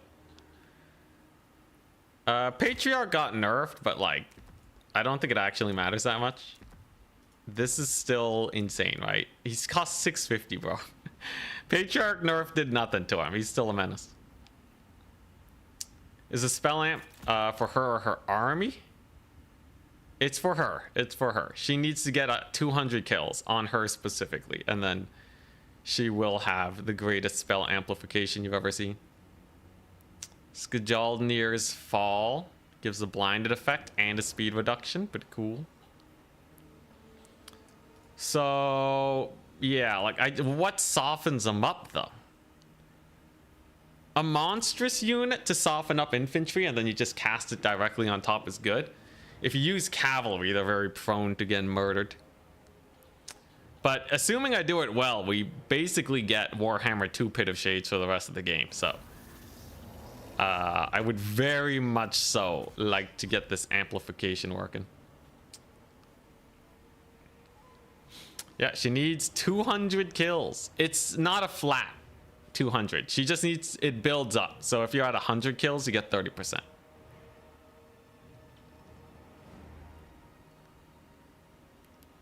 Melkoths into Pit for the kills. It's so janky.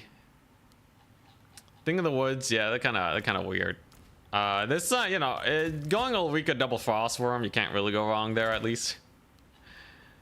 If you go for Ulrika, another very fun thing, you can go for Boris. So Ulrika Boris is a great combo with the Shard Blade that does a lot of damage, sets you up for a Pit of Shades. Some guys might blob up on Boris, so he's a fine dude. Can even get heroic resilience, make him unkillable. He's kill your own units. Does that even count for kills? Okay, next round should be starting soon. Okay, so Boris, Ulrika, Double Frostworm, Patriarch. His heal only heals 4 targets, but these are my 4. It's fine. I guess he'll heal himself too, but or does it count as 5 if you include himself? Allies in range. Kind of hard to tell.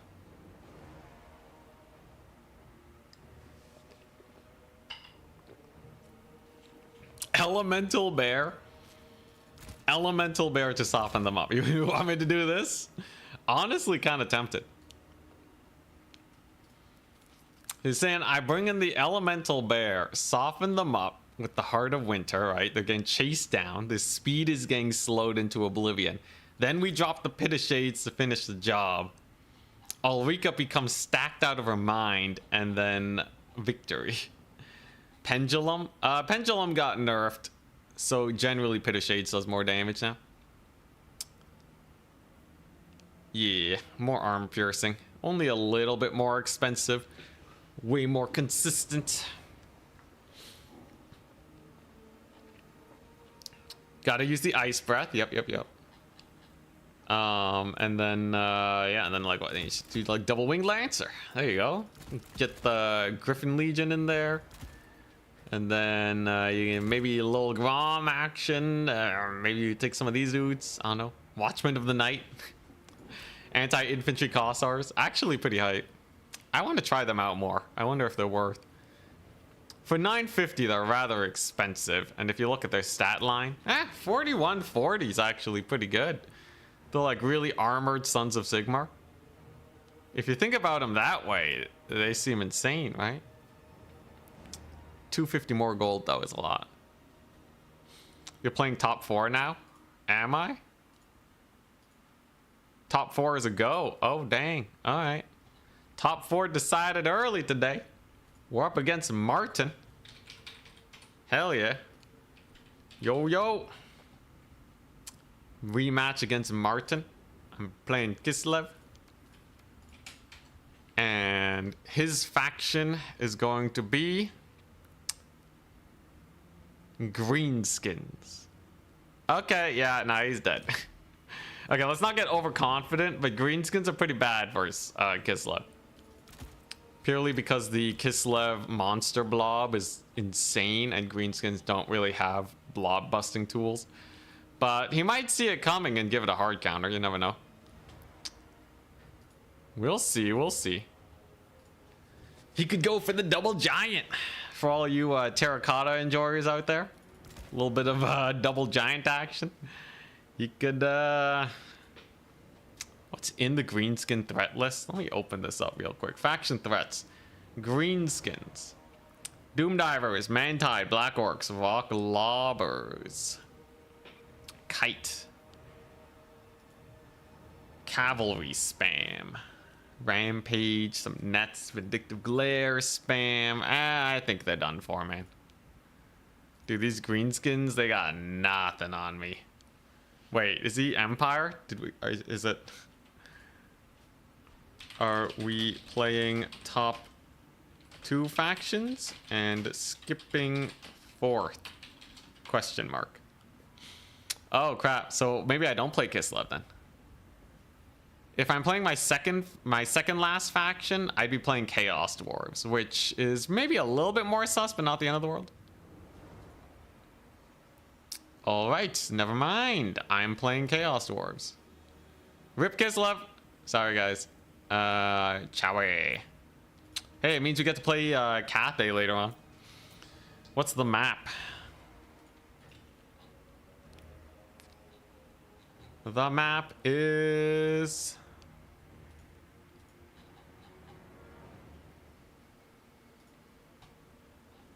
What's the map? Imperial Road. Okay. Big old wide map. When you talked about Anticity builds on the RTK channel, I posted a gif of someone throwing random ingredients in a pot that they think are nice. Sounds about right. You didn't have to say it though. What was... Oh yeah, there was the crazy Dreadquake single entity build that we saw.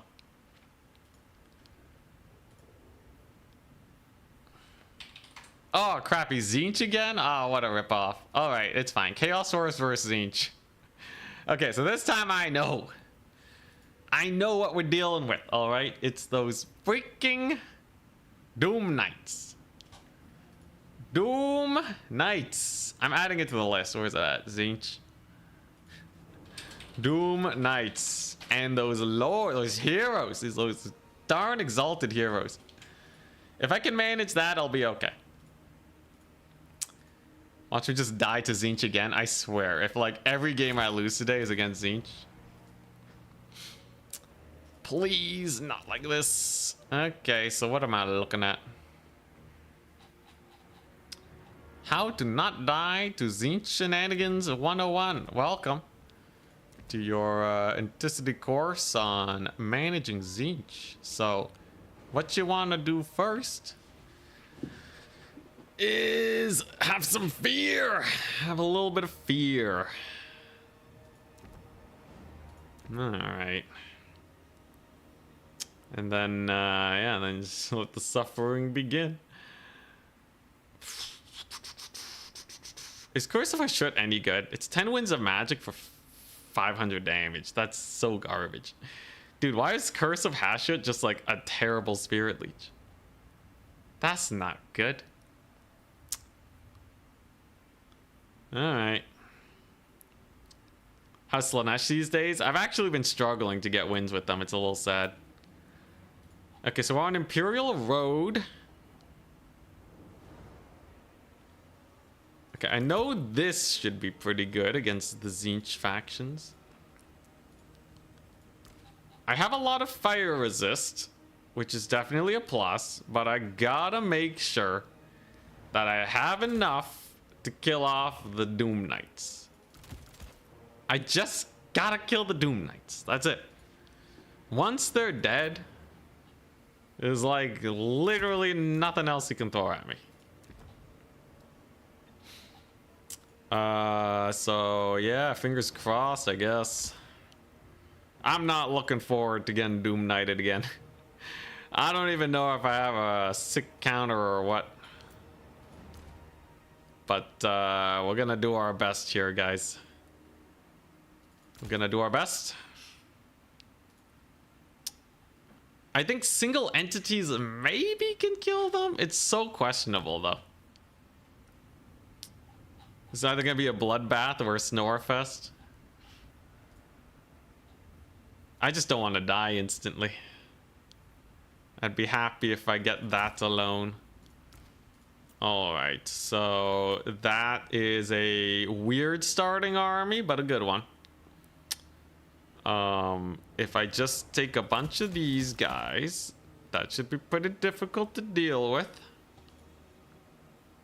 Tzeentch does not have a lot of tools versus them. Then we do that. And then Furies, right? I need something that can kill Furies. So I take a little bit of this action. And I have a build. I doubt an Infernal Castellan will do anything. They did buff his anti-large though, you know? They did buff it, but I really doubt he'll do anything. So let's just stick with this. I have a lot of fire resist, which definitely helps. Just fingers crossed. I just don't want to get Tzeentched again, man. I'm sick and tired of being Tzeentched. He got anti-large, but like, he's not really the best combat fighter ever. The biggest issue is gonna be those Exalted Chariot boys. Cathay Destroyer or no balls? How much resistances does it have? How many resistances does Cathay Destroyer have? Okay, I'm not here to just throw immediately though, right? Cathay Destroyer. It's in the beasts. It does cost 2,000 now. Let's see here. What's its resistances? Units, Chaos Dwarves, Cathay Destroyer. 35% fire resist, 15% missile resist. I don't know, man. I don't know how I feel about it. It's kind of weird. Land battle players have been calling the Castellan OP. For what? What do they do? They have an armor piercing shot that can get a lot of work done. 8-second reload time. Castellan is, yeah, he's just a little hokey poke dude. Oh, he only costs 650. That's kind of hilarious. So Castellan costs 650.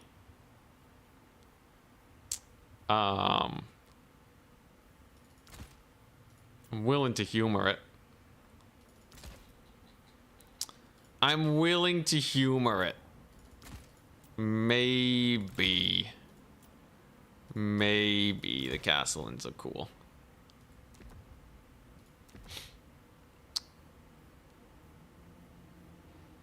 Let's see, what does this do?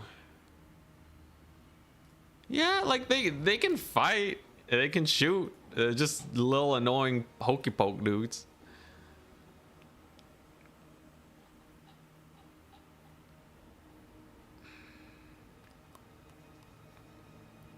Alright, sure, this build should be good enough. It's a weird one, but it's just gonna have to do. Castle and maxing to snipe the Doom Knights. That's the dream, I guess. I guess. Oh yeah, let's get this in. Okay. Come on, Martin, face me. I would love a 4-1 victory today. That would be great. One Castellan for each Doom Knight. If I could take an army of Castellans, I would probably win. Imagine just only Castellans. How hard would that be to kill? Because they're just constantly shooting at you, right? So if you reverse extrapolate that and say that you only have 2 Castellans instead of an army of them, they should be just as effective. Or I guess it's just normal extrapolating, but you know what I mean.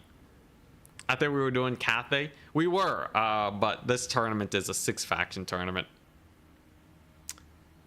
We were getting there, but then we lost to Greenskins barely. It was a good fight. And then we lost to Tzeentch. It was not a good fight. Massacre. Absolute bloody massacre.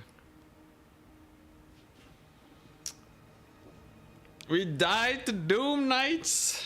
They are now known as the Hokey Pokey dudes. Dude, they're such a pain in the butt.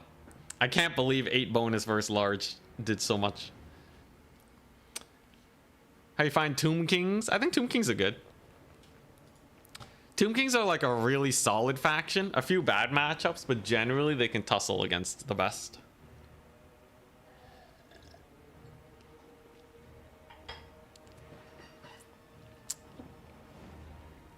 They have some good matchups too. Like versus Wood Elves. Very kite resistant, the Tomb Kings. Plague Drone still beat them? What? The Tomb Kings? Yo, Plague Drone buffs? Mass increase? Huge. Okay, so this is a very big map. I have a play. And that play is called Single Entity Snipe. I am hoping that my dear opponent, Martinus, has like a big old fat lord that I can just shoot to death with this Death Streak rocket launcher. Indeed, he has quite a few units, which means this guy, this guy going cook. He only costs 2,000. Surely he crushes it, right? Yo, you guys, yeah, I swear to God. All right, here we go. Nobody can call me no balls and Tissity ever again after this. And we got Drazoath, and he's gonna get mastery of the spells. And he's gonna Flames of Asgore everything. It's gonna be sick.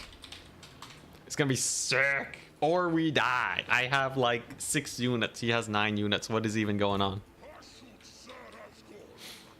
But Shotgun Bro should be able to get a lot of work done here. I have a ton of Infernal Guard Fire Glaives. If I just get a ludicrous amount of range units, I should be okay. As you can see, he has a Chaos Lord of Tzeentch, Forsaken, and a Soul Grinder. Huh. Okay, well that changes things. Interesting. Final Trains? Final Trains. Alright. Cathay Destroyer is fairly resistant to final transmutation. It's not the end of the world. Let's just get this bad boy in. Castellans will be really good for capturing points, I feel. The Cathay is gonna be annoying for him to deal with, right? Oh, is he getting in range of my little cannon here? Whoopsie daisies, wrong shot type. I thought it started as the other. I was thinking Sisters of Twilight. Well, that's a little awkward, but he's pulling away anyways. I'm sure it's fine. All right, little Chaos Sorcerer, what you have? What you got here? Can you defeat the Castellans? This is not a terrible situation for a couple Chaos Dwarf Warriors. Pretty good hokey poke. Castellans are doing pretty good for themselves. Does he dodge it? He does. No, he doesn't. He does not dodge the shot. So that hurts him quite a bit. His Soul Grinder is just miles away. Kind of a whatever type unit. He's really suffering the deeps. But he does capture the point. However, it took a lot of damage, right? That's not very fun for him. Cathay Destroyer is going to have the time of its life. And it's going to be very hard for my opponent to actually progress towards me, right? Generally, we can get a lot of trading value here. There they are. Centaurs of Tzeentch. Interesting. I don't have a lot of units here, but I should be able to get a little bit in. Now, do we take this fight? A Cathay Destroyer versus a bunch of Centaurs of Tzeentch. How does that even feel? Not entirely sure. I kind of want to see it. Looks like my opponent does not, however. And he's just backing it up. Okay. So, real passive game. Martin usually plays pretty passive when he sees that you don't. If you just have like a one artillery piece, he'll play pretty far back. We do get the point. I can probably get some good breath attacks here. Oh crap, Soul Grinder's on me. That's kind of my bad. Not too much damage. It does magic damage. I guess that missile resist really going well for us. Castellans are doing fine. So I guess we're just gonna... yeah, keep summoning in Dwarf Warriors. Castellans literally do not care about anything. They'll be fine. Unfortunately, the Soul Grinder does do a lot more damage to my big old behemoth dude over there. Not a whole lot we can do about that. But I got him pretty far pushed back. And these Castellans do a lot of damage to these basic units. I guess their piercing is going pretty well. And I could probably kill his caster too, if we play things out just right. A couple Centaurs on the flank. Not something that I'm too worried about. We have lots of Hobgoblin Riders. And some of these dudes. Some guns at the ready. Yo, he's still backing it up. This guy retreats. This guy absolutely retreats. Okay. Well, I guess I'll just move the Castellans here. I guess we'll just... guess we'll just get him in there. Yo, is he gonna dodge this? If he doesn't see it, we're set. It's pretty hard to see, actually. Oh, hell yeah. Alright, there you go. And that's a bunch of dead sour guts. So that's obviously a solid start. It's a solid play. He's gonna keep building up for sure though, so we have yeah, we gotta be a little wary. But there we go. Sour guts, very brutalized. Do I get a train now or something? Kind of wondering what we're supposed to do. Like, these guys will be great. They're poking away just fine. Castellans are actually best idea suggested by chat. I stand corrected. He's still pulling back, which is crazy to me. Drazi has, okay, 19% build up on his spell. That's not too bad. Okay, let's get him in. Let's get another one of these guys. Centaurs of Tzeentch surely can't kill these guys, right? So many range units. Okay, he can't dive the Castellans without Flames of Asgore just jumping him. So that's gonna be quite nice. Soul Grinder, I think we'll be able to get a shot off on me, but... oh, interesting. Okay, just straight up goes for the final transmutation. Thankfully, we get a partial dodge, so this guy won't take too much of that damage, but this one over here is absolutely gonna die. Fun thing about this, though, is that these guys cost 650 gold, so... it's not exactly like I'm crying over them, routing off just one of them. And this, yeah, he popped all his abilities, so it's not the worst, I'd say.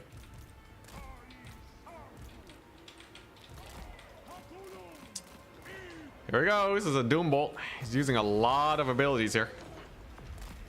Ah, dang. Forsaken kind of whiffed. Or shot kind of whiffed there. All right, here we go. That should kill the Forsaken off at least. There we go. Nice. That's a very big value trade.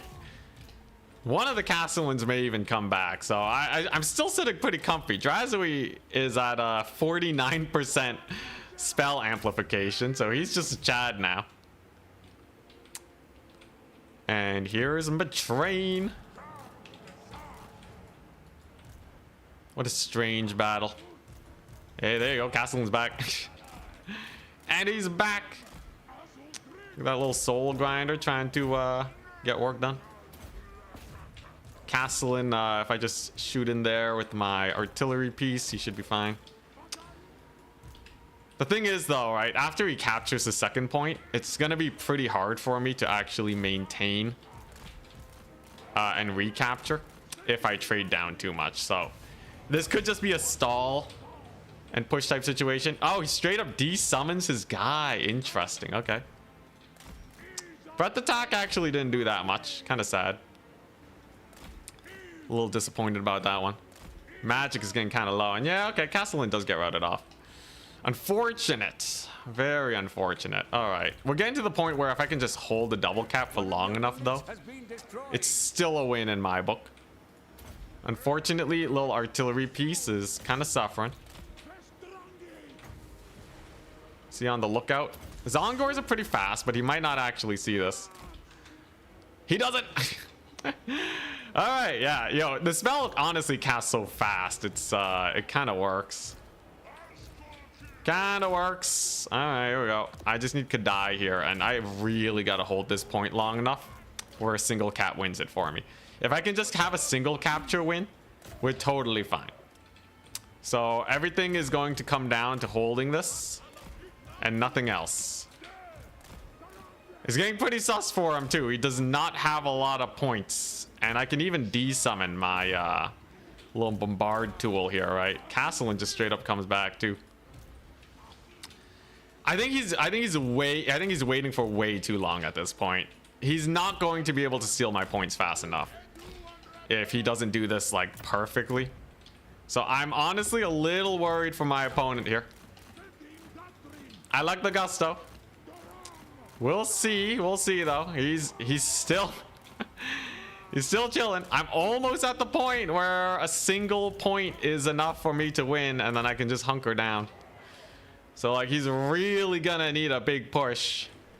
Guy has like 5 minutes left. I don't know, man. Yeah, there's the big push. Okay, so he does go for it now.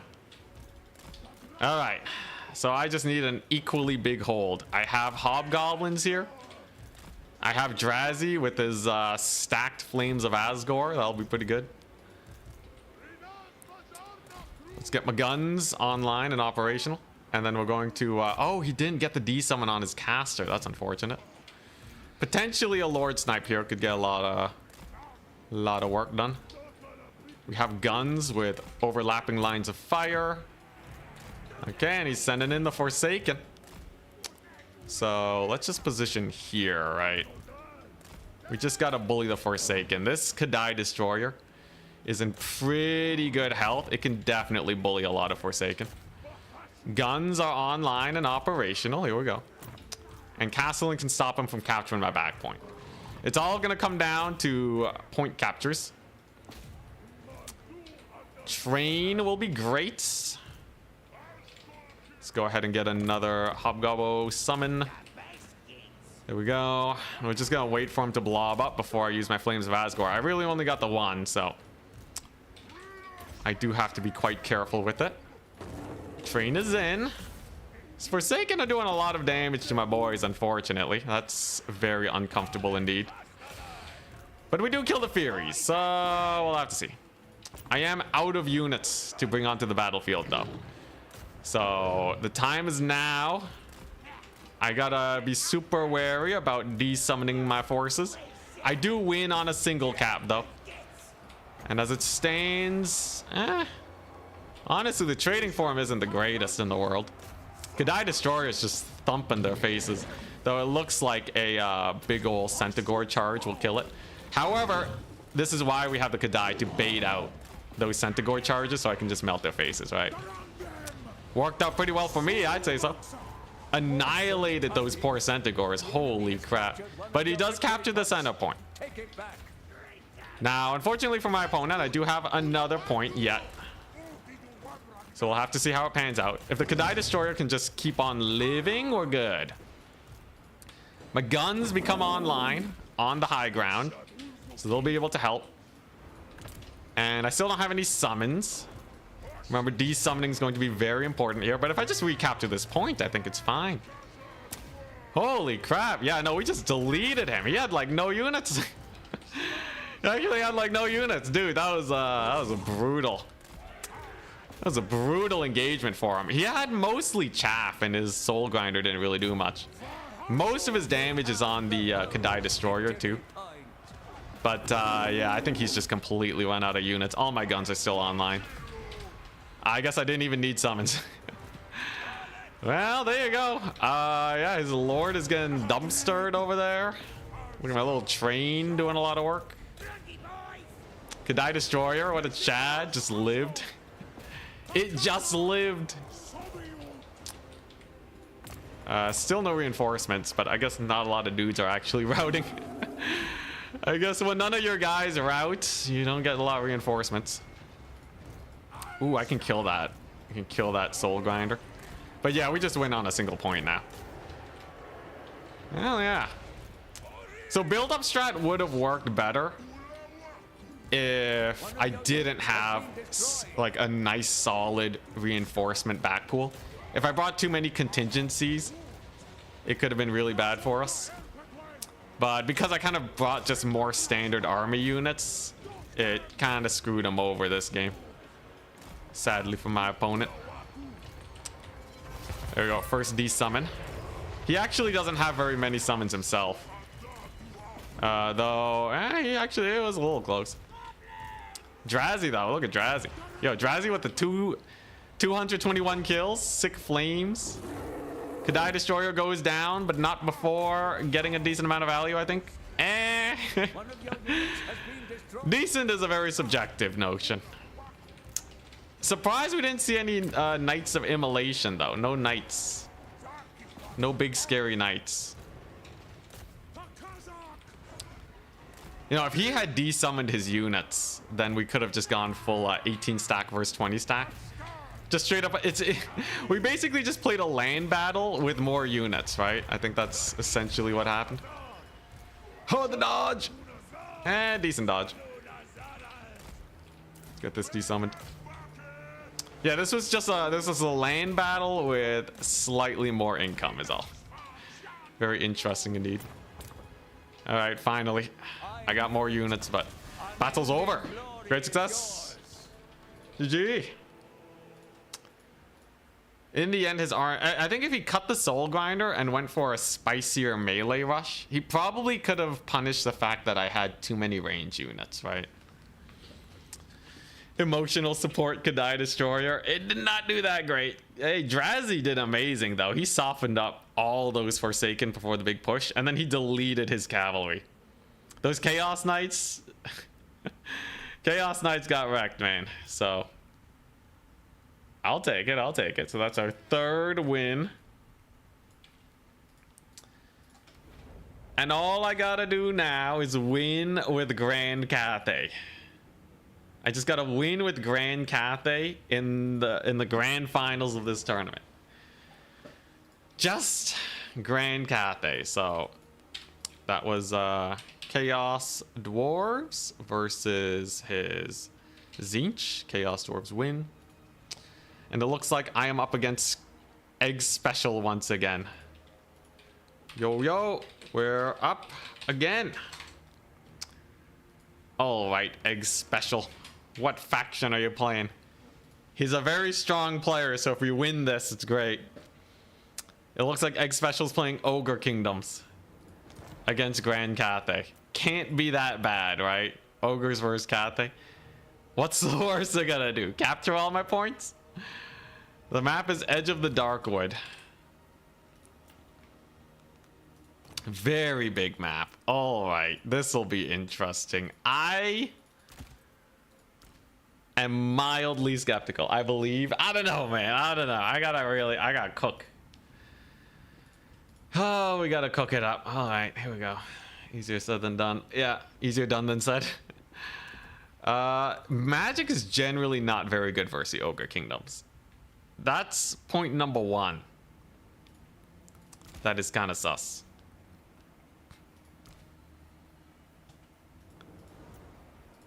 Actually, I gotta test something. I gotta test something.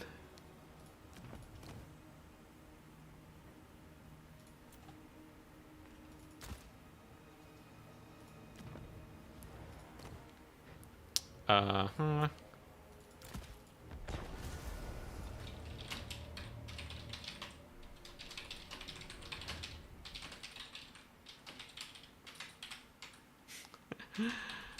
Oh yeah, here we go. Here's Screen Blocker. I want to see if Screen Blocker didn't cover it, but I want to see if Yuan Bo's Shems works if he's in dragon form. What spells does he still have in dragon form? I bet he only has like Talons of the Night. Can you Shem snipe with Yuan Bo?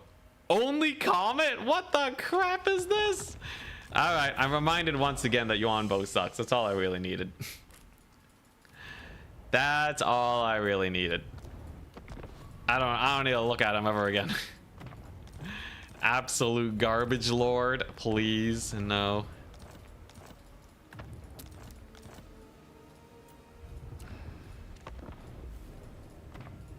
Yo, keep saying fail to host game. What's going on? Okay, whatever. I'll join his lobby. All right, here we go. Grand finals time. Just the Comet. That's so bad. Not even Talons. All right, so Grand Cathay.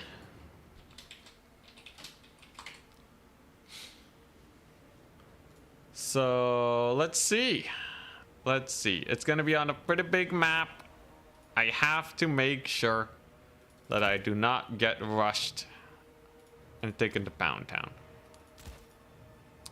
Ogre Kingdoms is his faction. Ogre Kingdoms. I wish Comet of Cassandora was good versus ogres, just like in lore. But it kind of suck. I would really... Okay, you know what? I'm just gonna do this. I think this is the only way I can feasibly take him out here. I think this is truly the only way we got this.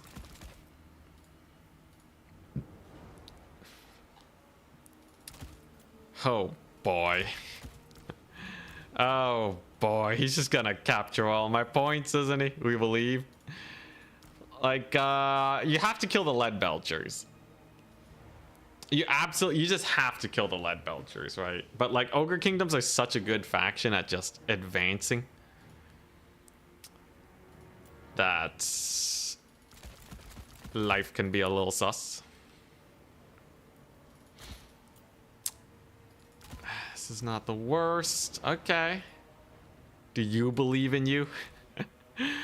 I don't know, man. Time to get Stonehorned. Oh yeah, Stonehorning is a thing. Forgot about Stonehorns. I can deal with the Stonehorn though. It's not the end of the world. If we do see it, I have tools. You think crane gunners are good into lead belchers? It's the rush, right? So like, crane gunners do okay into lead belchers, but then like they just walk over you and kill your crane gunners. That's what worries me the most.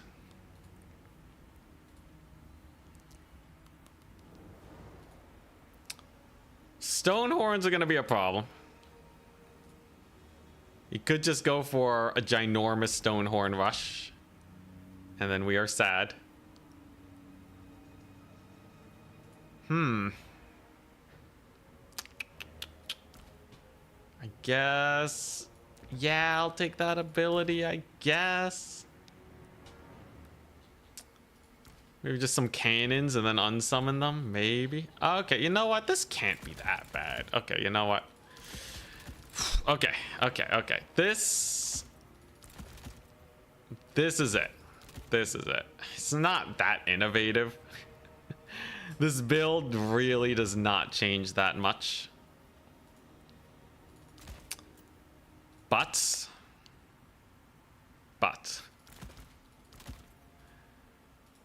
it's the best shot I have, guys. It's the best shot we have. I'm sticking to my guns. We will hope for the bestest. All my abilities and such are primed and set and ready to go. Green Giant into Globadiers. Green Giant for the Noblar Trappers. It would reflect their javelin throws. That's kind of funny. We gotta turn off fire at will with them. Come on, 5-in-1 spell amp. Come on. Missile mirror spam. Yeah, amped Storm of Shadows is really good for Stonehorns. That's definitely one of the better things we can do. If Egg Special goes for like the 5-minute no rush, I have to be really careful about that. Because as Cathay, I just can't really recapture points very well.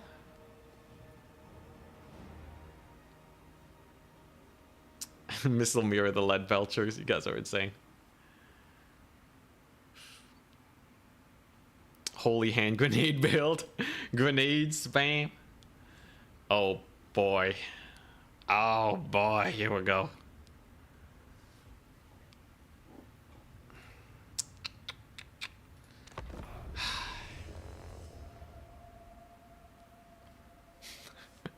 You know what? Screw it. There's only one way to play this.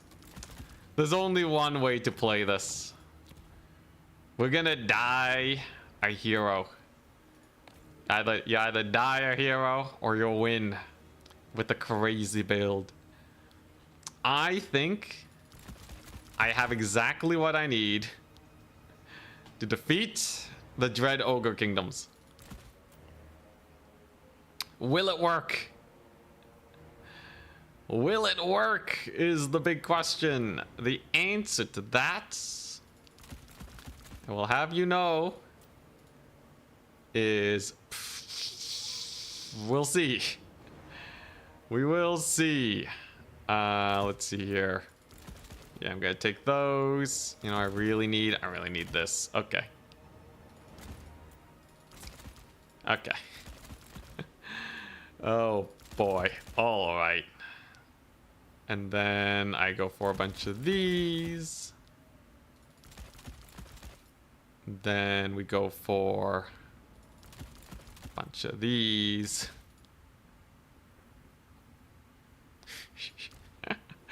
Oh God. All right, here we go. Here we go. This is a weird... Okay, all right. Look, this build though, this build absolutely cooks. I will have you know this build does cook. Oh yeah. Oh, this... Okay, here we go. No way! There's no way Ogre Kingdoms beat this. Scrambled Egg realized the way to win is to just wait and let me defeat myself. No, this is actually impossible to lose. This build right here.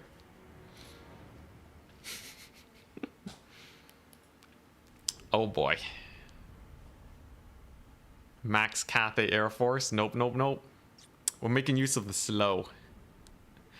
We're gonna make use of the slow. And the plan is simple. Ranged Max versus Ogres. Might seem insane, but if he goes for the Stonehorns, it's just gonna get obliterated by the slow, right? That's one free win that I will happily take. Next Cathay DLC, Anticity Flagellant Max. DPS, no melee defense. I feel like this feels like flagellation. Anyways, here we go. 16 units, dang it. Okay, so no free win. But I'm thinking, right, you give them the reload skill, and then you just rapid fire them into oblivion. Because I got these Celestials, right? I'm gonna need to capture points early here. Otherwise, we're screwed. And I do have my single entity squad. Alright, ready? Good luck, have fun. But look at these reserves. Look at them reserves. Archers and Iron Hails into the horizon. So the hope is I can just get 1 million of them. And then he just walks into me and dies. Now, him having this many units is bad. Don't get me wrong, him having this many units is really bad. But it's mostly Noblars. And any elite ogres are just gonna get melted. What am I seeing? Oh, you're gonna... You're gonna love this. He's ready. And we're going. So, quick capture. He has a main tide. Oh, God. Iron Guts, Ogre Bulls. This is Lord Slaughtermaster of Heavens with Chain Lightning. Okay. No Lead Belchers, though.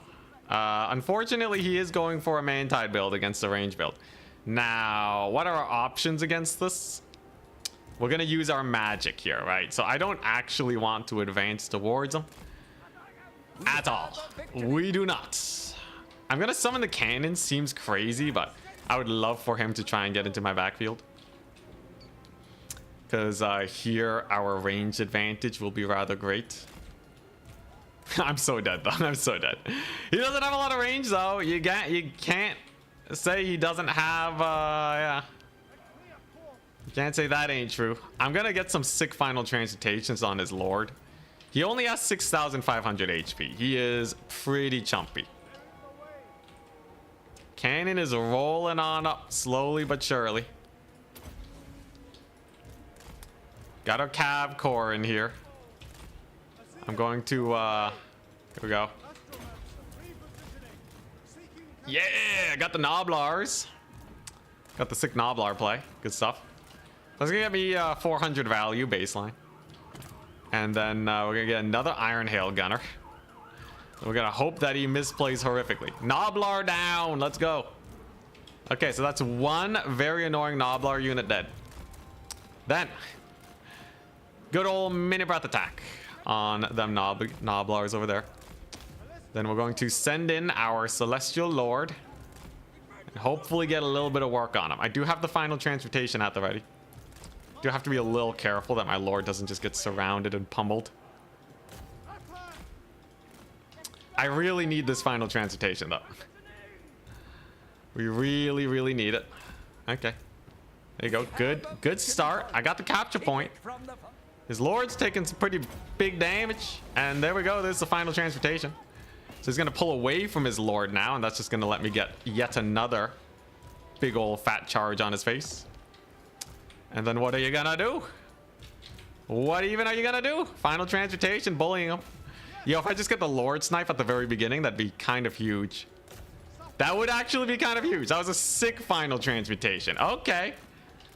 Good start, I guess. He's not summoning a lot of units, but his Lord is gone. Completely donezo. Not even a problem. Then we use our cannons to bully his forces over here. We're going to just do a little bit of keep away, right? Yeah, his lord's dead. All right, it's a start. It's a start. There's a bit of a slow, and then we play keep away. Caster's just gonna trounce around here. I might lose one of my peasant horsemen, but overall, we did fairly good here. All right, here we go. Saber Tusk are here, but they will get shot to bits. Here we go. He's trying to capture the point. Dude, that play, that Lord Snipe, probably just gave us a chance here, right? It gave us a proper chance. So let's actually start moving up because he doesn't have that much right now. Now is the time to make use of our advantage, right? He's gonna want to try and resummon his lord, and that's going to be the end of him. Guns are online and operational. They're just making their way downtown. There you go. Another big old AoE. Killing off them Noblars. A little bit of a rout there. And we're gonna summon in some cavalry to deal with Saber Tusks. He's already lost a good number of his forces. And he's a little spread out too, right? He's just that little bit spread out. Unfortunately, he will probably be able to take this point. Where's the Astromancer at? Chilling. My Celestials are firing away though. I just gotta make sure I don't get flanked, right? Get more range. He still doesn't have a lord, man. He doesn't even have a lord. It's fine. All right, here we go. Celestial Dragon Guard getting into position. Lots of damage on those Pigback Riders. Dude, the Pigback Rider Deeps is really cooking up today. Unfortunately, he does get a little bit of a catch on my Astromancer. Not a whole lot we can do there, right? I guess a final transmutation here is not bad, though, considering the number of units. And he does bring back his lord. It makes sense. But I have a capture point. I have a ludicrous amount of range units. I have a cannon firing at this little lady over here. As we uptrade with our spells, it will get harder and harder for him to actually dive my forces. So I'm kind of counting on that here today. We have a lot of range and we're playing on the defensive. It'll be almost impossible for him to actually push into my position. This thing's just chilling, I guess. It's just chilling. There's some more Pigback Riders. We definitely want to burst them down. Come on, second point. Give it to me. I'm going to get another. Get another Iron Hail Gunner. Just Iron Hail Gunners for life. He's taken so much damage from just the early skirmishing. This has to go well, right? Yeah, he's getting a little bit of stall strategies going, but I have a lot of guns. Yeah, huge hit. Huge hit. All right, there you go. Looks like he's trying to make a big play. We have lots overlapping fire here. And I'm just going to summon in another Peasant Horseman. I got to be careful with them, though.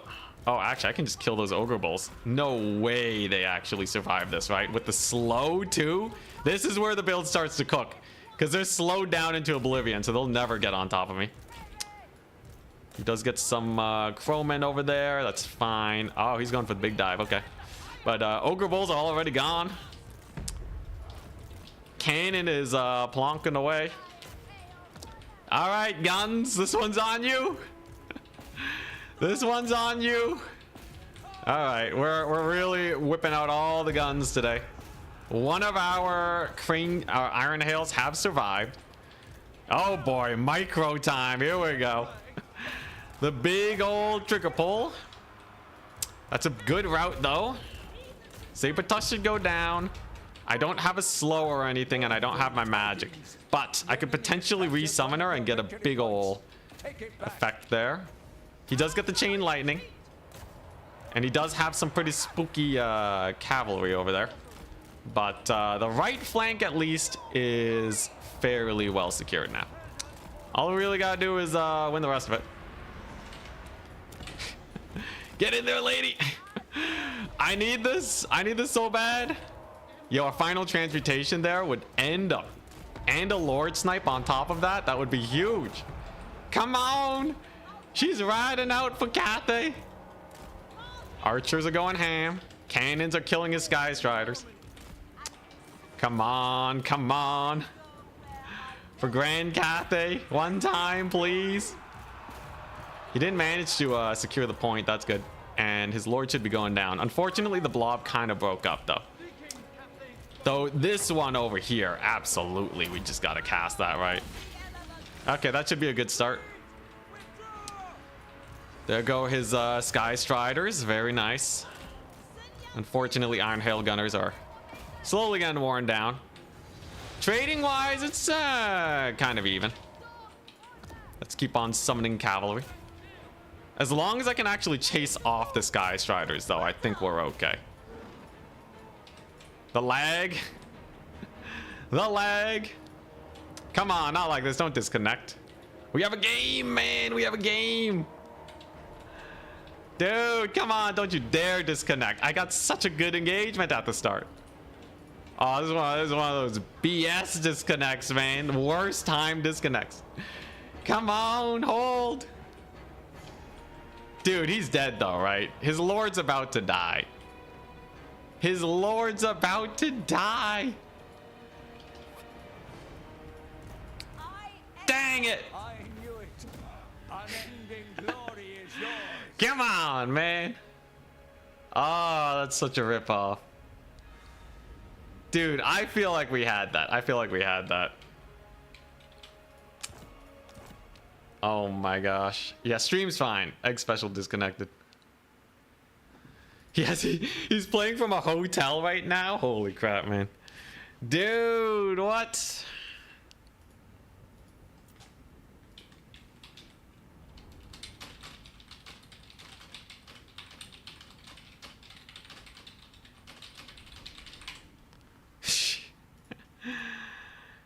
All right, all right. Oh my gosh, come on, the spell amp Cathay. It's so beautiful. All right. This is a low stakes tournament. We'll just play it again. We'll just play it again. If I can win it once, I can win it again. What was the value on the Alchemist? Crap, I forgot to check. Yeah, the Alchemist cooks so hard though.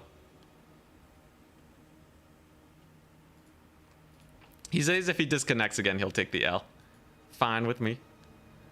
I think that Lord Snipe is almost unstoppable. He can't avoid getting Lord Sniped.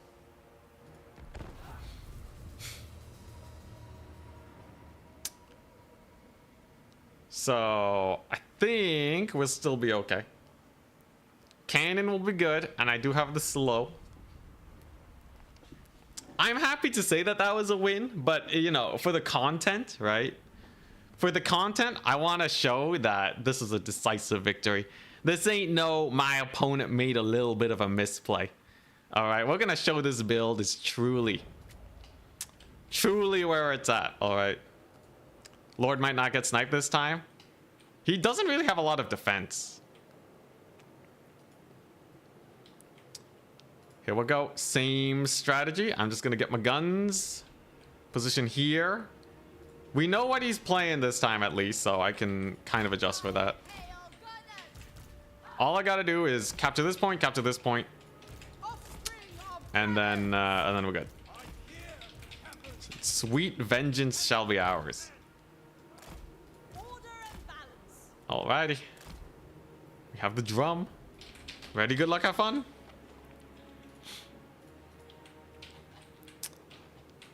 Here we go.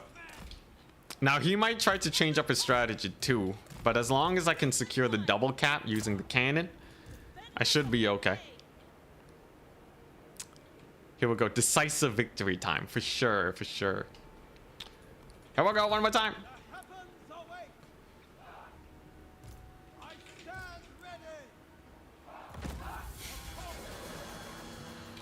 Here we go. Potatoes Devil, what's up? And we're gonna go here. We're gonna get our cannon. And then I'm just gonna camp this area. And just get a massive blob of range units. And then we'll get them. Lord Snipe is on its way. 2 Overcast Final Transmutations is, I believe, a guaranteed Lord kill. This map is massive, so I can just go ahead and do this. Summons in the Saber Tusk to get the capture point nice and early. And I'm just waiting for him to push into me, right? We're just asking for it. Celestials over there. And I just start spamming archers, and then we use our Storm of Shadows. He either splits up and goes wide, and we kind of pick him apart at the flanks. Or he goes for a tighter formation eats a final transmutation to the face. All will be very painful indeed. Honestly, doesn't seem like he has a lot of ranged units anyway, so we'll just push on in over there. Get the cannon to a nice solid position by our reinforcement point there. We know we can kill off some Noblars with this guy. He's great for that. Some pigback rider massacres. The value he can get is insane. Oh, hell yeah. No dodge, son. No dodge. Dude, it massacres them so hard. Okay, yeah, so those pigback riders are just dead. Yeah, there you go. Even with the partial dodge, not good enough. Okay, let's just keep massing up. We're gonna stall them out, chase off them pigback riders, and then hopefully get some sick final transmutations. Unfortunately, they'll probably rally, but I think it's fine. So he does have his little storm lightning ability. If I can capture this point, though, that's definitely a big plus for me. And we do? Oh my god, misplay from my opponent. Kind of goofed that one up. Let me get the point. Interesting. Let's just keep hunkering down. We can kill those saber tusks, absolutely. While that slow is active. He can't just go for a big dive or he eats a final transmutation to the face. And that should be a great saber tusk Picarino. Very nice. I'm just inviting him to blob up, essentially. All right, 1 unit of cavalry here. Dang, okay, actually, if he cast Chain Lightning there, we would have straight up died. That was actually kind of a very risky maneuver on my part. 1 Chain Lightning, and yeah, it's completely over. Okay, here we go. He will be able to take back up into the air to continue the Noblar escort. Although these Noblars are basically gone anyways, I might as well just bring them here, right? To handle this situation. The real fights. Let's get another Iron Hail over there. I can just kill off these pigback riders. I'm sure it's fine. Celestial Dragon Guard at the ready. We're just posting up. We're just posting up. Let's go ahead and get the mega value. Great thing about this guy, you can actually chase the unit. You know, at first I thought that Moonflare not activating, like not stopping him before activating, was bad. But it's actually insane that you can just position after casting the ability to kill the unit. It's kind of bonkers, I'm not gonna lie. It's pretty sick. We've caught up in terms of units too. That's gonna be rather painful for my opponent. But what is his plan now? He is slowly getting worn down. The artillery piece is in a comfortable position, relatively. And he's gonna be summoning in more saber tusk packs. Okay. Nothing I can't rout off, for sure. In fact, I would happily take a fight versus mobility right now. Because we know that final transmutation cooks. We do know that. Oh, his lord just took a cannonball to the face, I think. I believe that was a cannonball to the face. That just did so much damage. Blood vultures getting bullied. Hell yeah. If I terror out them, they're just off the map. This would be great. But it looks like he wants to go for the main fight now. So we must get into position. Crane gunners. Cavalry is going to be my last summon. We did rout off the blood vultures. Huge. Come on. Yes. Blood vultures are gone. All right. Now we don't give him this point. Cannons will just plonk away at his bulls.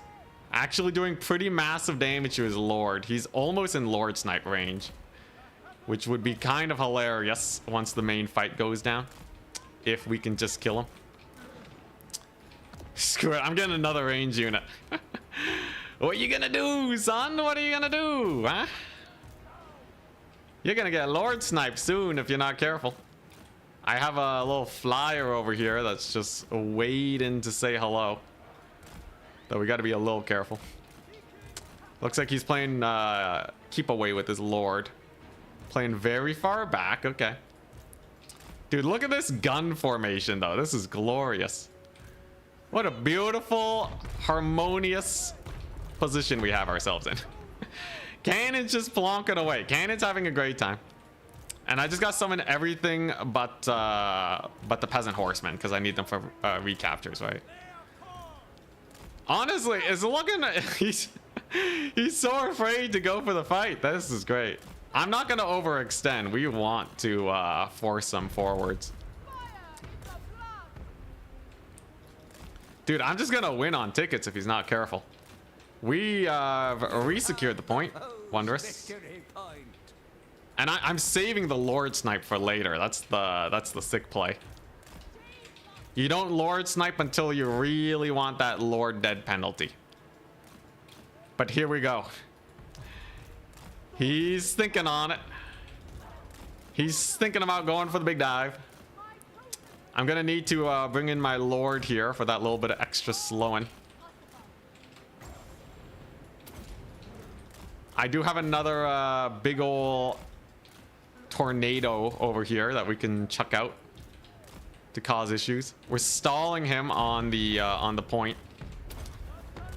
Another massive tornado, huge. All right, and the battle begins in earnest.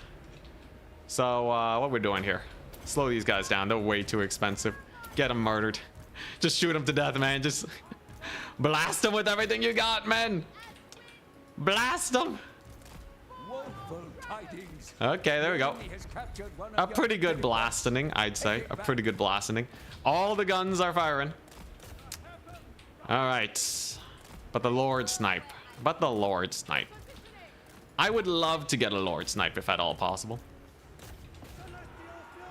So I'm gonna go for it. I'm just gonna go for it. Hopefully it works out. Wish me luck, people. Wish me luck. Almost all my guns are able to fire at least. And okay. Here we go. Get that sick Lord Snipe. He's low. If I can kill off his lord, the Ogre Kingdoms really suffer leadership wise. So I think everything is gonna come down to this. My cavalry squad defending the backline's doing great. Killing off that one ogre unit at the beginning was huge too. I just need to make sure the Astromancer is available and ready to help. Looks like guns are doing pretty well overall. Crane gunners are cooking up a storm. Wondrous. His lord's looking a little low. Though he lives. He does rout. Okay, that's a good start. That's a very good start. We just gotta keep up the pace. Keep up the pace. I just gotta finish the job. If I gotta overcast another final transmutation on him, I'll do it. Because I think this entire game hinges on him dying right now. 17 seconds. 12 seconds. I'm gonna stop his guys from retreating. All right, come on. We have a big old core here still alive. He has gone that triple cap though. Oh, his lord's really suffering. And it's done. His lord is absolutely dead. All right, all I gotta do is hunker down and survive the rest of the onslaught. Cause that fear. We have the war drum active. His lord just died. I think. He should be dead anyways. Lord lost penalty should be active. Okay, yeah, Lord died recently. Beautiful, beautiful. All right, that's a good start. Let's start summoning in those peasant horsemen, why don't we? And I just have to finish the tradings, right? It's a little sus. There's a lot going on here. He does have a triple cap, right? Come on. Come on.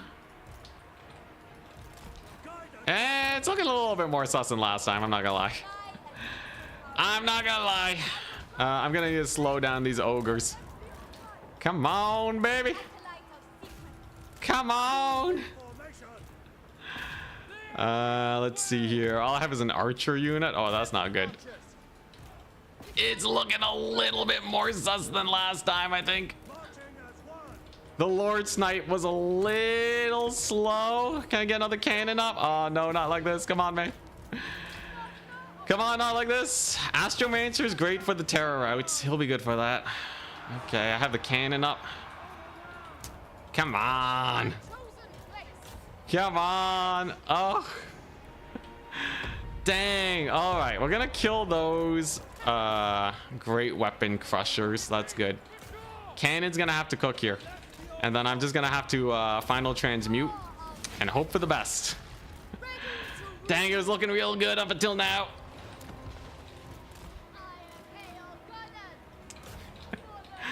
Come on. All right, that's a pretty good final transportation. And that's going to be some pretty good routes, I believe. I just need those ogre bulls off my back. I'm going to need to close it out by recapturing though, and yeah, I think he has a bit too much. I think he has a bit too much. We don't have the value trading lead that we had last time. Dang it, man. Dang it. Oh, that's such a shame. That's an absolute shame. Oh, God. I don't know how much the war drum actually did in this build, in like a range max build.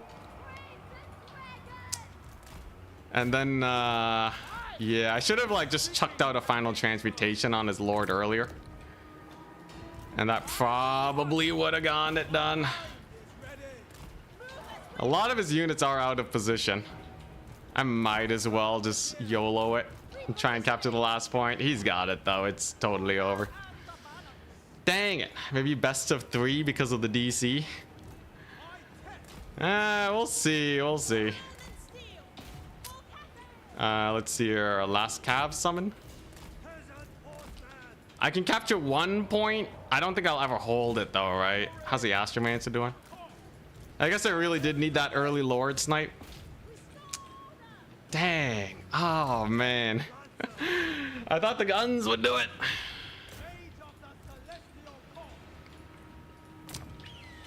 And there we go. Birdlands. 1 capture point, but it will not be enough. Unfortunate. There goes the pigback riders.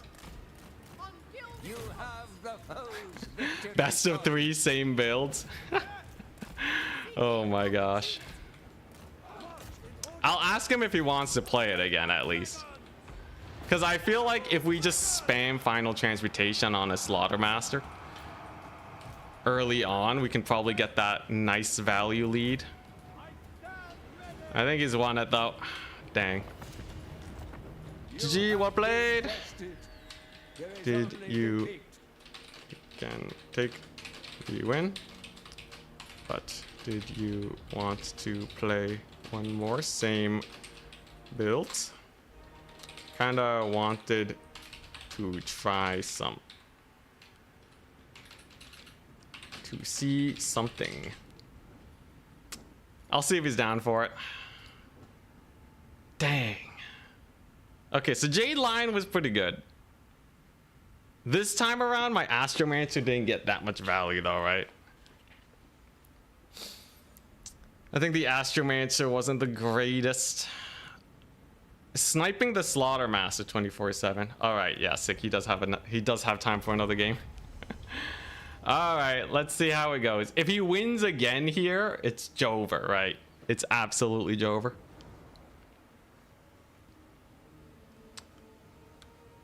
Unfortunately, this game does have internet connections, but I really, you know, I don't want to. I want this build to like work. I want it to work. I'm happy. You know, I don't want to just win because my opponent misplayed and like threw his lord, right?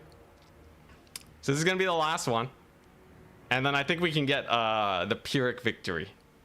We can get a Pyrrhic victory if we can beat his build.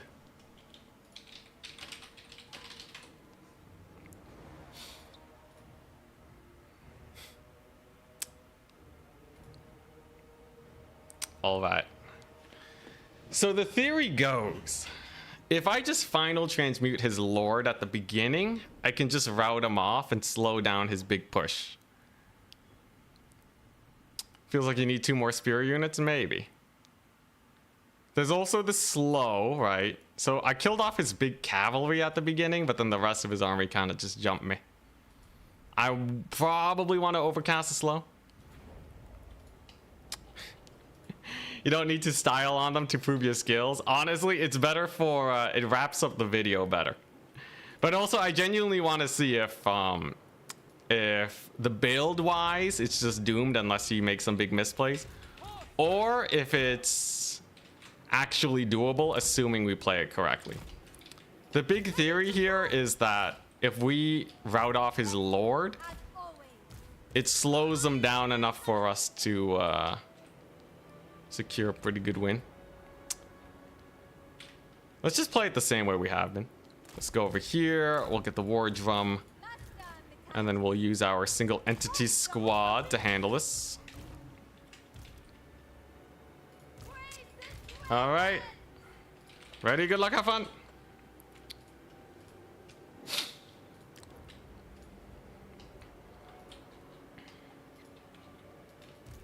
All right. Final game.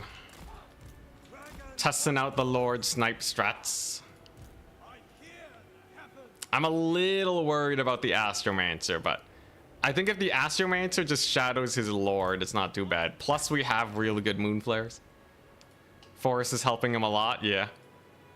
Though this map is pretty nice for playing defensively, so I don't think it's the end of the world. Here we go.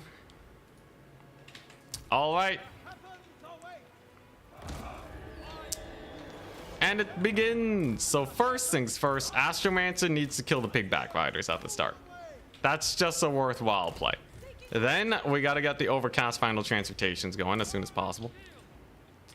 I assume he's going to go for a big old forest flanking again, which we will have to manage. And do I want more cavalry this time? Do I just go for the cav spam? You know what? Maybe we do. I think the range spam is fun and all, but it doesn't really cook super well in this build. Okay, so we want to capture this point to force them to advance as fast as possible. Then we're gonna park our units over here. And then we're going to bring in the Astromancer. So he's gonna try and dodge. It's almost undodgeable if we catch out most of the Noblars there. At least half is what we're aiming for. Good old point number one is secured. We're going to turn on extra reload speed, and then we sit back and we wait. There you go. Noblar is down for the count. Let's see if we can get this captured. Yeah, Iron Hails don't really do that much damage. This would have been way better versus a like a Stonehorn type build, but yeah, I actually don't have time to chase off those guys. It's just not worth. It's just not worth. All right, so there he goes. Trying to get into position. There's the army split that he likes going for. This time I'm going way harder on the cav spam though. Could try to intercept these guys, but I think it would just result in a big fat rush again. So let's not go for that. I think we actually can just go for his lord though. I really wonder if the Ogre Bulls can actually kill him or what. And like, of course, this is some pretty good deeps, right? Pretty good deeps, actually. And there go his saber tusks. Nice. Lord took a little bit of damage. Nothing too impressive, though. You know what? I'm just going to avoid these guys. Just going to avoid these guys and push into this force instead. And then hopefully that works out. Gotta route these guys as fast as possible, so that means using that breath attack. And hopefully, as long as I don't get baited out into a chain lightning, I should be able to take this out. There's another big cav charge. Does route off one peasant horseman. A single peasant horseman is not the end of the world. And then, yeah, I'm just going to do that. Saber tusks are getting bullied for sure. Let's keep going. Alright, that's actually pretty good work that my Jade Lancers are doing there against him. And then if the Astromancer can kill his Lord, everything's fine. Huzzah! Super Tusks go down. Lord Snipe incoming. And then we just shoot these guys. His splitting of the army actually puts him in a pretty rough position if I don't spam ranged. I think spamming ranged is just too memey. I don't think you're supposed to do that. How's my Lord doing? She's doing fine. There you go, another big pick. Glorious, glorious. Yeah, dude, he's just gonna lose his Lord. He doesn't have like half his army. Yeah, I think it's just over just like this. Wow, okay. So I think this is one way you can potentially punish the ogres if they don't commit to your forces. I think he kind of just made a misplay again though. So yeah, I don't know. Hey, it's still you know, a win's a win at least. His Lord's dead and I have a million range units here that are just ready to crump his forces. This was actually very decisive too, I must say. I can chuck out the slow here to really hunker down on them ogres. And then as soon as his Lord dies, we're good. As long as these ogre bulls don't get too much damage in. We'll see. The slow lasts a long time. It's still another like 15 seconds, right? Holy crap, that slow lasts a long time. The slow lasts a really long time. Okay, all right, kind of like that. All right, peasant horseman time. Get the Cav Max. It was a Cav Max build this whole time. Let's see, melee attacks looking good. There you go. So they're all gonzo. His Lord just fled the battlefield. All right, so now he's trying to pull it back, right? I do have a slow. It's in 5 seconds. He might not expect it to be up, and then he YOLOs his super expensive cavalry into me. And then they all die. Unfortunately for me, my opponent knows how to play the game. So they do pull out. Here comes the ginormous flanking too. I will be able to secure this point though. This battle's way more dynamic now that we've decided to go for cavalry. Interesting indeed. All right. Now what? One Grand Cannon, I guess. Hey, Grand Cannon can hit some Noblars from there. That's pretty cool. All right. So now I'm the one capturing his flank point. How awkward for my opponent. Gonna still have to play close together here. And the peasant horseman will be so good for this situation. He might go for one big push to try and kill me here though. So we must play very carefully. Though no Lord means that these Noblars are effectively as good as dead. Very high DPS on my dudes. Then we go over here. Catch some doggos on the way out. And then, come on. There you go. This is slow. Oh, the rampage. It's helping them charge forwards. Okay, at least that was pretty good. I can capture this back point again. And then we go in here. Astromancer. And then a big ol' surround on those guys should be good. Let's see here. Extra melee attack. Yeah, all right. That should be good enough. Alrighty, there we go. We captured the middle point too. He's actually almost fully captured. There's a Plague of Rust, which just annihilates them. Oh my goodness. And then we bring in the crane gunners. Okay, so actually the cavalry is a solid option. You don't have to go for the max guns. Yeah, value lead is insane for us right now. Value lead is bonkers. Final transportation did okay. Unfortunately, it could have been a little bit better.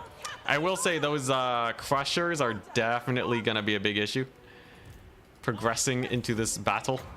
I'm going to try and give them an armor debuff. I think that's kind of all I have. going for me right now. We are completely out of cavalry too, but the triple cap is nice. Plague of Rust is nice. And I can start spamming out archers too. Cannon can push up. And then maybe that'll be enough for the late game. If he still wins this one after such a crazy lead. Cathay just sucks. Cathay just is hot garbage. So we'll see. Celestials need to pull back. He is pulling back in the value, by the way. That is something to consider. Astromancer is struggling against those crushers. They are such a menace. And he brought his lord back. Oh boy. All right, here we go. I'm gonna need my Jade Lancers back, man. Okay, I have a couple of them in reserve that have been a little bit out of position. Let's see how this pans out. We have our capture horsemen here.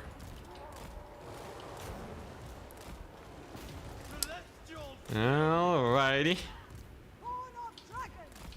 Jeez, those crushers are such a menace, but I think I'm about to get a massive charge on them.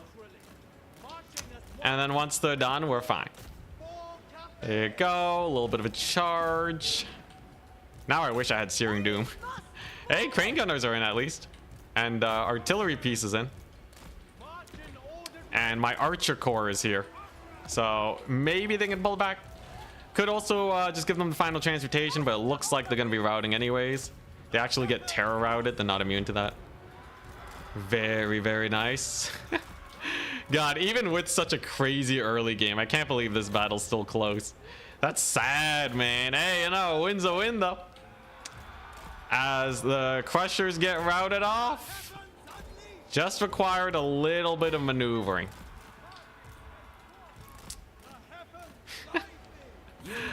Oh, man. All right. All right, we're giddies. I'm happy to know that the build works. He taps out. GG, well played. I'll take it. I'll take it. At least we showed that Cathay is not garbage. GG, well played. At least we showed Cathay was not completely garbage. I really like the Celestial Dragon crossbows. I really don't like the Iron Hail Gunners. Iron Hail Gunners feel like garbage. I do really like the final transmutation, though. It was a good game. It was a good game. We got a lot of slows. We got a little Lord snipe. I'll take it. GG, well played. At least my curiosity is sated. Iron Hail Gunners are great if they shoot. Yeah, he did make a lot of misplays that game though, but hey, it's not impossible. Like the Jade Lancers did well. If he had pulled back and gone for one giant push on me, it would have been way more sus. But such is life. You don't like Iron Hails? Nah, they don't really have the same DPS as like the Vampire Coast Guns. Technically, they paid for themselves that game, but like he wasn't full rushing them. Suspiciously smooth connection when nothing's on the line. It happens though. It happens. I've had a similar situation happen before where my PC monitor just turned off mid-battle, and then I lost at like a pivotal moment right after I lost a little bit of value. It totally happens. Anyways, I'm happy to call it a game. Scrambled Egg wins the tournament, but we've shown that these Spellamp builds have some teeth. They have some teeth. Against ogres in the future, I might just run Searing Doom to kill off Bowl Blobs, but I guess Final Transmuting his Lord is good enough. I would love to see Cathay with Spirit Leech at some point. Or like even a Melkoth. Just giving them Melkoths, man. So many of these spells are just lackluster. But anyways, I'm still gonna run Cathay tomorrow. I still have to beat an SFT with them. But we probably won't run the Spellamp build. I'm just going to try running legit Cathay builds. For all of you guys have been begging me to bring Celestial Lions and Terracottas, keep an eye out. Should be good. Anyways, yeah. He gets the win. I just wanted to get the rematch.